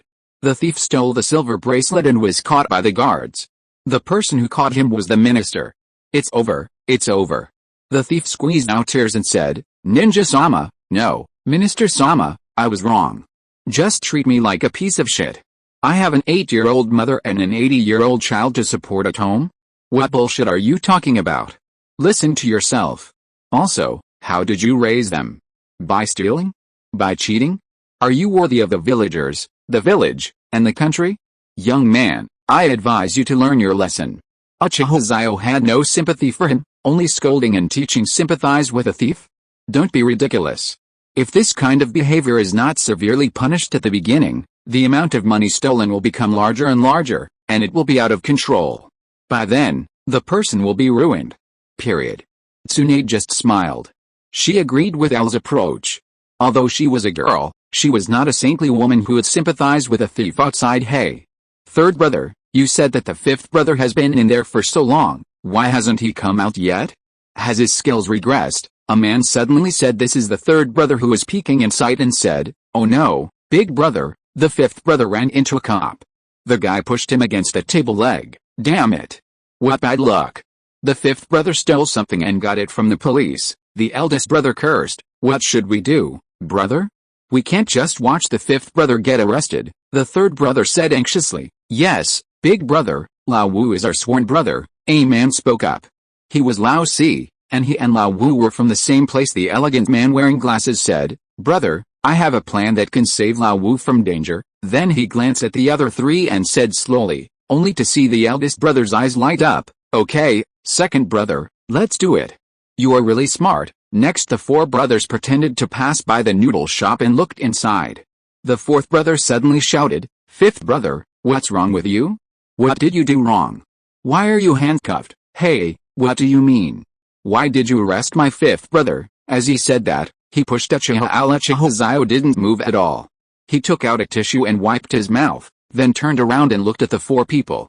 The only ones who hadn't spoken were the man with the glasses and the man who looked very old. Gang crime? Okay, let's see what you can come up with. The eldest brother started to speak, crying, "You Uchiha people, do you have any sense of reason? Why did my brother get arrested just for eating noodles? Is there still law? Is there still law?" He even squeezed out a tear, which made anyone who heard it sad and cried. Soon, the villagers passing by surrounded the shop, ready to watch the fun. Some of these people were very familiar to the villagers. They were not doing their jobs properly and were proficient in all kinds of stealing and cheating. Now that they were caught, they were just the right time to teach them a lesson. Some people didn't understand why, and when they heard the boss complaining about his grievances, they began to lean towards the theft gang. The fifth brother lowered his head and pretended to be aggrieved, standing there in silence. Uchiha Xiao smiled and said, "Wow, it seems this is not the first time he has done this." Tsunade was very angry. She was about to say something when Uchiha Al signaled her not to speak. He then stood up and said coldly, "My name is Uchiha Al, the new captain of the Konoha Guard. Even if you are the Hokage, you can't handcuff people casually." The fourth brother took the initiative and interrupted Uchiha Xiao directly. Uchiha Xiao frowned. Only the second brother turned pale. The name, Uchiha Xiao, wow. He raised his head and rubbed his eyes, looked over, and after confirming the identity, he sat down on the ground. "Uchiha Owl. It's that red gold killing god. Uchiha Owl. Damn it, it's all over." When the eldest brother saw the second brother like this, he hurriedly asked what happened. The second brother was now speechless and trembling all over. "This person ordered a bowl of noodles while I was eating, then walked up behind me and stole my handcuffs when I wasn't paying attention. I found him, according to Konoha law. The crime of theft is punishable by imprisonment for 5 to 7 days, and during the enforcement of the law, I did not use any violence, threats, or coercion. You can ask the parties involved about this." After saying this, Uchiha Xiao pointed at the handcuffed old five. "If you're worried that I'm lying, you can ask the Yamanaka ninja clan to extract his memories. I enforce the law according to regulations and procedures. If anyone thinks I'm being partial or abusive, you can report me or file a complaint." Uchiha Xiao said these words calmly and looked at the surrounding villagers. "I can testify," Tsunade said loudly, looking at the 5 members of the thief gang with an unfriendly expression. The surrounding villagers also looked at him and then at Tsunade. This Uchiha seemed a little different, but what he said was plausible, and he was willing to let the Yamanaka clan extract his memory, which showed that he had nothing to hide. So everyone looked at the thieves with contempt in their eyes. "Really? I finally get off work, but you forced me to work overtime," Uchiha Xiao murmured. Chapter 98 Takeaway. Recruit people. Seeing Uchiha Owl's clear explanation and Tsunade's testimony, everyone turned to Uchiha Owl's side. Except for the 5th brother, the other 4 were captured by Uchiha Owl in a moment, without any ability to resist. As many people gathered in the noodle shop, 2 members of the Uchiha Guard on duty also came here to find out what was going on. Before they could ask, they saw Uchiha Owl standing there with 4 people tied up next to him and another person handcuffed to the leg of a stool. "Minister, what happened?" one of the Uchiha asked hurriedly. Without Uchiha Owl's answer, the people around him explained the whole thing one by one. Uchiha Xiao smiled and said, "See? The public has a sharp eye. Next time you handle a case, remember to follow the new rules and regulations." After that, Uchiha Xiao patted the shoulders of the 2 Uchiha ninjas. The 2 Uchiha ninjas nodded in agreement quickly, and then took the initiative to take over the 5 thieves and brought them back to the guard regiment's prison, while everyone applauded. Thinking about what the minister had just said, the 2 men secretly decided in their hearts that they must learn the minister's methods in the future. As the people were taken away, the crowd gathered at the door also dispersed. When they left, they were still praising the Uchiha Guard for ensuring the personal safety and property safety of the Konoha villagers. So as long as you say it out loud, and the 2 law enforcement officers reveal their identities, most people will already have a general idea of who you are. If you don't say it out loud, no one will know who you are and why you are being arrested. Uchiha Xiao took Tsunade's hand, and the 2 of them strolled along the street. After walking for a while, Tsunade smiled and said, "Xiao-jin, you are so smart. In the past, Uchiha handled cases directly without thinking twice, so they were considered a bit overbearing and domineering in the eyes of the people, but what you did just now convinced the villagers and made them praise you. If the Uchiha Guards enforce the law in this way in the future, I believe the villagers will no longer have any objections." Tsunade's eyes flashed. "Yes, the Uchiha Guard will enforce the law in this way in the future, ensuring that procedures and reality are followed together. Let more villagers know that we Uchiha are here to serve everyone." Uchiha Xiao smiled. Tsunade nodded, then grabbed Uchiha Owl's arm. The 2 of them strolled for a long time and only separated in the evening. As soon as Uchiha Xiao returned to the clan territory, he saw a group of people waiting at the door. The family heads including Hyuga Akaji, Aburame Shiguro, Narisha Kamei, Akemichi Tofu, and Yamanaka Unkei were all at the door. In fact, several people heard that the guard corps was recruiting, so they all came to visit Uchiha Xiao. They had asked around before and heard that Uchiha Xiao had not returned yet, so they were all waiting at the door. As soon as Uchiha Owl appeared, the one who reacted the fastest was Hyuga Akaji. Hyuga Akaji smiled and said, "Hello, Owl." "Well, hello, you are the leader of the Hyuga clan, right? I remember you.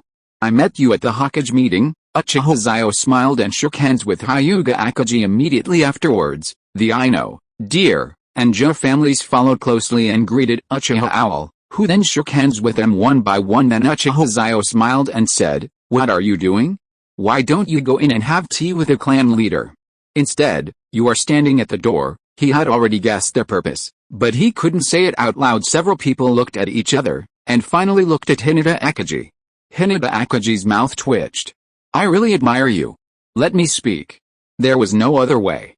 He had to organize his words for a while, and then smiled and said, "Lord Xiao, we came here to ask if the position of your guard regiment can be." Before Hinata Akaji could finish, Uchiha Xiao interrupted him and said, "Sorry, everyone is treated equally. They all need to pass the test before they can join the guard corps and be organized." As soon as these words came out, disappointment appeared on everyone's faces, and Nara Luming's eyes lit up. "Xiao-jun, Can you tell us what the test will include? Knowing the content of the assessment also makes it easier for family members to prepare in advance. Uchiha Xiao smiled. Well, I can tell everyone, but what? Hinata Ekaji asked again. However, each family can only accept a maximum of 2 people. I don't know if you can accept this, Uchiha Xiao smiled. Half of the guard regiment staff is not a lot. There are still 10 places left with 2 people from each family present and a few people who were protected by Saratobi Shimura. The remaining places are for Uchiha Al to win over civilians. Several family heads discussed it and finally nodded in agreement, because they sent people to the guard regiment for information, not for a specific organization, and 2 people per family would be enough. Uchiha Al wanted these families to share the pressure of the guard corps with them, so he would definitely let their family members come in. It's a good opportunity to take this opportunity to state the conditions in advance. Okay, please explain clearly, Lord Xiao. Several family heads nodded in agreement. Uchiha Xiao smiled and said, tomorrow everyone will be treated equally. You will have to run with a 50-pound weight. No chakra is allowed. The distance is 20,000 meters. The best will be retained. Nara Shikamae frowned and said, do civil servants have to run too? His Nara family's physical talent is not good, which made him very worried. Uchiha Xiao shook his head. The civil service exam is about political literacy and the like. I can't tell you the specific content. It all depends on talent. In fact, it's the same as saying nothing about Uchiha Xiao's 2 exams. The 20,000-meter weighted run does not require chakra, and it tests endurance and physical fitness, which cannot be completed overnight. They found out tonight and had no time to train, but instead agreed to Uchiha Al's condition of admitting a maximum of 2 people from each family, but no one said anything. If the physical fitness is good, let them try it.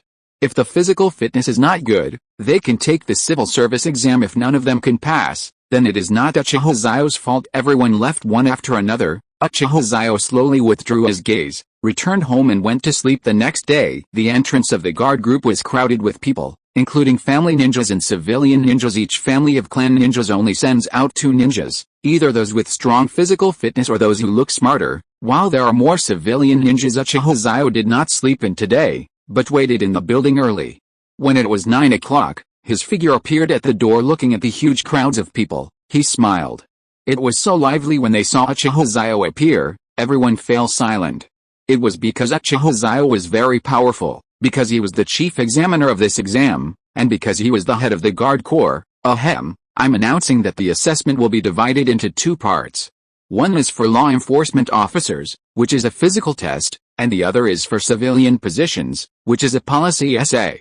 Candidates present, please find a suitable examination room for yourself. Other members of the guard corps will explain the specific assessment content to you. After saying that, Uchiha Xiao walked towards the civilian staff. Uchiha Qing informed everyone of the specific content for reference, and the assessment began 1 hour later. Chapter 99. The exam begins. Time flies by like a white horse, and an hour has passed in the blink of an eye since the ninjas from various families received relevant information in advance. They were able to make decisions quickly and choose the examination items they would take. In stark contrast are the civilian ninjas, the vast majority of whom have their sights set on the law enforcement exam. After all, compared with other exams, the law enforcement exam has relatively low requirements for knowledge reserves and focuses more on testing physical strength and practical ability. Moreover, the collections of books owned by civilian ninjas are often very limited, and they are obviously at a disadvantage if they want to compete with family ninjas on the knowledge level.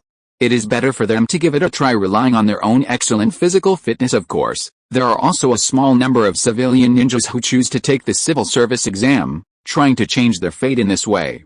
Although the probability of success is very small, as long as there is a glimmer of hope, they are willing to try and fight at the law enforcement examination. The atmosphere was tense and solemn. Uchiha Kiyoshi, Uchiha Don, and a group of temporary staff members stood guard, their Sharingans fully activated, observing every detail. The purpose of such strict monitoring is to ensure that the entire examination process is fair and just, and no one dares to violate the rules or secretly use chakra to cheat. On the other hand, the civil service examination was set by Uchiha Al himself in order to ensure the smooth progress of the exam. He specially set up the examination venue at Konoha School because today happened to be a holiday. The students were not in school, which provided a quiet and suitable environment for the exam. Before this, Uchiha Xiao had already made a detailed report to the Third Hokage and obtained his approval and support. Each examination room will be equipped with 2 to 3 formal civilian staff to serve as invigilators. They opened their Sharingan with full concentration, staring at every corner of the examination room without relaxing for a moment to ensure that no one cheated in this crucial exam. The invigilators in each exam room looked serious as they read out the carefully designed questions one by one, clearly and loudly. Please explain how you will properly handle the complex relationship between you and the villagers. When the law and human feelings conflict, how should you weigh the importance of the two? What is your opinion on the persistent corruption in society, and what measures will you take? These questions are unique, covering a wide range of fields and in-depth thinking directions.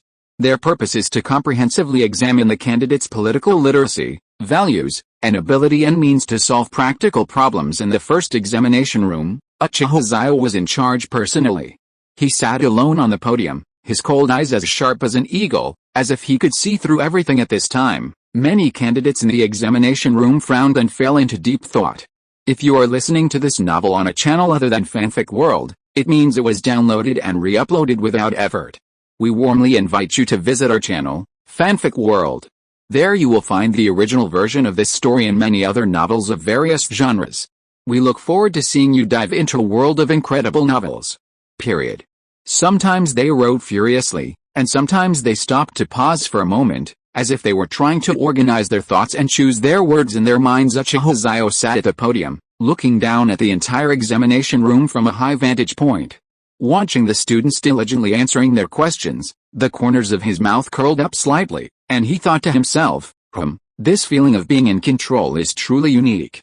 Being an invigilator is definitely a unique experience. At this moment, Uchiha Xiao's sharp eyes suddenly caught an abnormal situation. Almost all the candidates in the venue were writing intermittently, but the 2 candidates with pineapple hairstyles in the corner maintained a steady writing speed without any pause. He had an idea and raised his brows slightly.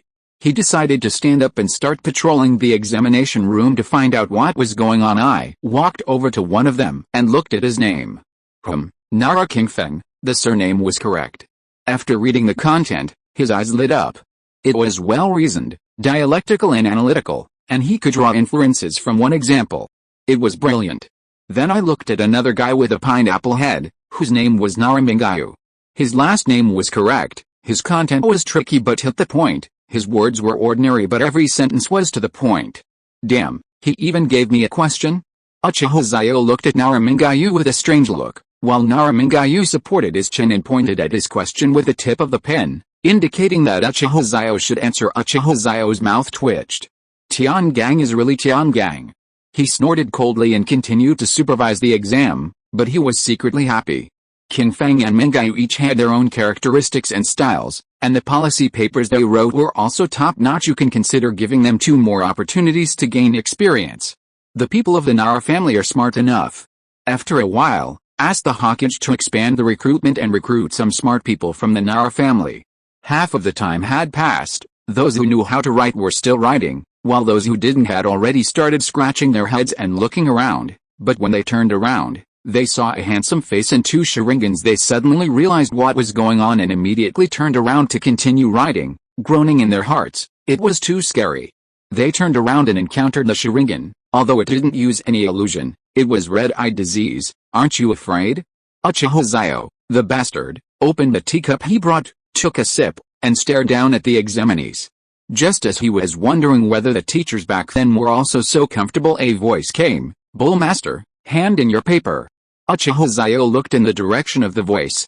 Oh, wasn't it Nara Kingfeng? Uchiha Xiao nodded and said, come here if you want to hand in your paper.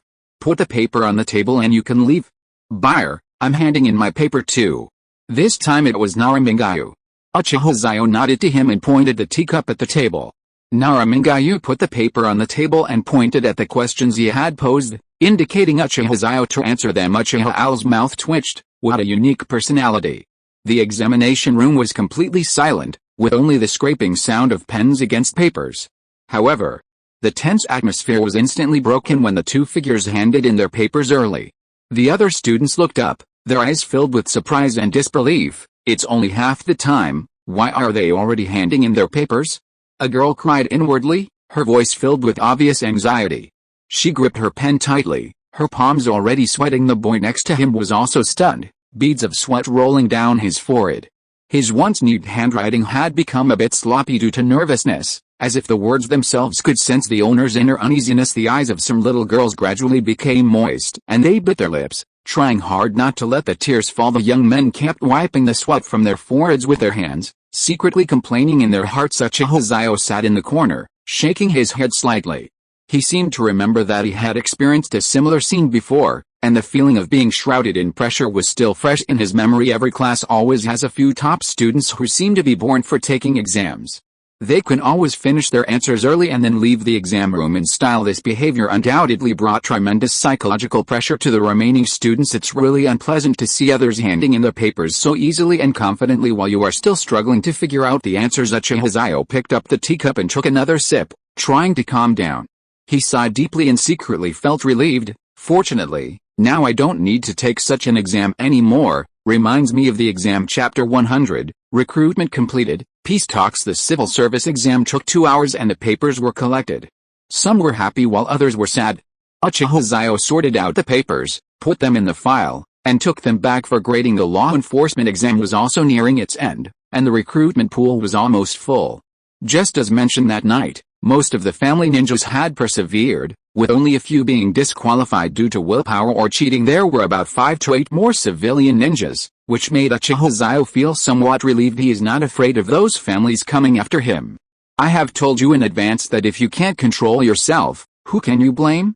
The law enforcement team immediately went to work, and the civilian staff also needed some time to review the papers to decide who would stay and who would leave, but there were exceptions. Nara Qingfeng and Nara Mingyue were directly stopped by Uchiha Xiao and taken to his office. Qingfeng, Mingyue, you two will be my secretaries from now on. These are official documents. Take a look at them. If you don't know any similar ones, take them out from the pile next to them and have a look, Uchiha Xiao said with a grin. Qingfeng and Mingyue frowned. How did we become secretaries? Don't civil servants need to grade papers? How could it be so fast? As if seeing the doubts in the two people's minds, Uchiha Xiao said, I have looked at your 2 test papers. You are really outstanding. You will definitely pass. So I plan to let you feel the atmosphere of our office in advance. Qingfeng and Mingyue were half believing and half doubting, but what Uchiha Xiao said was right. It would be good to adapt to the work in advance. Nara Luming had high hopes for the two of them. He still remembered what he said last night. Qingfeng, the Mingyue family has been cultivating you two for a long time. It's time for you two to pay the price. After some point, the two men understood the patriarch's determination and promised to perform well. Now that Uchiha Xiao is so fond of them, it should be a good thing. Little did he know that Uchiha Xiao has seen that the 2 chief secretaries are working every day, while he can play leisurely. No, he can use more time to observe the people's livelihood. Uchiha Xiao boiled water and made a pot of tea.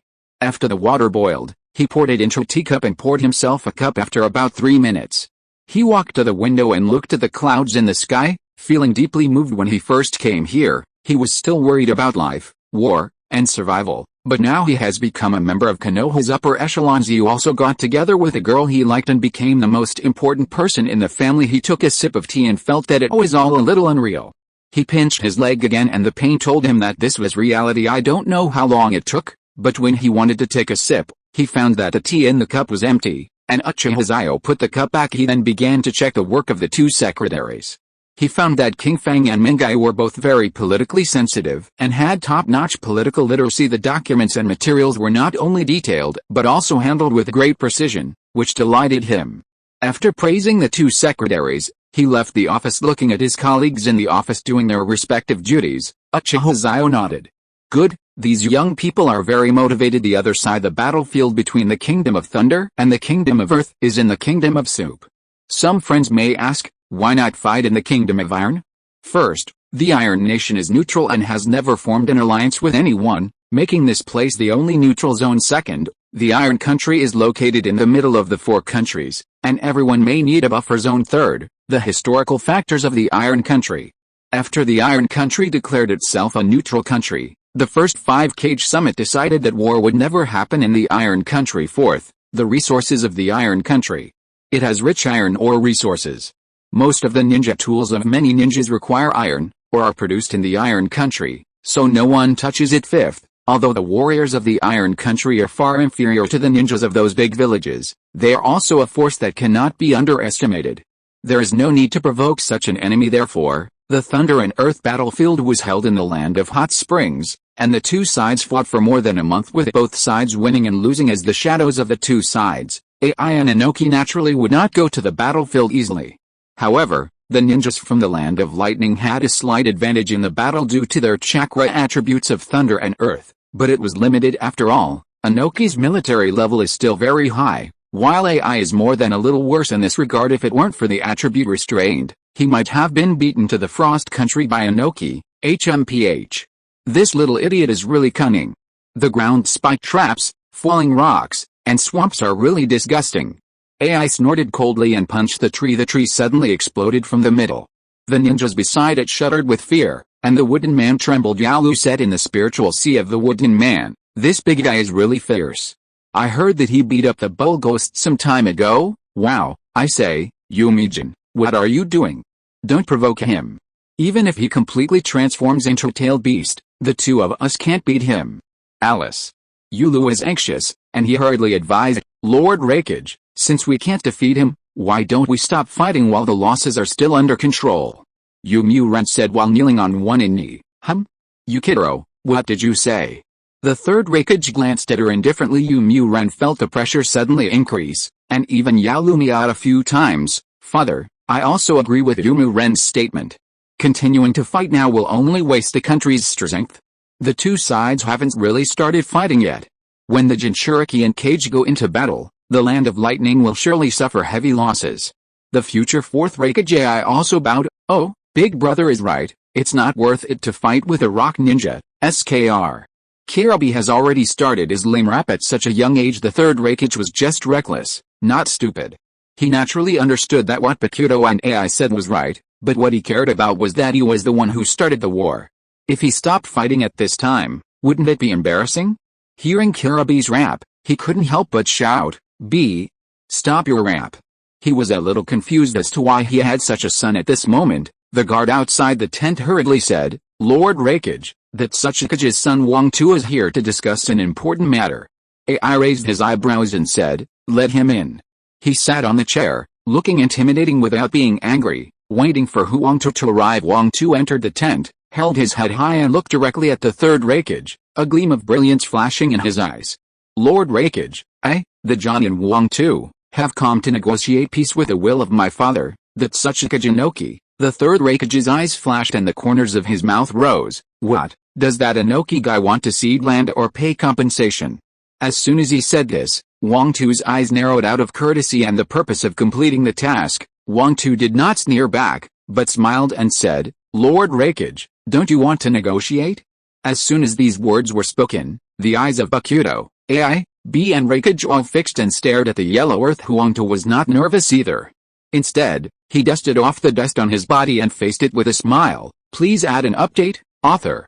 Chapter 101 Lei2 talks. Lord Raikage, why don't we negotiate for peace?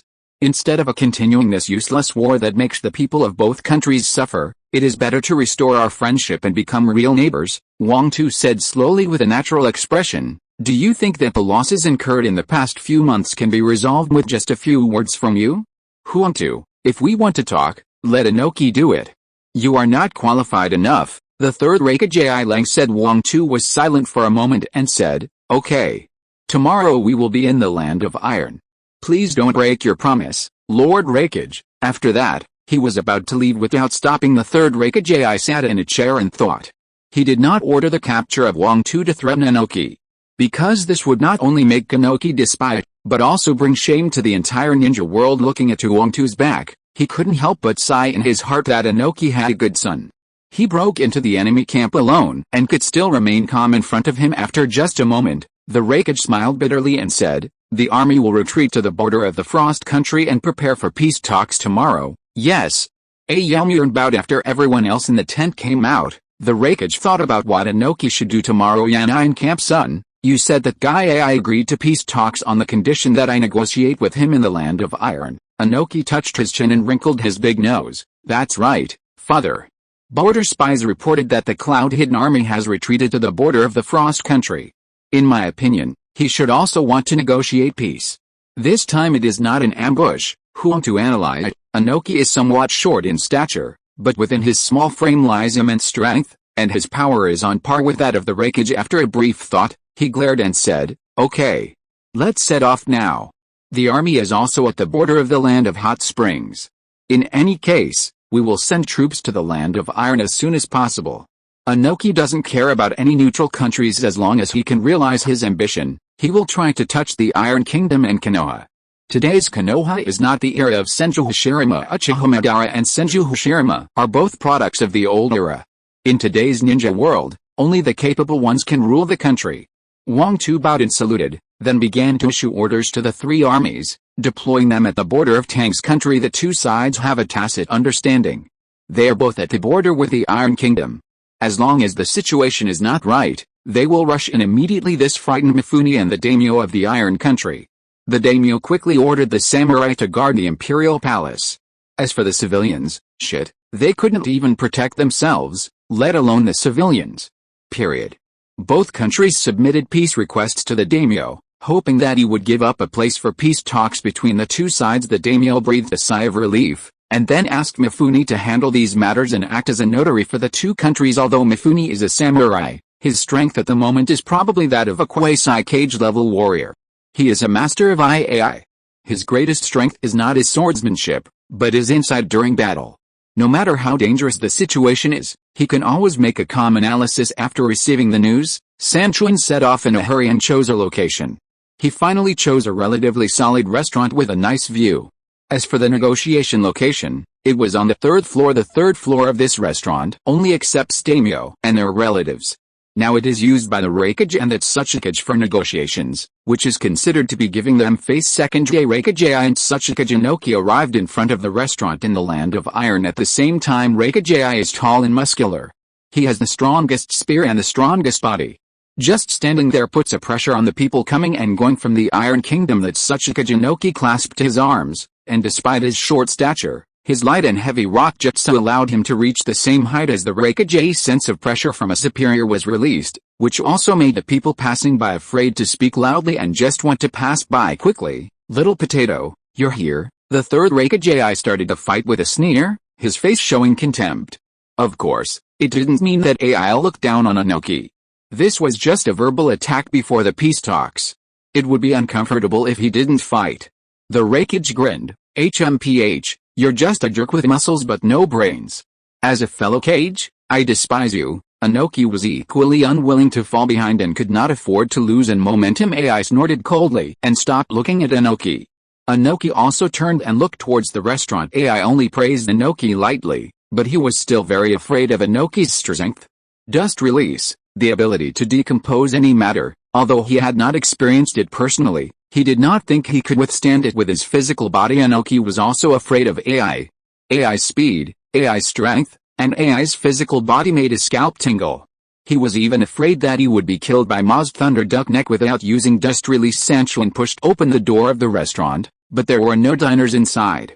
The whole place was reserved today. Greetings to the Raikage and the Tsuchikage.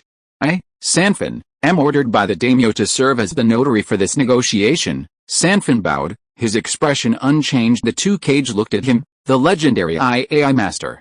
It was said that his sword was so fast that he could kill the ninja before the ninja could even cast hand seals. He is also a figure like the guardian god of the Iron Country. Based on the idea that there is no hollow warrior under such a great reputation, the Raikage and the Tsuchikage nodded to him and expressed their goodwill. Mifune didn't care, so he walked ahead while Inoki and AI went to the third floor. Afterwards, he asked someone to take the order and left a recorder standing there to record it, while he leaned against the wall, staring at the two shadows and their guards present. "Please start the negotiations." Mifune's voice was extremely calm, without even a trace of emotion. "Raikage, we are all adults. If we continue this war, it will only bring harm to both you and us, and no benefit." Inoki took the initiative. AI nodded, "But my dead subordinates, just you have your subordinates dead. Does that mean no one in our Iwagakure village has died?" Inoki reacted too quickly. Before AI could finish his words, he immediately retorted him. This made AI feel a little uncomfortable. "Can you give me a mouth replacement?" So he looked at his son AI, and found that AI was looking down at the ground. His son inherited his father's bad manners and was not good at speaking. He looked at Yukito again. Yukito was stunned for a moment before saying, "Lord Tsuchikage, you are right. Both sides have suffered losses. This is inevitable on the battlefield. But it is undeniable that we have traveled a long way from your land of Earth. We should at least compensate you for the travel expenses." The third Hokage nodded. Yes, that was what he meant. He wanted face. Inoki blushed and said, "Bullshit, you are invaders, and you want me to reimburse your expenses. Why don't you go to heaven?" Unlike Sarutobi Hiruzen, Inoki is ambitious and not kind-hearted. Don't even think about asking him to pay meaningless money. The third Hokage's face fell and he looked at Inoki with an unfriendly look. Chapter 102, Compromise, the realm where all things compete. The Hokage's face darkened. Damn, you're the one who wants to negotiate, and you're the one who wants to do it without paying anything. Who the hell are you? How dare you be so shameless? Huh? Inoki saw that the Hokage's face was very red, but he didn't care and said, "I don't care who you are or how you react. I have to pay you money. There is no room for negotiation." Then there's nothing to talk about. Then the Hokage stood up, his hands covered with high voltage and fast-moving electric current. He slapped the table with his big hand, and the table shattered directly, and the debris flew towards Inoki's head. Inoki snorted coldly, and some pure white light flashed by. When it came into contact with the debris disappeared in front of everyone as if it had never appeared. AI was silent and calm. He was so calm at such a close distance that he couldn't block dust escape. If he accidentally lost an arm or a leg, it would be such a shame. A wooden man appeared with blue flame-like chakra all over his body. His pupils turned into cat pupils, and he turned into a half-tailed beast. Inoki also calmed down a little. He seemed to have forgotten to bring Laozi or Han. Tisk tisk, there is a perfect Jinchuriki here, which is really annoying. I hope that Lord Tsuchikage will understand and give me some compensation. Yumuto looked at Inoki slowly. Inoki was about to continue mocking, "What's so great about you, a Jinchuriki?" But Huangta grabbed his arm and Inoki calmed down. Seeing Wang too, he shook his head and indicated that it was okay for him to give up a little. "How about this? I can give you 2 million in military subsidies, but I can't take it out either." Inoki gave his son face. The Hokage frowned, thinking what could 2 million do? But AI, his son, also pulled him back and shook his head. The Hokage sighed. In the end, the Thunder-Earth War ended with the Land of Earth paying a compensation of 2 million taels of silver. Neither side lost. And the 2 million taels were humanitarian compensation. The Hokage gained face, and the Iwagakure village did not suffer any major financial losses afterwards. The two Kages walked towards their respective villages with their respective guards. Inoki went west and AI went east, and the two were destined to never be together in their lifetime. This news quickly reached Konoha village. The agreement was signed in the morning, but the news arrived in the afternoon. It must be said that Konoha's intelligence system is really strong. Uchiha Xiao was drinking tea leisurely in the office when an Anbu member pushed the door and invited him in, saying that the Hokage wanted to see him. Uchiha Xiao frowned. It seemed something was up. So he didn't say anything and quickly followed the Anbu to the Hokage building. When I pushed the door open, I saw Konoha F4, who were discussing something there. When the four saw Uchiha Xiao coming in, they looked delighted. Danzo even stood up, took Uchiha Xiao's hand, and pressed him into the seat next to him. Shimura Danzo said slowly, "Sir, you may not know this yet, but the Thunder-Earth War is over." Uchiha Xiao was stunned. So fast? How long had it been? He cast a puzzled look at Sarutobi Hiruzen. Sarutobi Hiruzen nodded and handed a copy of the peace agreement to Uchiha Xiao. Uchiha Xiao looked at the content above and couldn't help but sigh. He originally thought that this Thunder-Earth War would consume most of them, and then the ninja world would have more peacetime. As a result, the two countries stopped at the right time and preserved their manpower. At worst, they will start a war while Konoha recuperates. By then, one country will be fighting against two, and the result will be counterproductive as expected. One should not underestimate the people in the world. It does not mean that the world will be what he wants it to be. Mr. Xiao, what do you think? Sarutobi Hiruzen asked with a smile. Uchiha Xiao sighed. It was both unexpected and reasonable. I thought they would fight to the death, or at least suffer serious injuries. In the end, both sides resisted the urge to recuperate and preserve their manpower. I guess it's mostly because we, Konoha, were there to act as a deterrent. So, it was both unexpected and reasonable. There are also many smart people in the two countries of Lei and Tu. Uchiha Xiao sighed. The third Hokage nodded, acknowledging Uchiha Xiao's words. After thinking for a moment, Danzo patted Uchiha Owl on the shoulder and said, "It's okay. This was just a casual move. At least it eased the situation on the battlefield in the Land of Rain at that time. Yes, no one can be perfect. Imagine the entire battlefield, Mr. Xiao, you have done a good job." Midman Yan also said. Utatane Kaharu nodded. Uchiha Owl naturally understood what they meant and didn't dwell on it too much. He smiled and said, "Thank you for your understanding. Oh, by the way, Lord Xiao, do you think it's possible that the Land of Lightning and the Land of Earth will react and eventually join forces to attack our Land of Fire?" Sarutobi Hiruzen suddenly asked, a hint of worry in his eyes. Uchiha Xiao thought for a moment, shook his head and said, "It's highly unlikely. The two countries have just experienced a war and need to recuperate. They won't resort to war in the short term, but there may be many other small actions, Mr. Xiao, then tell me, what little tricks will you take?" Shimura Danzo said viciously. His viciousness was directed at the two countries of Reto and Tachi, not at Uchiha Xiao. Uchiha Xiao thought about the plot for a moment, then said, "Maybe he will come to us to sign some peace agreement on the surface, but secretly he is thinking about seizing our Konoha's bloodline. This is the possibility he proposed based on the actions of the Raikage during the Third World War. It is also possible that he wants to steal the secret ninjutsu of our village, such as the sealing scroll. This is all possible." Uchiha Xiao just listed these two things, and the four of them frowned. However, in a village now protected by the Konoha Guard, the probability of such things happening will be greatly reduced. Uchiha Xiao smiled slightly. He introduced the current structure and handling methods of the Guard Corps, as well as the Guard Force on night duty to the four people present, which left the Third Hokage Sarutobi Hiruzen stunned. It has only been a few days since Uchiha Xiao took over the Guard Corps, and everything from procedures to organization to enrollment to police deployment has been arranged in great detail. Even in the deployment of police force, it is much stricter than Uchiha Guangxi.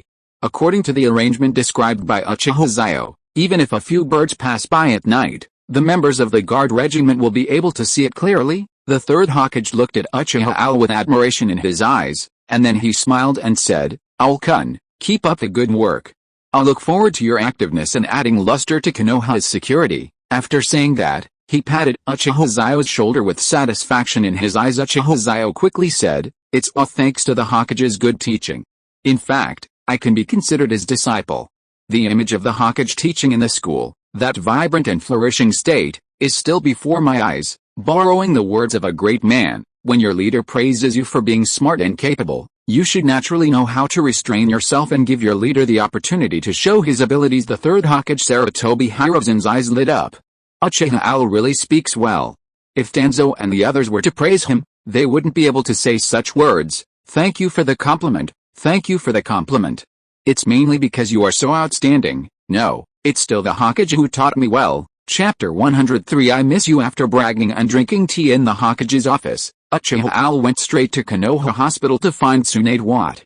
You ask why not go back to work?" I saw Uchiha Xiao calmly shouting. "King Feng, Mingayu, there's nothing we can do. These two secretaries are too smart. Originally, we had a month to give them time to adapt, but today Uchiha Xiao discovered that these two people handle government affairs much faster than him. As a leader, he felt guilty for having such capable subordinates, so Uchiha Xiao decided to let the two of them work hard and gain experience, while he would go and make an appointment, do some inspection work. Konoha Hospital. "Lady Tsunade, there's someone at the door looking for you." The nurse suddenly ran into the consultation area and said, "No, I didn't see so many patients," Tsunade said unhappily. "Next, but that man's name is Uchiha Xiao," the nurse said again. Tsunade shuddered. She rolled her eyes and looked at Miko next to her. "Miko, you are also an old staff in the hospital. Please sit for me for a while. I have something to take care of here," Tsunade said with a smile. Miko naturally agreed and nodded. Her skills were among the best in the hospital. Before Tsunade became the dean, she was the one who held consultations all day long. Tsunade nodded, then stood up and gave up her seat. Without any change in expression, she walked out of the consultation room steadily. As soon as the door of the consultation room was closed, a smile appeared on her face. "The Owl King is here to see her." So she jumped to her feet and came to the hospital entrance. At just one glance, she saw Uchiha Owl. End of this chapter. Thank you so much for reading until the end.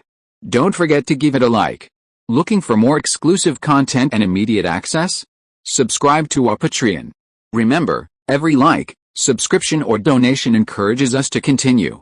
Thank you all, see you in the next video.